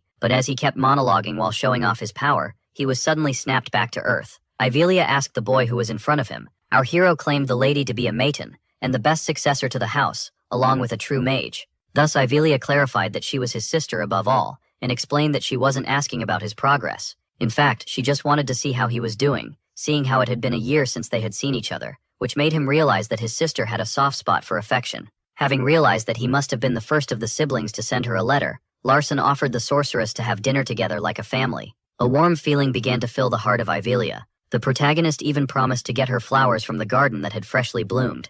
Later that night, while in bed, our hero began to think of how he needed to prove his progress to someone. The thought invaded his mind, making him unable to sleep. The young master then called forth his assassin, pointing out how she must have overheard his conversation. Hera stated that she would wake him up in the morning so that he could leave early, and pointed out how she would prepare additional emergency rations. And before our hero could even ask Hera about what kind of test she thought his sister would put him through, she suddenly disappeared.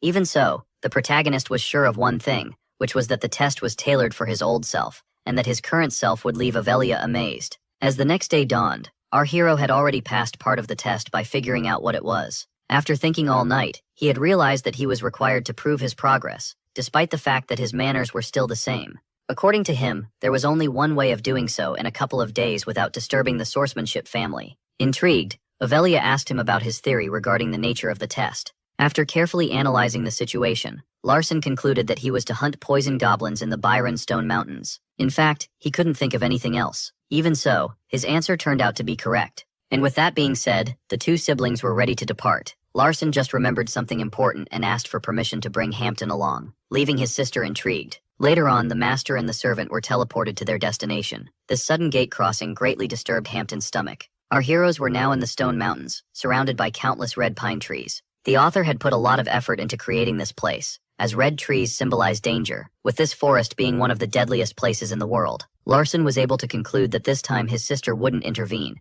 even if his life was at stake. The servant then pointed his master to something up front. It was directions leading to the habitat of the poison goblins, but also a warning for visitors to stay away. A few steps later, Hampton found himself out of breath and asked his young master if they were almost there yet. Larson repeated his exact words from an hour ago by claiming that it was around the corner. With that being said, as soon as they arrived, Larson ordered his slave to spread the items just as instructed. It was at this moment that Avelia realized that the shadow wasn't here to fight against the poison goblins. She knew that her brother could never take on all of the poison goblins, which is why she planned on taking care of them after he had proven himself. Yet from the looks of it, Larson seemed to have something up his own sleeve. With that being said, his preparations were finally over. When asked if he could climb, Hampton was ashamed to answer truthfully, and thus Larson quickly got him on his back before starting to climb. The sorceress hadn't expected this. After using a spell to turn herself invisible, she started to admire the newly improved getup of her younger brother. At that moment, the noses of the beasts picked up the scent.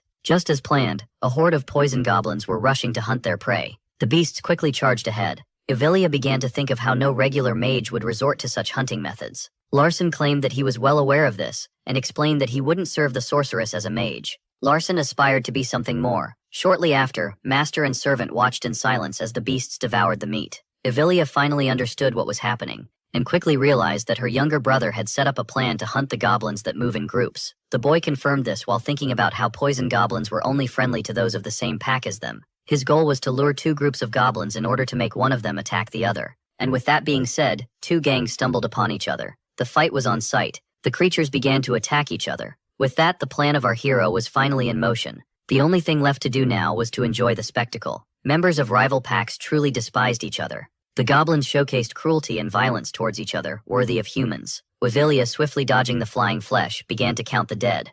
In the end, only one injured beast remained standing. Having won the fight, it felt proud of itself. The goblin was overjoyed, thinking that he had achieved victory. But little did he know, he wasn't the hunter any longer. The creature suddenly noticed something watching it from behind, and before the beast could even realize it, it found itself getting attacked by an 11-year-old wielding incredible power. And just like that, the top half of the goblin was blown clean off with a single blow. Hampton quickly got down from the tree. The boy found himself disgusted by the butchered goblins. Avelia was quite surprised, as 24 poison goblins had been taken down. She then began to wonder what her father would have thought of all of this, if he were here. Avelia even noticed the artifact on his chest, and estimated that it weighed around 300 kilograms. The boy then theorized that since the goblins were organized in a big horde, there must be a leader hiding somewhere. He had already marked all the caves they had passed by. He promised to show his progress in an image, once they were in front of the goblin leader. Seeing how they were walking toward danger, the shadow couldn't help but tremble. After arriving at the final cave, our heroes were greeted by a disgusting smell.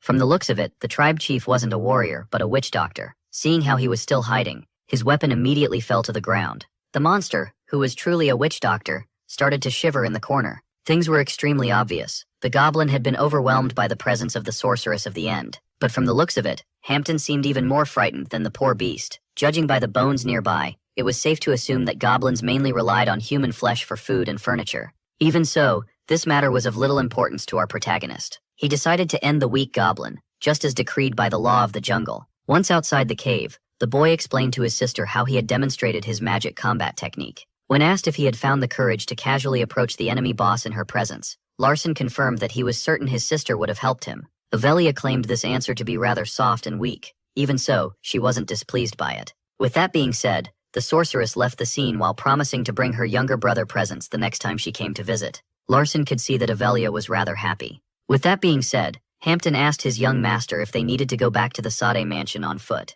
This made our hero realize that he had forgotten to fill his servant in, so he explained to him how they would be spending a few days in this forest. Seeing how they had emergency rations, Larson immediately guessed from the reaction of the boy that he wished to return home at once. The hero then explained how he had left Lodia in the hands of his sister, and how the maid would be informed of everything once the girl left. With that, Hampton finally understood that his master wanted to wait for the assassin to come and get them. Larson then declared that this place wasn't dangerous at the moment, seeing how they had wiped out the poison goblins. Hampton then asked his young master if he had chosen to come here in order to rescue those who lived in unprotected areas. But Larson had no idea what his friend was talking about. Hampton revealed how the majority of humans lived outside of the protected regions, people like his parents, who were burned at the stake right in front of his eyes. Hampton then expressed how proud he was of his master, who came here to slay the goblin leader, upon learning that they mainly fed on humans. At that moment, the little prick decided to abuse the situation and played along. Larson then started to wonder if, despite her satisfied face, Ivelia was truly pleased with the results that he had achieved.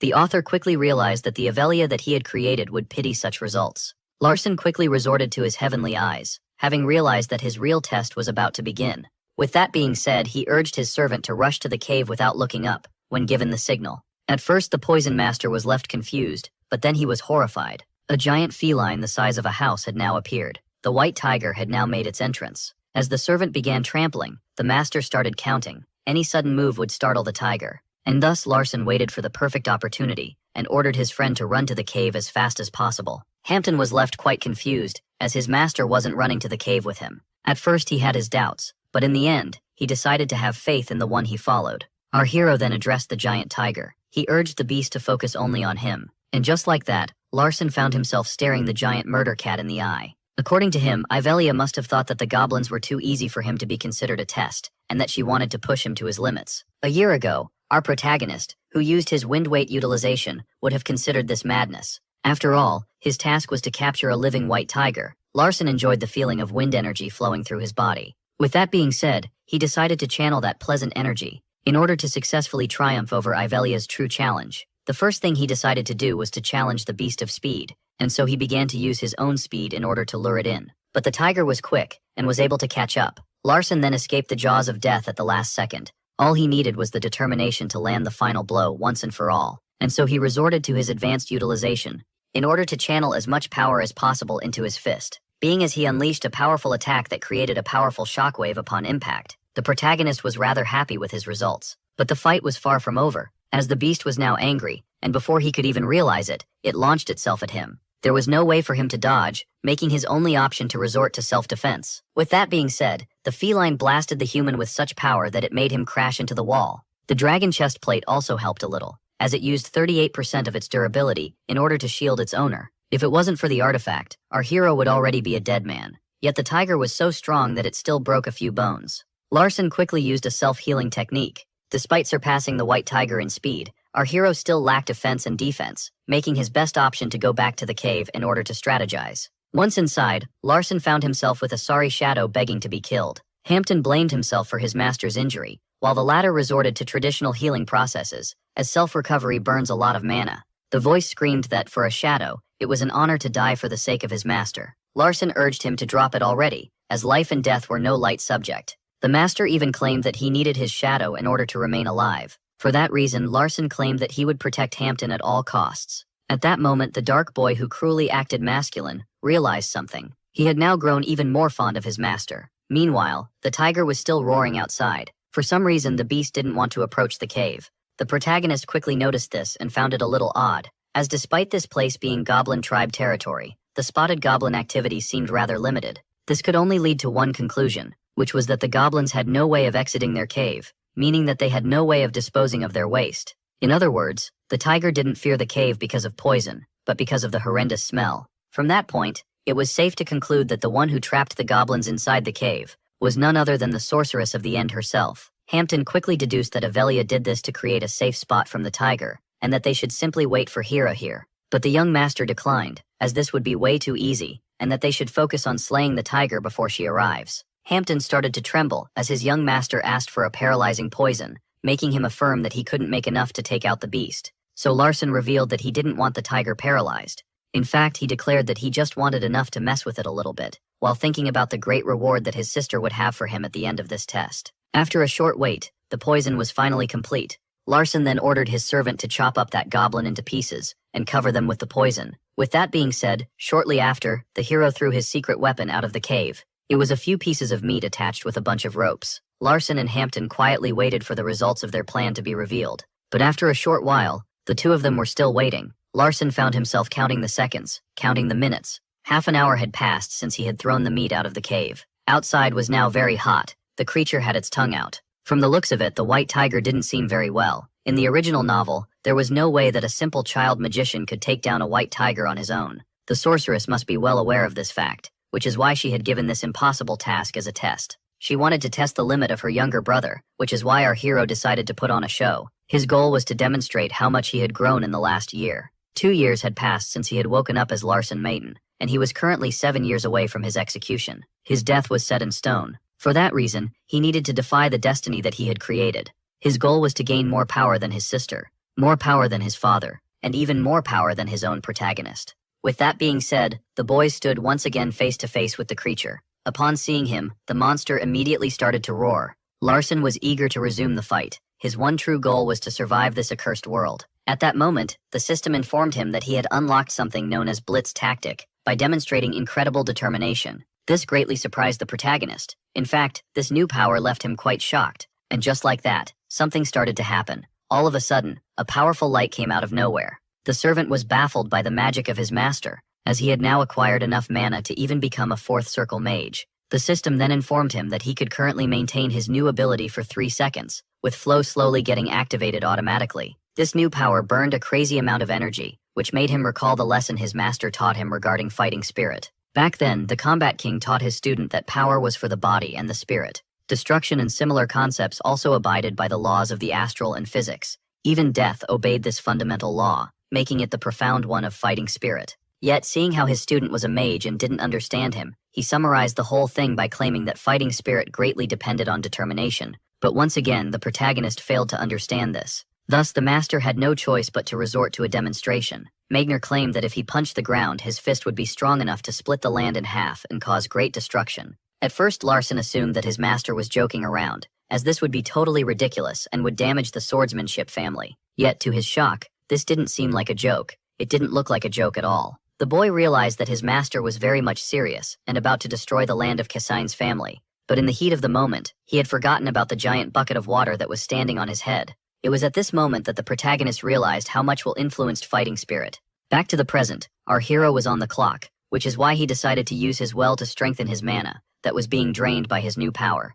Larson then swore to take the life of the tiger. As he was now bursting with power, the only thing that was on the boy's mind was to grow even stronger. Blitz Spirit was now fully online. Our hero was pretty content with his new ability, and eager to put it to the test. Yet its time was limited, as you could only use it for 3 seconds, which is why he immediately dashed forward. Yet Larson failed to grasp his own strength, and for a split second lost his balance. For that reason, things became much more difficult. He desperately tried to regain his balance, as he had already lost 1 precious second. Seeing this, he decided to use his wind attribute utilization. This allowed him to become one with the wind, and gracefully dash forward. Just like that, our hero had now turned into an arrow of pure energy. Only 1 second was left on the clock. At that moment, the young man was fully prepared to catch a body. After all, this was the only proper way to tap into the full power of the fighting spirit. For that reason, he needed to raise himself in order to take the life of the tiger. And just like that, the young master braced himself and channeled all of his power in order to unleash one hell of an attack. Hampton couldn't believe his eyes. This last strike was rather exhausting.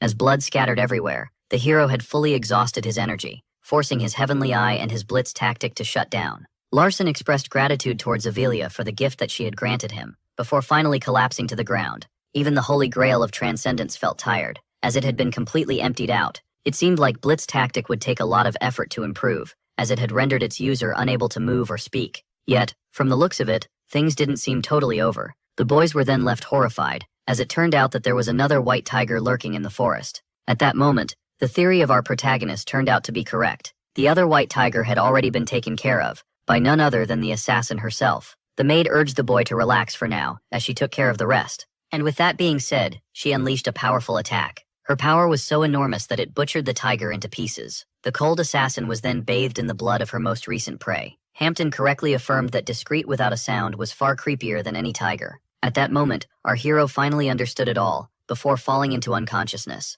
Seeing this, the servants rushed to carry him back to safety. Our protagonist then took a days-long slumber, in which he dreamed about his past life, back when he was the average employee trying to pay off his debts. He also recalled how he was once a pathetic author. For a second, our hero had forgotten about his current reality. At that moment, the dream finally ended. The 11-year-old finally woke up. According to the maid, he had slept for 3 days straight. All of this was now normal for him. Upon waking up, the boy was startled to see the heart of the tiger that discreet without a sound had slain in front of him. According to her, the heart of a white tiger was excellent for mana recovery, which is why she had brought it. The protagonist thanked her before pointing out how the sorceress of the end must have expected her arrival. In other words, Avelia must have prepared the second white tiger in order to distract the assassin long enough for the test to be completed. Larson then pointed out one odd little detail. Back then, the assassin should have immediately been able to sense 2 tigers in the mountain. Even then, while carrying her prey, Heir walked slowly towards them. Naturally, the immense strength of the assassin wouldn't allow something as mere as the weight of a white tiger to slow down her movements. This made the boy realize that his maid had received direct orders from his sister,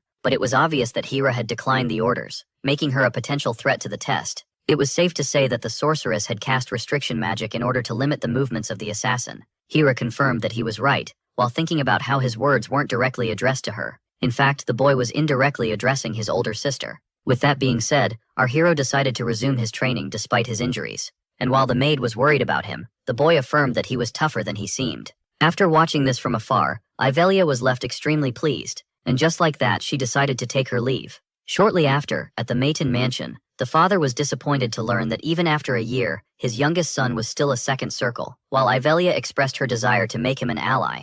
Decatra explained that he had no business meddling in the succession war, and decided to ask his second-born a question. He wanted to know the reason she had grown so attached to her younger brother. Ivelia explained that despite his shortcomings in magic, he was the smartest child that she had ever seen, and that his selfishness made him even better. For that reason, she asked her father's permission to make the Benjamin one of her people. Decatra allowed her to do as she pleased. Ivelia expressed her gratitude towards her father. From that point on, time began to pass quickly. Days and seasons passed one after another. It was now the first day of the year, 2023. 3 years had already passed since Larsen Maiden killed the white tiger. Our protagonist was now inhabiting the body of a 14-year-old. On that day, the long-awaited letter from the patriarch finally arrived. The protagonist seemed to have some kind of request to ask his shadow. Larsen asked her for a haircut. According to the letter, Larsen was to return to the main house at once. According to him, when a maiden is between 14 and 16, he must partake in something called the pilgrimage. It could require our hero to explore the world in search of artifacts, as well as finding his own people.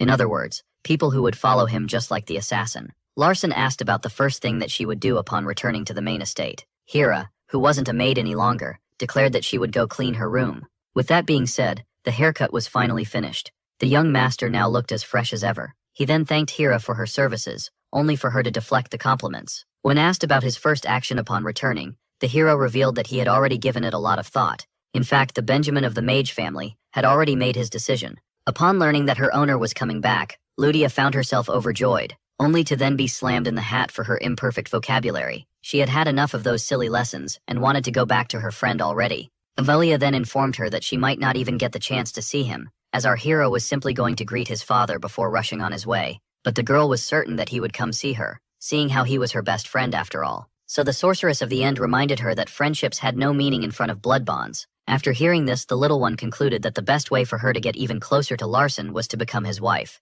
This remark earned her another hit on the head. The news regarding the return of the youngest son also reached the third sister, who wanted to cut off his limbs as he had triumphed over the test of Avolia. She was so envious that she claimed his success to be sheer luck, but to the men surrounding her, this speech was nothing but meaningless babble. In fact, they were quite angry at the one who had stolen their legendary artifact on top of the ancient stone. The guardians promised to execute the witch in the name of Heir. As one of them approached the noble in order to see where she had hidden the stone, her shadow quickly stepped in to protect her. But at that moment, the shadow herself was left horrified, as an evil aura began to fill the room. The man decided to execute the mage at once. He then started to mock her as she started to compliment his arms, when she should have been scared of him. And with that being said, the red hat made her move. At that moment, the guard grabbed her by the skull and launched her at the wall with full strength. The guards started to laugh at the sorceress, so the one with an eye patch urged them not to underestimate the maidens. So the one who had thrown her into the wall reassured him that everything had already been taken care of, but only then did he realize that his arm had suddenly disappeared. Persia, who wasn't even scratched, had taken it away. The psychopath even took a bite out of it and began to wonder what she should cut next. It was safe to say that all of the swordsmen were left horrified. Even so, they decided to hold their ground. Despite the fact that the two in front of them were from the House of Mayton, at the end of the day they were still nothing but frail women. And with that being said, they charged ahead in order to take their lives. At that moment, the noble addressed her shadow. She promised to execute her if even one of the enemies managed to scratch her. And so, after a quick battle, the one with the eye patch realized just how powerful the enemy truly was, as even he and the rest of his men, who were part of an elite squad, immediately crumbled in front of the child of the patriarch. Persia craved blood and didn't show any mercy. At that moment, the man judged it best to retreat in order to warn the others. When all of a sudden, he felt a chill running down his spine. For some reason, he had lost control over his own body, and before he could even realize it, he was decapitated, with his head landing in the hand of the witch. Persia was disappointed, as she had expected the man to be prettier. With that being said, the third sister started to wonder about the pilgrimage of the sixth brother. When asked if she was going to go greet him, she affirmed that she wouldn't do so. After all, she couldn't care less about nobodies with no potential. Meanwhile, this said nobody had slain countless monsters with his water magic. Carlton was eager to settle the score with his younger brother. On the other hand, Persia was more focused on Larson, who had slipped through her fingers, and so she decided to prepare a surprise for him. Meanwhile, elsewhere on the map, it was explained how the pilgrimage was a 2-year journey that one must undergo in order to collect artifacts and better oneself. Kasansad understood that this was some kind of exotic training, but when asked about the main purpose, the boy explained that this would allow him to spread his wings outside of his house. But the true goal of our hero was to flee from his siblings, as they were after him. The novel protagonist found this to be rather sad, as having siblings for enemies must be harsh, but at the end of the day, this was just the nature of the mage family. Our hero looked his protagonist in the eyes, and affirmed that they would always remain friends. Kassan smiled, and shook the author's hand as a sign of eternal friendship. Meanwhile, somewhere else in the land of the Sades, Lady Soso also declined the help offered by Hera, seeing how she wasn't her maid. But when the assassin proposed becoming her personal aide, the mother of our hero declined, as she was far better at maid tasks than her anyway. At this point, the one with white hair didn't know what to say. Lady Soso asked the assassin if they would be able to remain such good friends after returning to the main estate. But upon seeing her reaction, she confirmed that she could be straight with her, and explained that things would get more complicated once there. Only then did the assassin notice something. Judging by this, the mother quickly realized that her son was approaching. Soso wanted Hera to show her son the same friendliness that she showed her, but the assassin explained that giving him the cold shoulder was the best thing to do for everyone. And with that being said, she disappeared. The boy, who was still at the door, informed his mother that they were to return to the main estate tomorrow. He explained to her how he was also to greet his father upon coming back. But as our hero pointed out how he wished for her to be with him, the lady was shocked. In fact, she even started to tremble in fear of what might happen. But Larson heard her and promised to shield her from any harm. The boy then decided to add one more thing. He had a favor to ask his mother, a favor that became a new variable in the story. A little later that day, Lady Soso was pretty happy. She called upon the assassin. Hero was left quite intrigued, as the noble lady had claimed to have somehow felt her presence. Our hero's mother expressed how happy she was that she was able to become the friend of the maid. Soso explained how her son wanted her to see his father with him. In other words, he didn't want her hiding any longer. The lady didn't hide the fact that there were many questions on her mind, seeing how she was still a commoner at the end of the day. From that day forth, even her smallest action would be monitored, and even the slightest mistake could cause the demise of her son. Yet our hero tried his best to reassure her, claiming that he would take precautions for the outcomes. And so for that reason, the lady had made up her mind. Soso, who was once doubting her abilities, now aimed to support her son. In the past, she didn't even dare to show her face in order to protect her son from the envious hands that could find countless ways to hurt him. But now things were different, as her son was now his own person, and the only way for her to help him was to come out into the light. Tianra couldn't help but be amazed, as this woman of common blood had no strengths and no useful skills whatsoever, and yet passion filled her eyes. And so, seeing this discreetly without a sound, she affirmed to the lady that she was the patriarch's favorite wife. Before disappearing all of a sudden, leaving the lady confused, the assassin began to panic, as for a split second she had been subjective, and in her eyes this was a deadly sin that would surely cause death if discovered. Tianra began to think that she had gotten soft. As the day of the departure finally arrived, the protagonist bid his master farewell. But the old man didn't want to make this emotional at all. In fact, he strictly forbade him from writing him any letters in order to not spark any rumors. The Combat King even claimed that he was ashamed to have taught such a talentless student. With that being said, Larson promised to write him from time to time, and thus, after 4 years, our heroes finally departed from the land of the Sades. It was finally time for the protagonist to return home. While watching his pupil leaving the land, the Combat King grew certain that he wouldn't receive any letters from him. Larson started to wonder which mage his family must have sent to meet him at the teleportation gate. A little later, upon arriving at the portal, the hero asked the assassin which mage wanted to meet them, and only then did she show her face. Upon seeing her, the protagonist was left stunned, as it was none other than Evian, the ice witch that was currently working as a librarian in the Starlight Library. The assassin quickly concluded that the family was tightening its security, seeing how it had sent a librarian to meet them. Evian then offered the young master some Earl Grey tea. The startled boy accepted, while the mage grew intrigued, as he wasn't quite fond of this beverage. She had a hard time understanding what he had accepted in the first place. Evian wanted to demand the chocolate but quickly got a hold of herself and simply asked the boy to visit the library more often. Hera assumed that the words "the chocolate" must be some kind of code between them, and with that being said, our hero, his mother, and their help went on their way. With the magic of Evian, they were able to cross the Black Sea, which was filled with countless horrendous monsters. And while the assassin didn't seem impressed at all, the boy was amazed by all of these odd creatures. As they were about to arrive, a bright light suddenly appeared, until finally, our heroes arrived at their destination. Larson didn't expect to arrive so early. Evian had even prepared a carriage for the Earl and his mother. When asked if she was ready, the lady got a hold of herself and affirmed that she was. Meanwhile, back at the main estate, people started to talk about Soso. Everyone knew that her return was sure to cause the wrath of the 3 other wives. They even claimed her to be utterly mad, as only a fool would return in such circumstances. Later on, the protagonist was confronted with an uncontrollable wrath. Despite the immense pressure crushing him, the teenager affirmed that this was the only way for him to protect his mother. The boy affirmed that his father also wished for her safety, as at the end of the day, married couples should want the best for each other. When asked if he still loved Soso, the mage of the heavens couldn't answer. Deketra failed to understand how making the 4th wife enter the main house was the best way to protect her. Larson claimed that it was now time for his mother to come out of the darkness.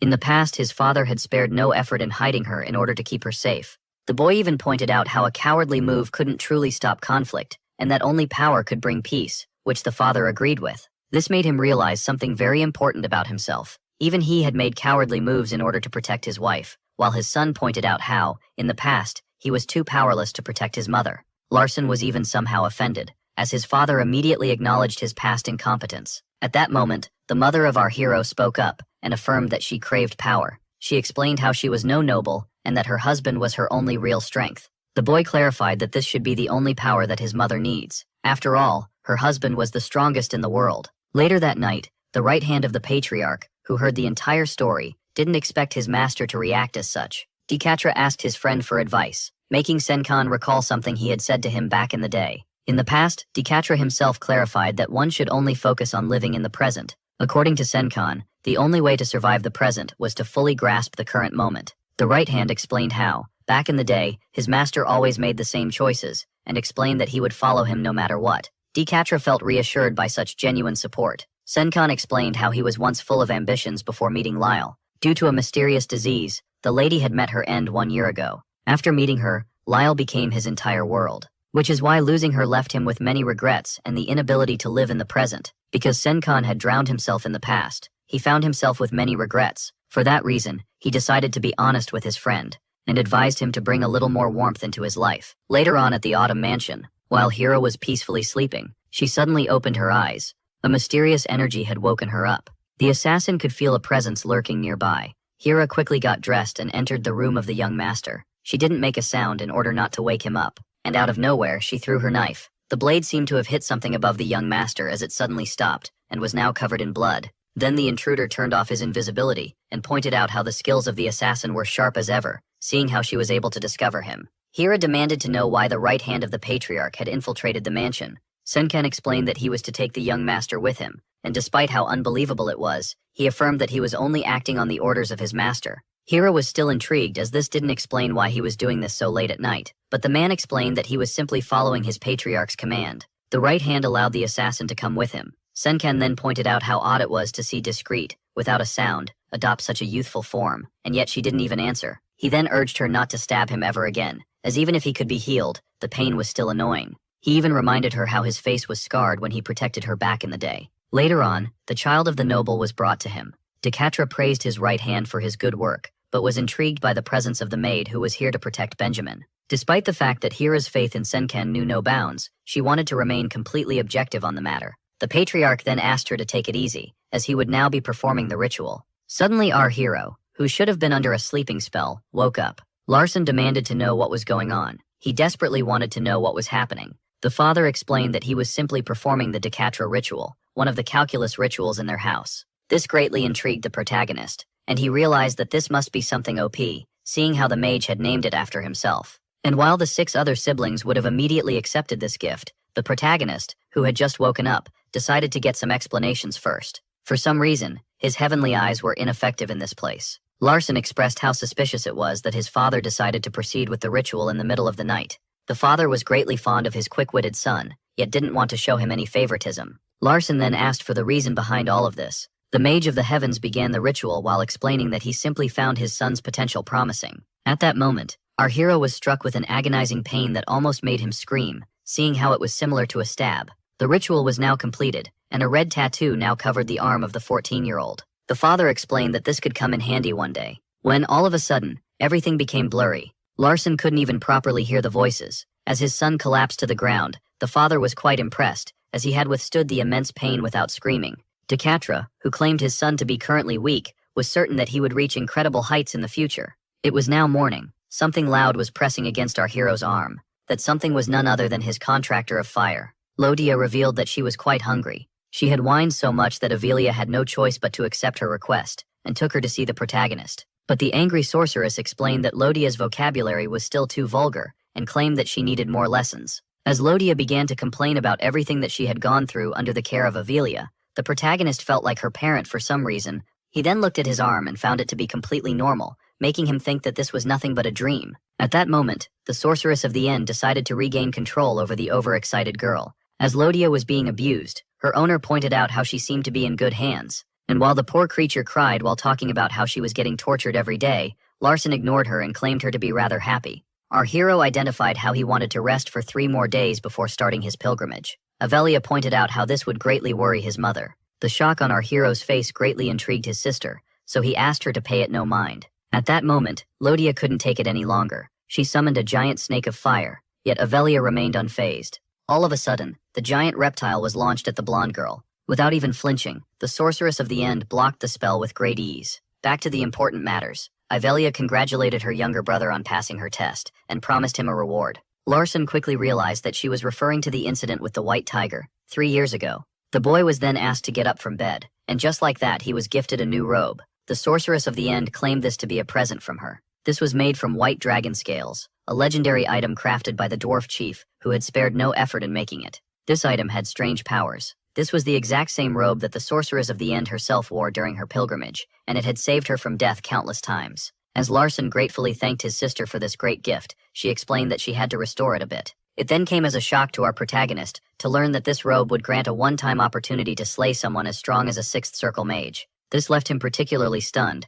as only those with great potential could reach Circle 6, making this robe a great asset for the future. Our hero thanked his sister once again, who wished him safe travels. She was also praying to see him return even stronger. And with that being said, the sorcerers of the end and the enemy of all mages made their leave. Avelia wanted her younger brother to become powerful enough to protect what he holds dear. 3 days had passed since then, and Hampton, who was about to bid his master farewell, explained how he had prepared countless antidotes for him. Our hero then turned into his other shadow and left his mother in his care. Larson even thanked the librarian, who came to say her goodbyes. But upon shaking her hand, our hero suddenly felt something in his palm. Evian had given him a candy. This was a fitting gift coming from the Sweet Tooth, seeing how he was her main source of chocolate. And with that being said, the youngest son of the Mayton family would now abide by the sacred rules of his house. Now 14 years old, he was to partake in his pilgrimage. Suddenly, fire appeared out of nowhere. A meteor crashed right next to him. Ludia, who made quite the entrance, claimed that she had gotten the permission of the sorcerers of the end. In her letter, Ivelia explained that despite her desire to make her brother her student, he would benefit more from traveling. With the pilgrimage, he wouldn't need a teacher for 2 years, which is why he should take Ludia with him, seeing how she was one of his assets. Thus our hero judged it best to take the girl with him, leaving her overjoyed. With that being said, now finally came the time for departure. With his allies and friends by his side, Larson Mayton was ready to embark on the new adventures waiting for him.